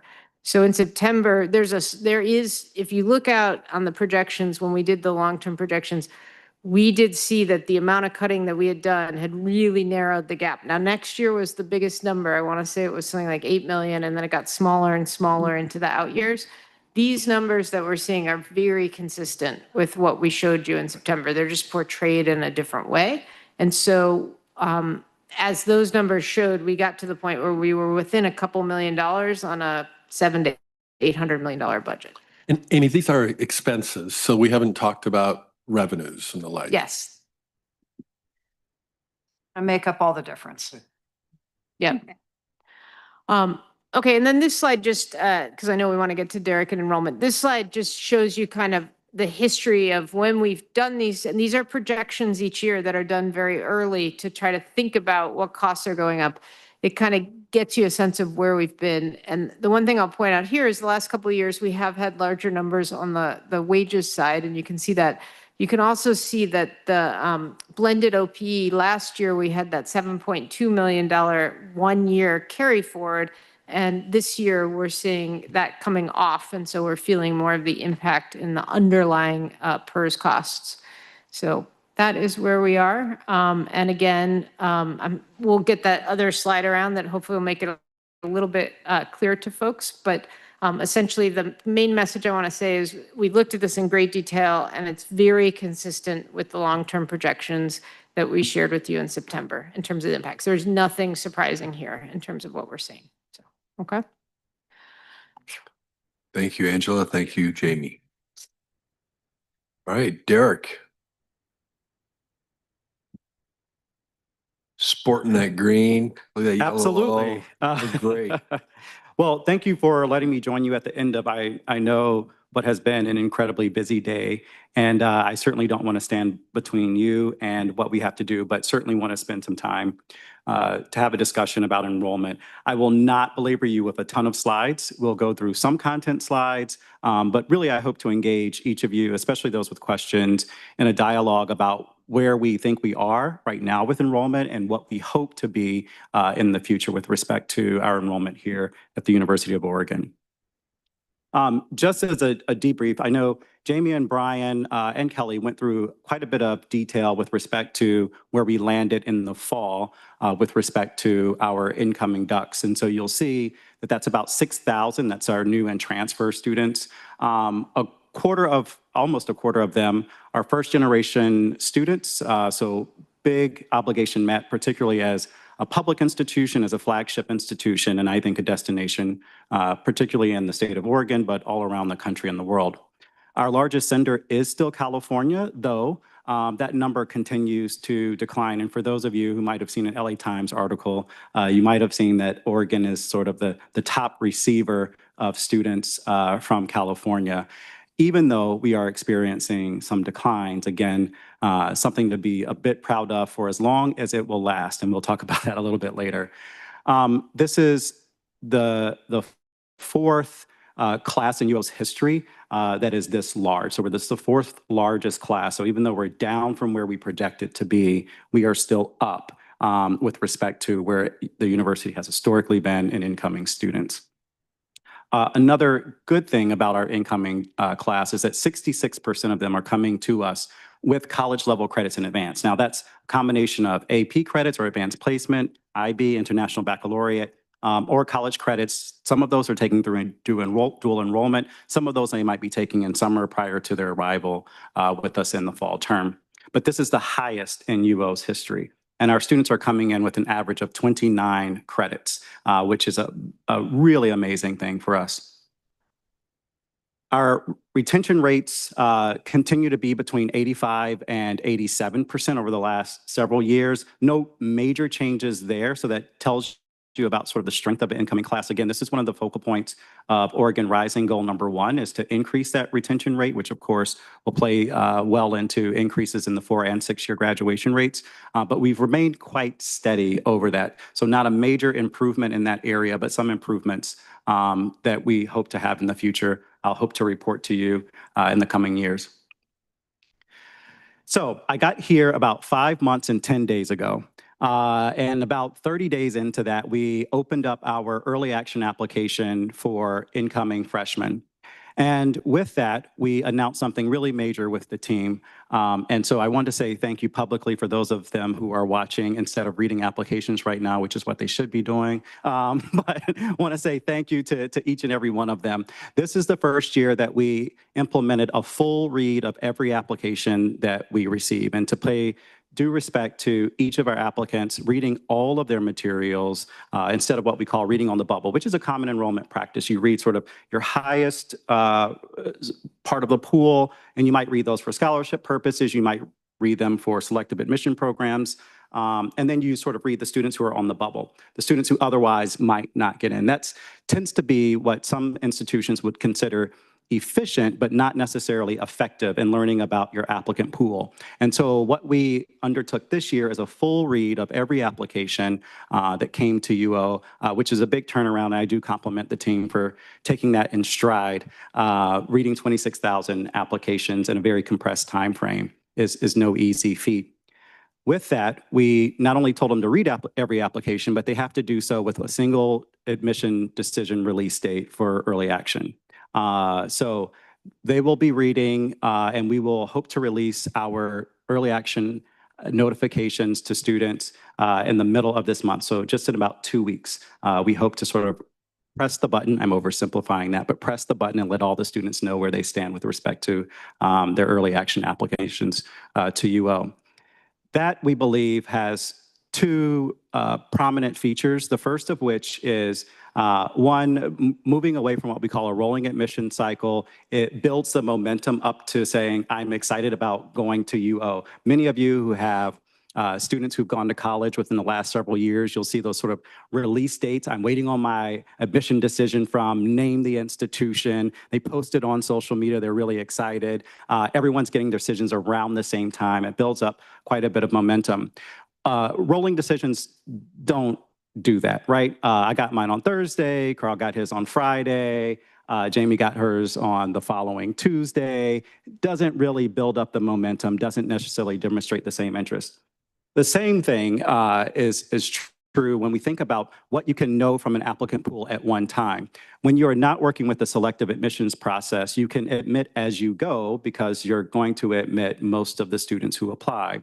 When you hold and say, I want to know where the entire pool stands before we make any decisions on anyone admitted, that means that you are taking the time to evaluate the strength of the pool, but also what the needs of the institution are. Where do we need students in particular programs, schools, colleges, et cetera? And so that's what we're embarking on this fall in very short order. In addition to that, we have leveraged the power across our division and across the campus with a strategic engagement group. That group is comprised of not only the areas within our division, which would include admissions or recruitment, it would include financial aid, our marketing communications team, housing, dining, and catering. It would also include our partners in advancement, our partners in the provost office, our partners in Carol's office. I know she talked to you a little bit earlier today about what that looks like. And our desire with creating a strategic engagement group is to say, how do we want to engage with not only prospective students, but all of the people around them who support them in their decision-making? And when we do so, how can we leverage the collective power and expertise across divisions and across talent without singling out a particular office or a unit? And so we can say, where might we best be placed with our partners in advancement who might be in a particular city or location, and how might they be the best foot forward in a particular conversation, maybe with alumni parents, or maybe with parents in certain areas where our admissions teams can't go. The other part of that is working across those on campus who might be able to give us more information about what's exciting in their particular units, what's going on, let's say, within our schools and colleges. How do we want to be co-branded or branded in the same way that's aligned with what the university communications team is doing? What we are embarking on next is quite a bit. I cannot give you all of the details now because, again, I am 5 months and 10 days into the job. But we are in the process of reviewing our aid programs. What we want to be sure that we're doing is aligning how much we support support students through financial aid and ensuring that those are aligned with our Oregon Rising goals. What that might mean is looking at how do we expand our need-based programs such that we can keep our students, particularly those in financially vulnerable households, for longer periods of time. So how can we ensure that we're leveraging all that we can to support those students? And at the same time, how do we support the students who might be sort of the highest talent within the applicant pool, and how are we ensuring that we get them? We still have continued work in the transfer space. So I wanted to give a shout out to Provost Long for all of the work he's doing with the statewide program with respect to transfer partnerships, but that's something that we're looking forward to as well. Some of the big ticket items that we, along with all of our peers, are really looking at. I know you saw from the Baker Tilly presentation that about 71% of those, particularly in CFO positions around institutions, are thinking about enrollment. And some of them are thinking about it for particularly different reasons, but all of them end up being financial in one way or the other. That means that we are incredibly stressed with respect to how we will recruit an incoming class if or when all of our peers will be gunning for the same students in the same geographic markets. And those institutions may or may not have different brand recognition, different types of programs offered to students, and they might have other things that students are interested in, let's say a higher ranked program or a higher ranked institution. We know from our Big Ten peers, from many of our AAU peers, is that for this year in particular, this coming fall 2026, just about all of our peers are looking to get a bit bigger, and they're looking to do so with domestic non-resident students, so non-resident to their state. And that is because of a number of reasons, right? If they're down in research dollars, if they're down in a population in their state or the availability of high achieving students within their state, if they are afraid of the composition of students coming from international destinations that might be more difficult to obtain visas, then they have to look for students somewhere, and they're doing so largely outside of their home state. Federal student aid is something that we gave you sort of a preview for in my September presentation, but lesser ability for students to receive federal funding in ways that are really supportive. But in particular, the federal student loan area. So graduate plus loans will be on the graduate side. For undergraduates, the plus loan, which is a parent loan that's not credit-based, it's credit-averse history-based. That access will be lost to many of our borrowers, or excuse me, significantly reduced to many of our borrowers at the undergraduate level, which means that students, particularly those non-resident students who are using it not just as a financial instrument, but as a necessary financial means of attending here or elsewhere, will be incredibly constrained. And so that's something that we're following very closely. We have yet to see if the Department of Education or the federal government will change that. It's unlikely that they will. It would take an agreement in Congress. I'll leave it at that. International relations are something that we are also following very, very closely. We're following this closely, not just because of the obvious reason with respect to how we will, secure a class from international destinations. We're looking at it because we have to project in the long term what might be viable financial markets where students from other countries might be interested in studying in the US. There are a couple of complicating factors that are outside of what we might know in this room, are things that impact the US. So foreign policy in the US is not the only thing that we're considering. We're considering the foreign policy or higher ed policy in other English-speaking countries in the West and in the Pacific. So for example, if we're thinking about changes in what Australia wants to do with international students, that changes an entire market for the East, and that particularly in parts of Asia and Southeast Asia. We think about the UK and any changes that they have with respect to higher education. Many of them are reducing, many of the EU are reducing the number of international students they might receive. And that is changing from year to year based on what their government chooses to do. And the same is true in Canada. And so all of those things are compounding factors with how we look at what we might want to do in an international space. In a very practical way, we're concerned, of course, for what will it look like for a student who chooses to study in the United States if we don't have a program like our optional practical training, or OPT program. And that is a program in which students who graduate at a U.S. institution can continue to stay for a year, sometimes a second year for renewal. If that's not an option for students from certain countries, it's less likely that they will choose to pay to go to a school in the U.S. There are some countries where that's not as sensitive because the students plan to go back right after graduation, but many students are looking to be trained in a job in the US prior to going back to their home country. So what have we been working on? We've been working on talking about why why the UO is a destination for students. And I've had several conversations with deans, and I want to preface this by saying none of what I'm about to tell you is final. It is draft. It is not approved. Everyone has not been consulted. This is just as an example for you to get your brain working and hopefully your consultation. One of the things that I had a conversation with Regina Lawrence in the School of Journalism and Communication is how do we talk about UO's SOJC compared to any other, right? We have similar majors to just about every other School of Journalism and Communications. They have PR, they have advertising, marketing, you name what the majors are. Why would we choose to study at the UO?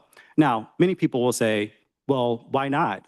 We are in the Pacific Northwest, we have a beautiful campus, et cetera. And as I said in the last presentation, everyone says that. Everyone doesn't say they're in the Pacific Northwest, but everyone says they have a nice campus. Everyone says that everyone's happy at their campus and they have proud alum and et cetera, right? Now, we know it's true here, which might make the difference, but not every prospective student and family necessarily knows that. And so my conversation with Regina, and again, Regina, I'm sorry if you're listening, hopefully you're not, because she did not approve this, is what would you say if we are sitting at a college fair and to my right is the University of Notre Dame and to my left is the University of Pennsylvania and the O is in the middle, and we were all thinking about journalism? Why would we say you should study at the University of Oregon? And then how would we back that up in a way that matters to a student that could also be done in 15 seconds or less, because that's generally the time that you have with 17 to 18-year-olds who are passing by your table. And what she came up with is the UO is the place where you go to tell the truth in ways that matter. I'll say it again because, again, she didn't approve it, but I thought it was great. And that is, UO is where you go to tell the truth in ways that matter. Now, that's something that our recruitment team could put in front of a student, a family, another high school counselor in a way that is compelling to them and does not lead to our having to discuss differences, minute differences between programs, right? We don't have to discuss what is that with respect to a journalism major at the University of Notre Dame or a broadcast or print journalism major at the University of Pennsylvania. And what Dean Lawrence said is that it's played out in the way that we address our curricular review of SOJC. In every major within the undergraduate programs across SOJC, we're thinking about things like brand responsibility and PR. We're thinking about an ethics core that students have to take that is woven throughout all of the courses in their first couple of years of study. That is compelling, and that is what we've been looking for some of our schools and colleges, and so we're well on our way. These are not things that are necessarily going to be bold on their website. These are things that our recruiters can use in a pinch, on a moment's notice, to turn it on a dime and to say, this is why UO is a destination. It's exactly what we need in the space. What we hear from a lot of people is, I recognize the O. They definitely recognize the great work of our athletics teams, particularly football right now. And that is great. That opens the door, that opens a conversation with the student and family, but it has to be bolstered by something else that does not actually put the student in the seat unless they're playing for one of those teams. And so what we are charged with doing on the enrollment side is to say, how can we look at the academic enterprise of the institution and then repackage that in a way that matters to, you know, a 15, 16, 17-year-old and their loved ones and supporters. You can see some other examples here that are things that we would want to think about. Pick your one, and again, we're going to be working with our deans and the schools and colleges to talk about these in our programs. We do have market differentiators, and our market differentiators are things that we're exploring. You all had a tour today of the Knight campus, and I don't know if you had an opportunity to stop by the Brewing Innovation Lab, but I know that the provost and our AVP of admissions and I were able to visit it last week. And that, again, is an example of a market differentiator. If you say, hey, at Oregon, we have brewing innovation, everything else sort of lines up, right? It's Oregon, it's innovative, it's creative. I'm seeing a student smile right now. It's beer. We don't really need to say much else, right, with that program. I was able to talk to our chair, our department head for product design yesterday. By the way, she says, hello, Tim. We don't need to really do much of a sell when we say, we're Oregon, sports product design. Where else would you go? Why else would you go there, right? And so those are some market differentiators. Our struggle with those programs is not that they are programs that we can't sell, it's that they're programs with very limited capacity. And so we're thinking across schools and colleges with the help of the provost and the deans about what are ways that we can collect sort of concentrations, majors, or programs of studies that could collect or harness sort of the power of a UO experience that plays on place. Again, we are proud of where we are. We're in the Pacific Northwest. We're in a place of strong natural resources. We love the environment we're in. We want to protect it. So that's one of the things that we want to think about. We do think about human performance or sports. It's a big part of the UO brand. We don't want to lean out of that in any way, but we want to leverage that in an academic way that makes sense to students who might not be as interested in following every game, but who might certainly be interested in the performance in some other way. We're thinking about things like I told you from SOJC. What are other market differentiators that make sense? Going to a place that teaches you how to tell the truth in ways that matter is a very big deal. You can imagine that's a big deal in international markets where people are thinking about how their political systems are changed based on a version of truth that is more socialized than perhaps others. And so these are the things that our team is working on. I know last time I got specific questions with respect to our recruitment strategy, and I said we will not be releasing the playbook until Dan Lanning releases his. I am standing on that now. I can certainly answer some questions, but I cannot release the playbook in an incredibly competitive market if you will allow. But with that, I'll stand open for questions. Perfect. We have up to 30 minutes. And we don't need to use them all, but we've got time. We want to talk about enrollment, students, critical for us. I'll start. In the applications, you said we're reading all 26,000 applications. Can you share any observations you have from that so far this So period? So we're experiencing a couple of things here, right? One, we know that the complexity of a student's application is one that we have to capture in ways that matter. What you've seen previously in our presentations over the years are things like a GPA, right? We might give you an average grade point average for a student. That's an average of averages doesn't mean a whole lot with respect to the strength of a student's academic preparedness. Things like what we call performance and rigor are things that we would need to look at. And so we're learning a whole lot more that a 2.9, depending on the combination of courses that a student has taken, might be better than, for example, a 3.2. We know that on the front end, what we're uncovering is the detail behind that. What students might be more academically prepared, but not appear to be so on the surface if you're just looking at a flat grade point average.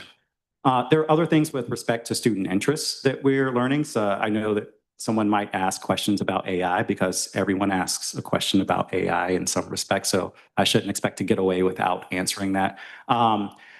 AI used in admissions is a couple of areas I will address.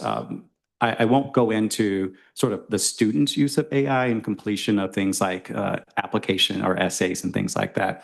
I can tell you how our team is looking at AI, and that's trying to determine which students have high interest in the UO. And that's through a service or a platform that is new to the product, so it's still evolving. Something that we're testing, we haven't deployed it yet in terms of using it to make decisions, but some institutions do, and it's what we call demonstrated interest. They'll say, hey, those students who have demonstrated interest by clicking the links that you've sent them, by making a visit, whether it be virtual or in person, by attending your online programming, those students might have a higher likelihood of attending your institution, and so you know how to direct your yield efforts.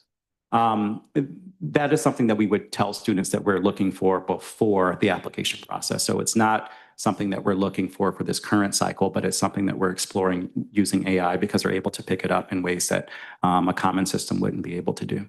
Connie and then Gerard. Thank you. Two things. On this same point, I'm really excited to hear a year from now, 9 months from now, your analysis looking back, having done this. It's an interesting data set. And if you choose to go forward, thinking just over time, like how the kinds of students who choose to apply and how they morph and change over time is pretty interesting. I was curious, and this may be in the I'm not going to talk about it space, so fully appreciate that.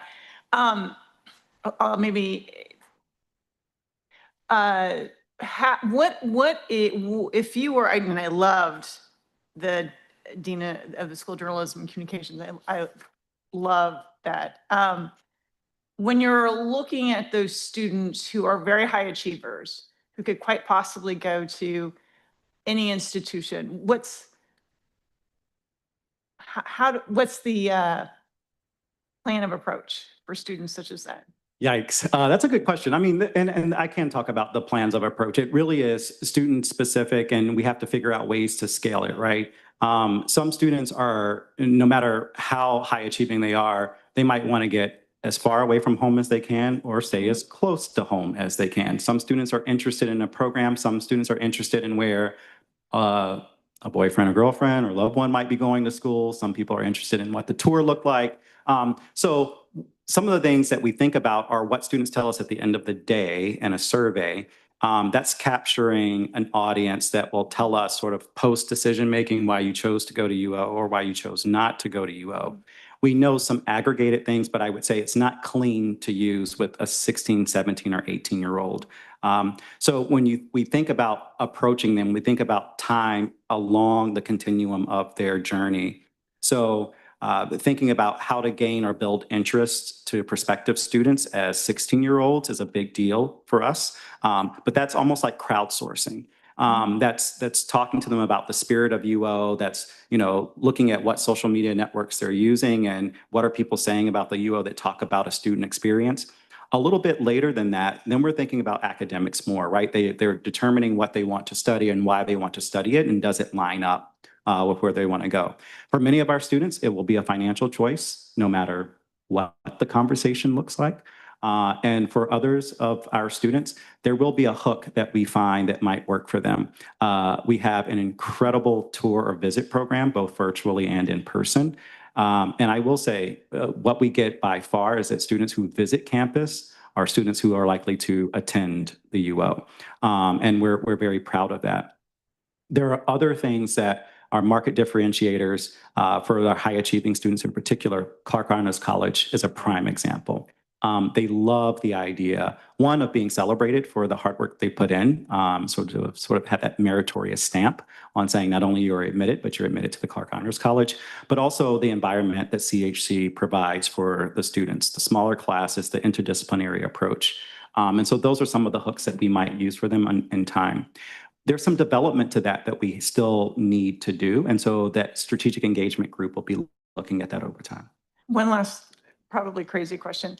Are there students out there that are identified that we recruit like we do folks for the basketball team or the football team or the softball team or the volleyball team? They either identified by the deans or the chairs or in your department that would be really valuable for whatever strategic reason? Yeah, there are students that we look at who we know we want and we go after as best as we can on a one-on-one basis. You can imagine that's not really representative of the full pool. It's representative of a very small number of them. It's a little difficult in the admission space to do it in the same way that one might do for athletics. For athletics, the coach gets to say if you're playing on the team, right? If you're doing a selective admissions process, you don't know that you will actually admit that student until you've looked at all students. And so it's a little different in how we can approach it. It doesn't mean we don't in some ways, but it's a tad different there. Thank you. Thanks. Okay, thank you, Chair. So one of the roles that I take seriously in terms of being a trustee is serving the residents of Oregon. And so I had a question about in-state students versus out-of-state students. And I'm actually really happy that we're getting a lot of in-state students, although I know that financially there's difficulties with that. So in terms of tell the truth in ways that matter, I appreciate that as well. So I guess my request or question is that I want to make sure that I know we want to recruit out-of-state students because financially that's helpful, but I want to make sure that we're not giving preferential treatment to out-of-state students versus in-state students. So if there's a way for us to have an analysis maybe next year where we can pick some metrics where we could look at the percentage of the acceptance percentage between out-of-state students and in-state students, or the difference between the GPAs of out-of-state students between in-state students, or the amount of college credits that out-of-state students have, basically some well-defined metrics where we can compare so that we can make sure we're not giving preferential treatment to out-of-state students. That would be my request. Hopefully that's a reasonable request. Thank you. And so I want to highlight sort of our role as we see it, and that's to enroll the most talented students we can find starting in the state of Oregon. And so our first and last position, of course, is with Oregon First. It's the part of being public. It's a part of being a public flagship. In addition to that, we also have to be, mindful of the complexities of our state and the academic preparedness of students within the state of Oregon. And so there are things that we need to do to ensure that we can continue to attract the highest achieving students within the state of Oregon and the students who demonstrate the most promise to benefit from a UO degree. But we have real concerns with the academic preparation of students within the state as well. And so we have to balance that with saying, what does the full class look like, right? As a faculty member, you're not instructing your Oregon students differently than you're instructing your non-resident students, right? And so that's something that we also have to consider. So if we think about where Oregon falls with academic preparedness right now for 8th graders, which is next to last in the country, then we have to be sensitive to that in the way that we recruit students, because we have an obligation to every student we admit to know that they're academically prepared before they invest their time and their money here. Thank you. Tim? Yeah, well, congratulations. And this is a fascinating presentation. So I got a number of questions, and our chair will just cut me off when he thinks I'm getting too. You're done. Dennis? So you mentioned sitting between Notre Dame and Penn. Who do we really, who's Brand X? When we're sitting, who are our competitors? It depends on the market, but right now the Big Ten really is our competitor. Outside of the Big Ten, we still have some legacy Pac-12. So CU Boulder is a big competitor. University of Arizona is a big competitor. Santa Barbara and San Jose State are big competitors outside of the Big Ten. Okay. And do these messages of differentiation resonate with these students, or is it strictly how much permission am I going to be getting? So for nearly 6,000 of them, we hope it did resonate. But it does resonate with some. But I will say again, students, the decisions that they make, and those decisions are influenced by those around them, parents and others, I will say varies. And you can ask a student why they chose to go to an institution fall of their senior year in high school, and it will be different than in January, February, March, April, May, and then on to when they finally make their commitment. The resonating factors, what we hear, of course, again, are the students who visit campus really love it. So when we survey students, that's the most consistent response that we say that we can bank on. Finances, again, are another, which is not unique to the University of Oregon. It's pretty standard, and you'll hear that, and it's the top reason for many of our peers. And are we positioning our recruiting teams in the proper places in the world? We are, and we have work to do. So we are, as in an action verb. We are positioning them in the right places. So there are some things to think about with respect to how we set up our regional teams. We have a big presence in California, as you can imagine. We have a presence in Colorado. We have a presence in the Northeast and in the South. And there might be over time the need to adjust where exactly those are positioned, and or if we think about regions within the United States, what attention areas we might focus on. And we'll follow sort of some of the trends with respect to academic preparedness of students. In an international space, it is a whole lot more tricky, right? There are the major senders, China and India in particular, whose students have limited, generally speaking, limited interest areas of study outside of their home country. So you're thinking about 3 to 5 majors that they're mostly interested in, which means we have to spread our international market much, much wider to look for students. And we have to do so with consideration, again, of the factors that I mentioned earlier. One, which countries have stable financial markets where the students are able to pay to study outside of their home country, but also what's the English acquisition if it's a non-English speaking country, and then sort of what is their desire to work in the United States post-graduation. That changes. It's becoming a whole lot more fluid than it was historically. Right. And I was actually surprised that we had as many foreign students booked here that for this year that we've had in the past. But that having been said, we had been using a recruiting firm, and I would argue that we'd be better served to have our own recruiters, our employees. So where are we with that strategy? So we're using both. We do have Kaplan Education Group that's helping out with particular markets in an international space. But we also have an international recruitment team that's on the ground. And so Kaplan is not anywhere that we also are not.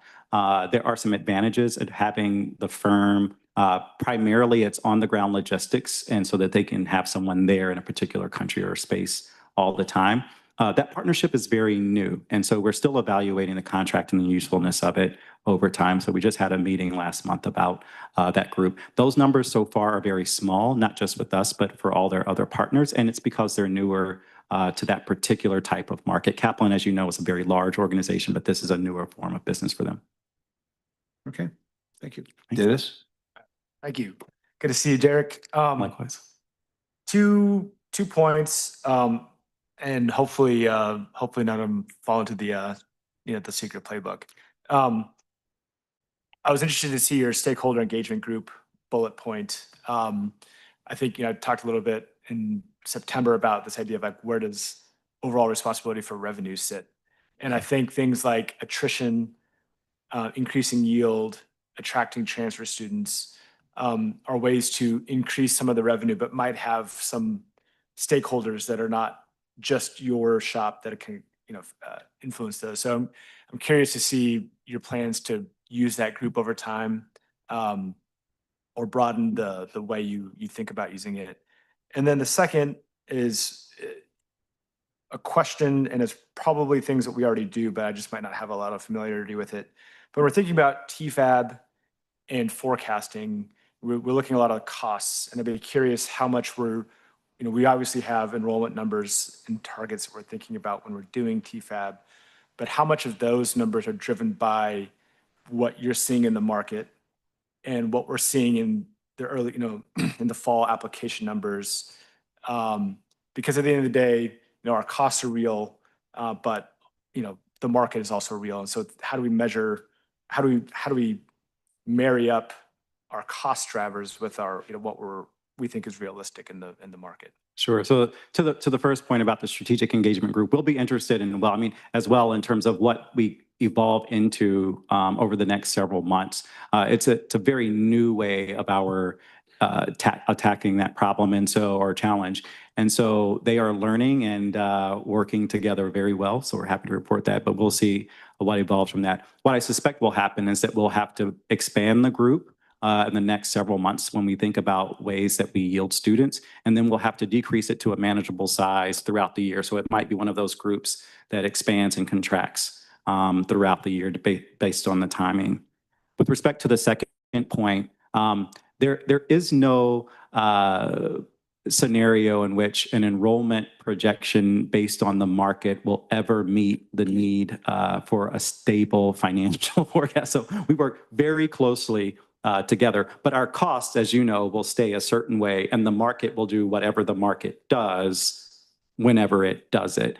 The best we do is to stay in really close contact, of course, with Jamie and her team and Brian. So all of our enrollment projections as we're going throughout the year, we have check-ins to say, is this still the case? Do we still expect to hit this number? And if so, how are we going to get there? And if not, what are we going to do to perhaps shore that up? But it's unlikely that we'd ever, or any institution ever really gets to the place where you can determine a market. I will say that is more true now than it has been in the past, with the exception of maybe COVID, that, just big sweeps in the market are making changes.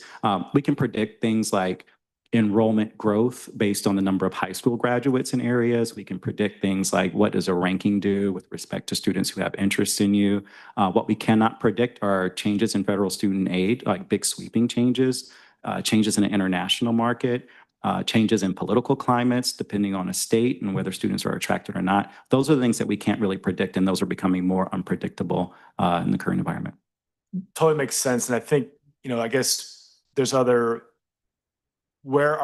if there are ways, or can we think about ways that we might be able to do some of that prediction? So for example, can we see any sort of correlation between percentage of tuition increase and, any impact on non-resident enrollment, for example? Yeah. Or the yield rate in terms of, current as of December X, what's our total applications yield rate? Do we do that kind of pipeline? Yes, so we do that. Perfect, but to be sort of directionally, yeah, we do those projections with our team and Jamie and Brian and the rest of the team, and including things like tuition elasticity, and that's something that the TFAB group talks about as well. So prior to that tuition setting, or tuition and fee setting, we look at things like that, of what we project price elasticity to be given our market areas. And then also just steady state, right? If things do not change, what do we project yield to be for the following year based on the application numbers? And then we get more granular. What is the yield based on a student's profile, or what we call persona, which might include grade point average, academic interest, a combination of factors. Talik? Derek, great to see you. I was just wondering, I don't know if this is a question for you or Jamie, but compared to other flagship public institutions, where does our tuition fall? I know in talking to students, like you said, proximity, either being further from home or closer to home, is a big factor to choosing where you're going, but also finances play a significant part in that. And I just wanted to know where our Sure, I won't jump in front of TFAB, but I'll let Jamie take it. Oh. Now I can get on.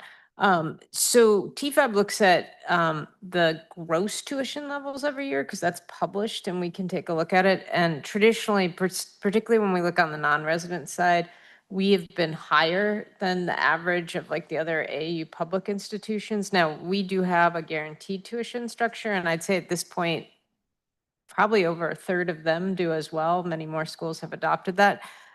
The last couple of years, I feel like our increases have been lower than the average of the AU. So we've started to come a little bit back down, but that is just gross tuition. And part of what Derek's team is having to deal with is a lot of those schools are able to put a lot of money into scholarship programs.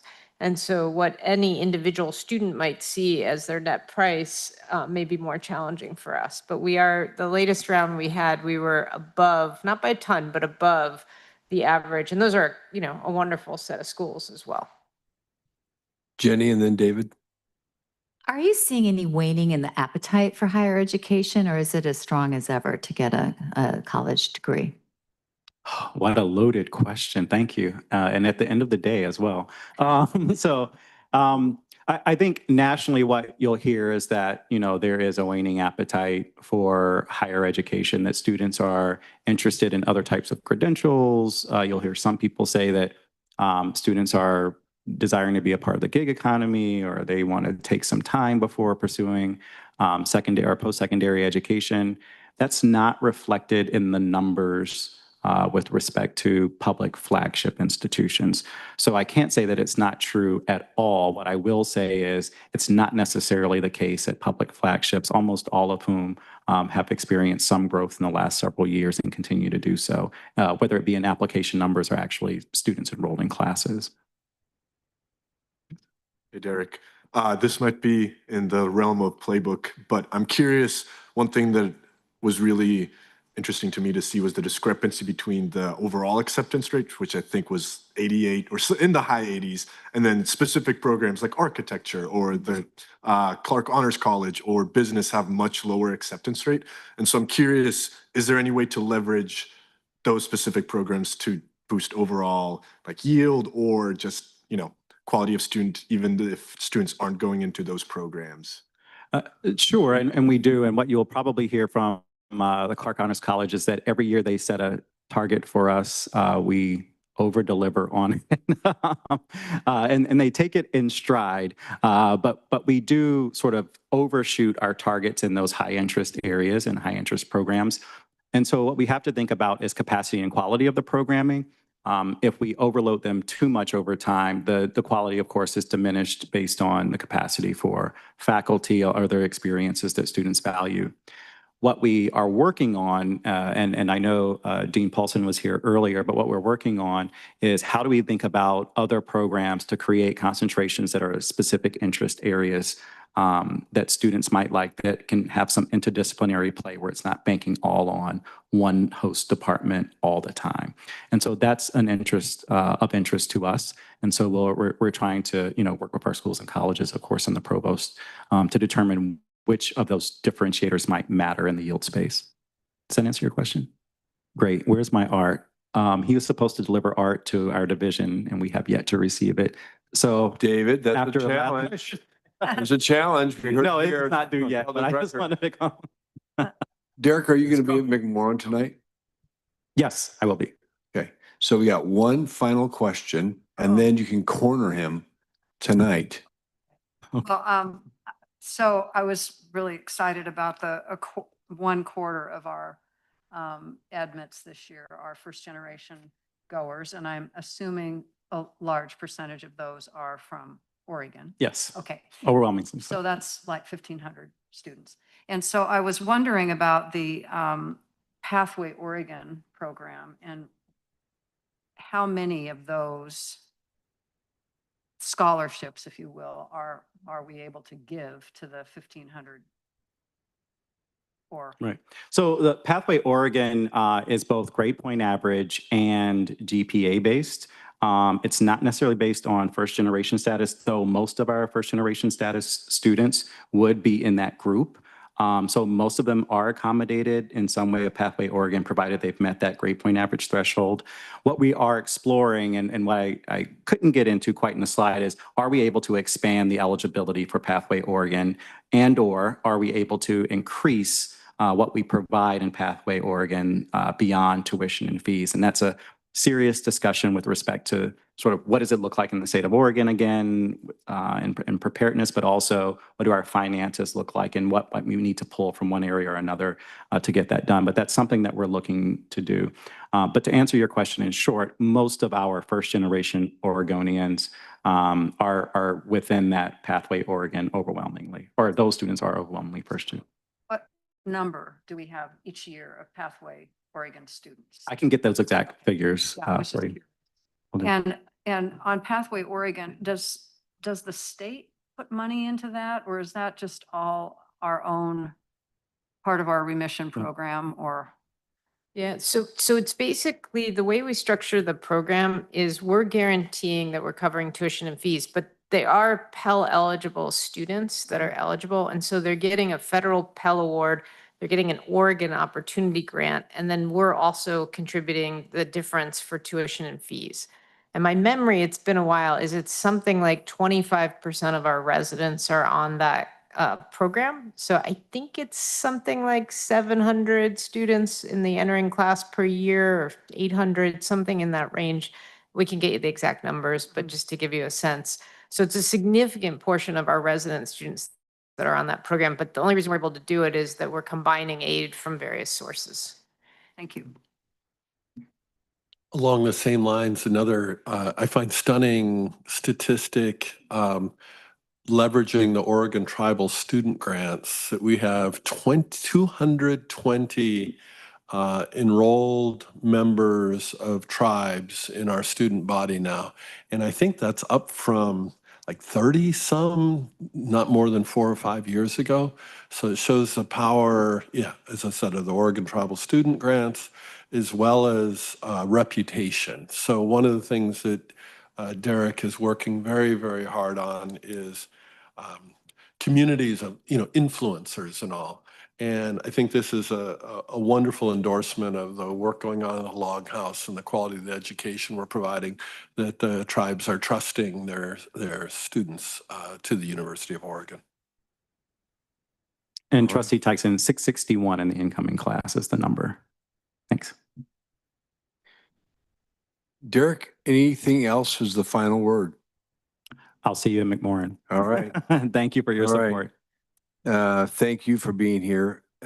Cody, give us the story of what we're doing right after we end this session.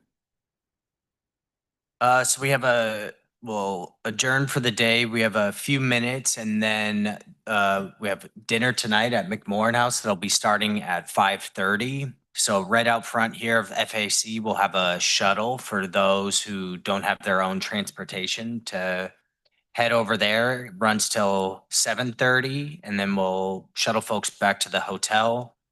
And then we start at 8 a.m. tomorrow on the 4th floor up here with breakfast with ASUO leadership. Is parking obvious when we get over there? I don't think I would use the term obvious, but there is. At McMorran, you're talking about? Yeah. Yeah. There, Yeah, parking's tough. Yes. Get there fast. Go right out the door and go. And then you'll get a parking spot. How Yeah. about luggage? We can leave it in the van probably, can't we? Yeah. Take our, Yeah. we'll leave our luggage in the van. Or, oh, sorry, what? And, Okay. Leave the luggage here and you're getting it over to the hotel for us? Or we?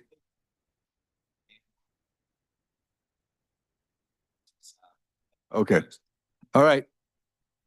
Adjourned.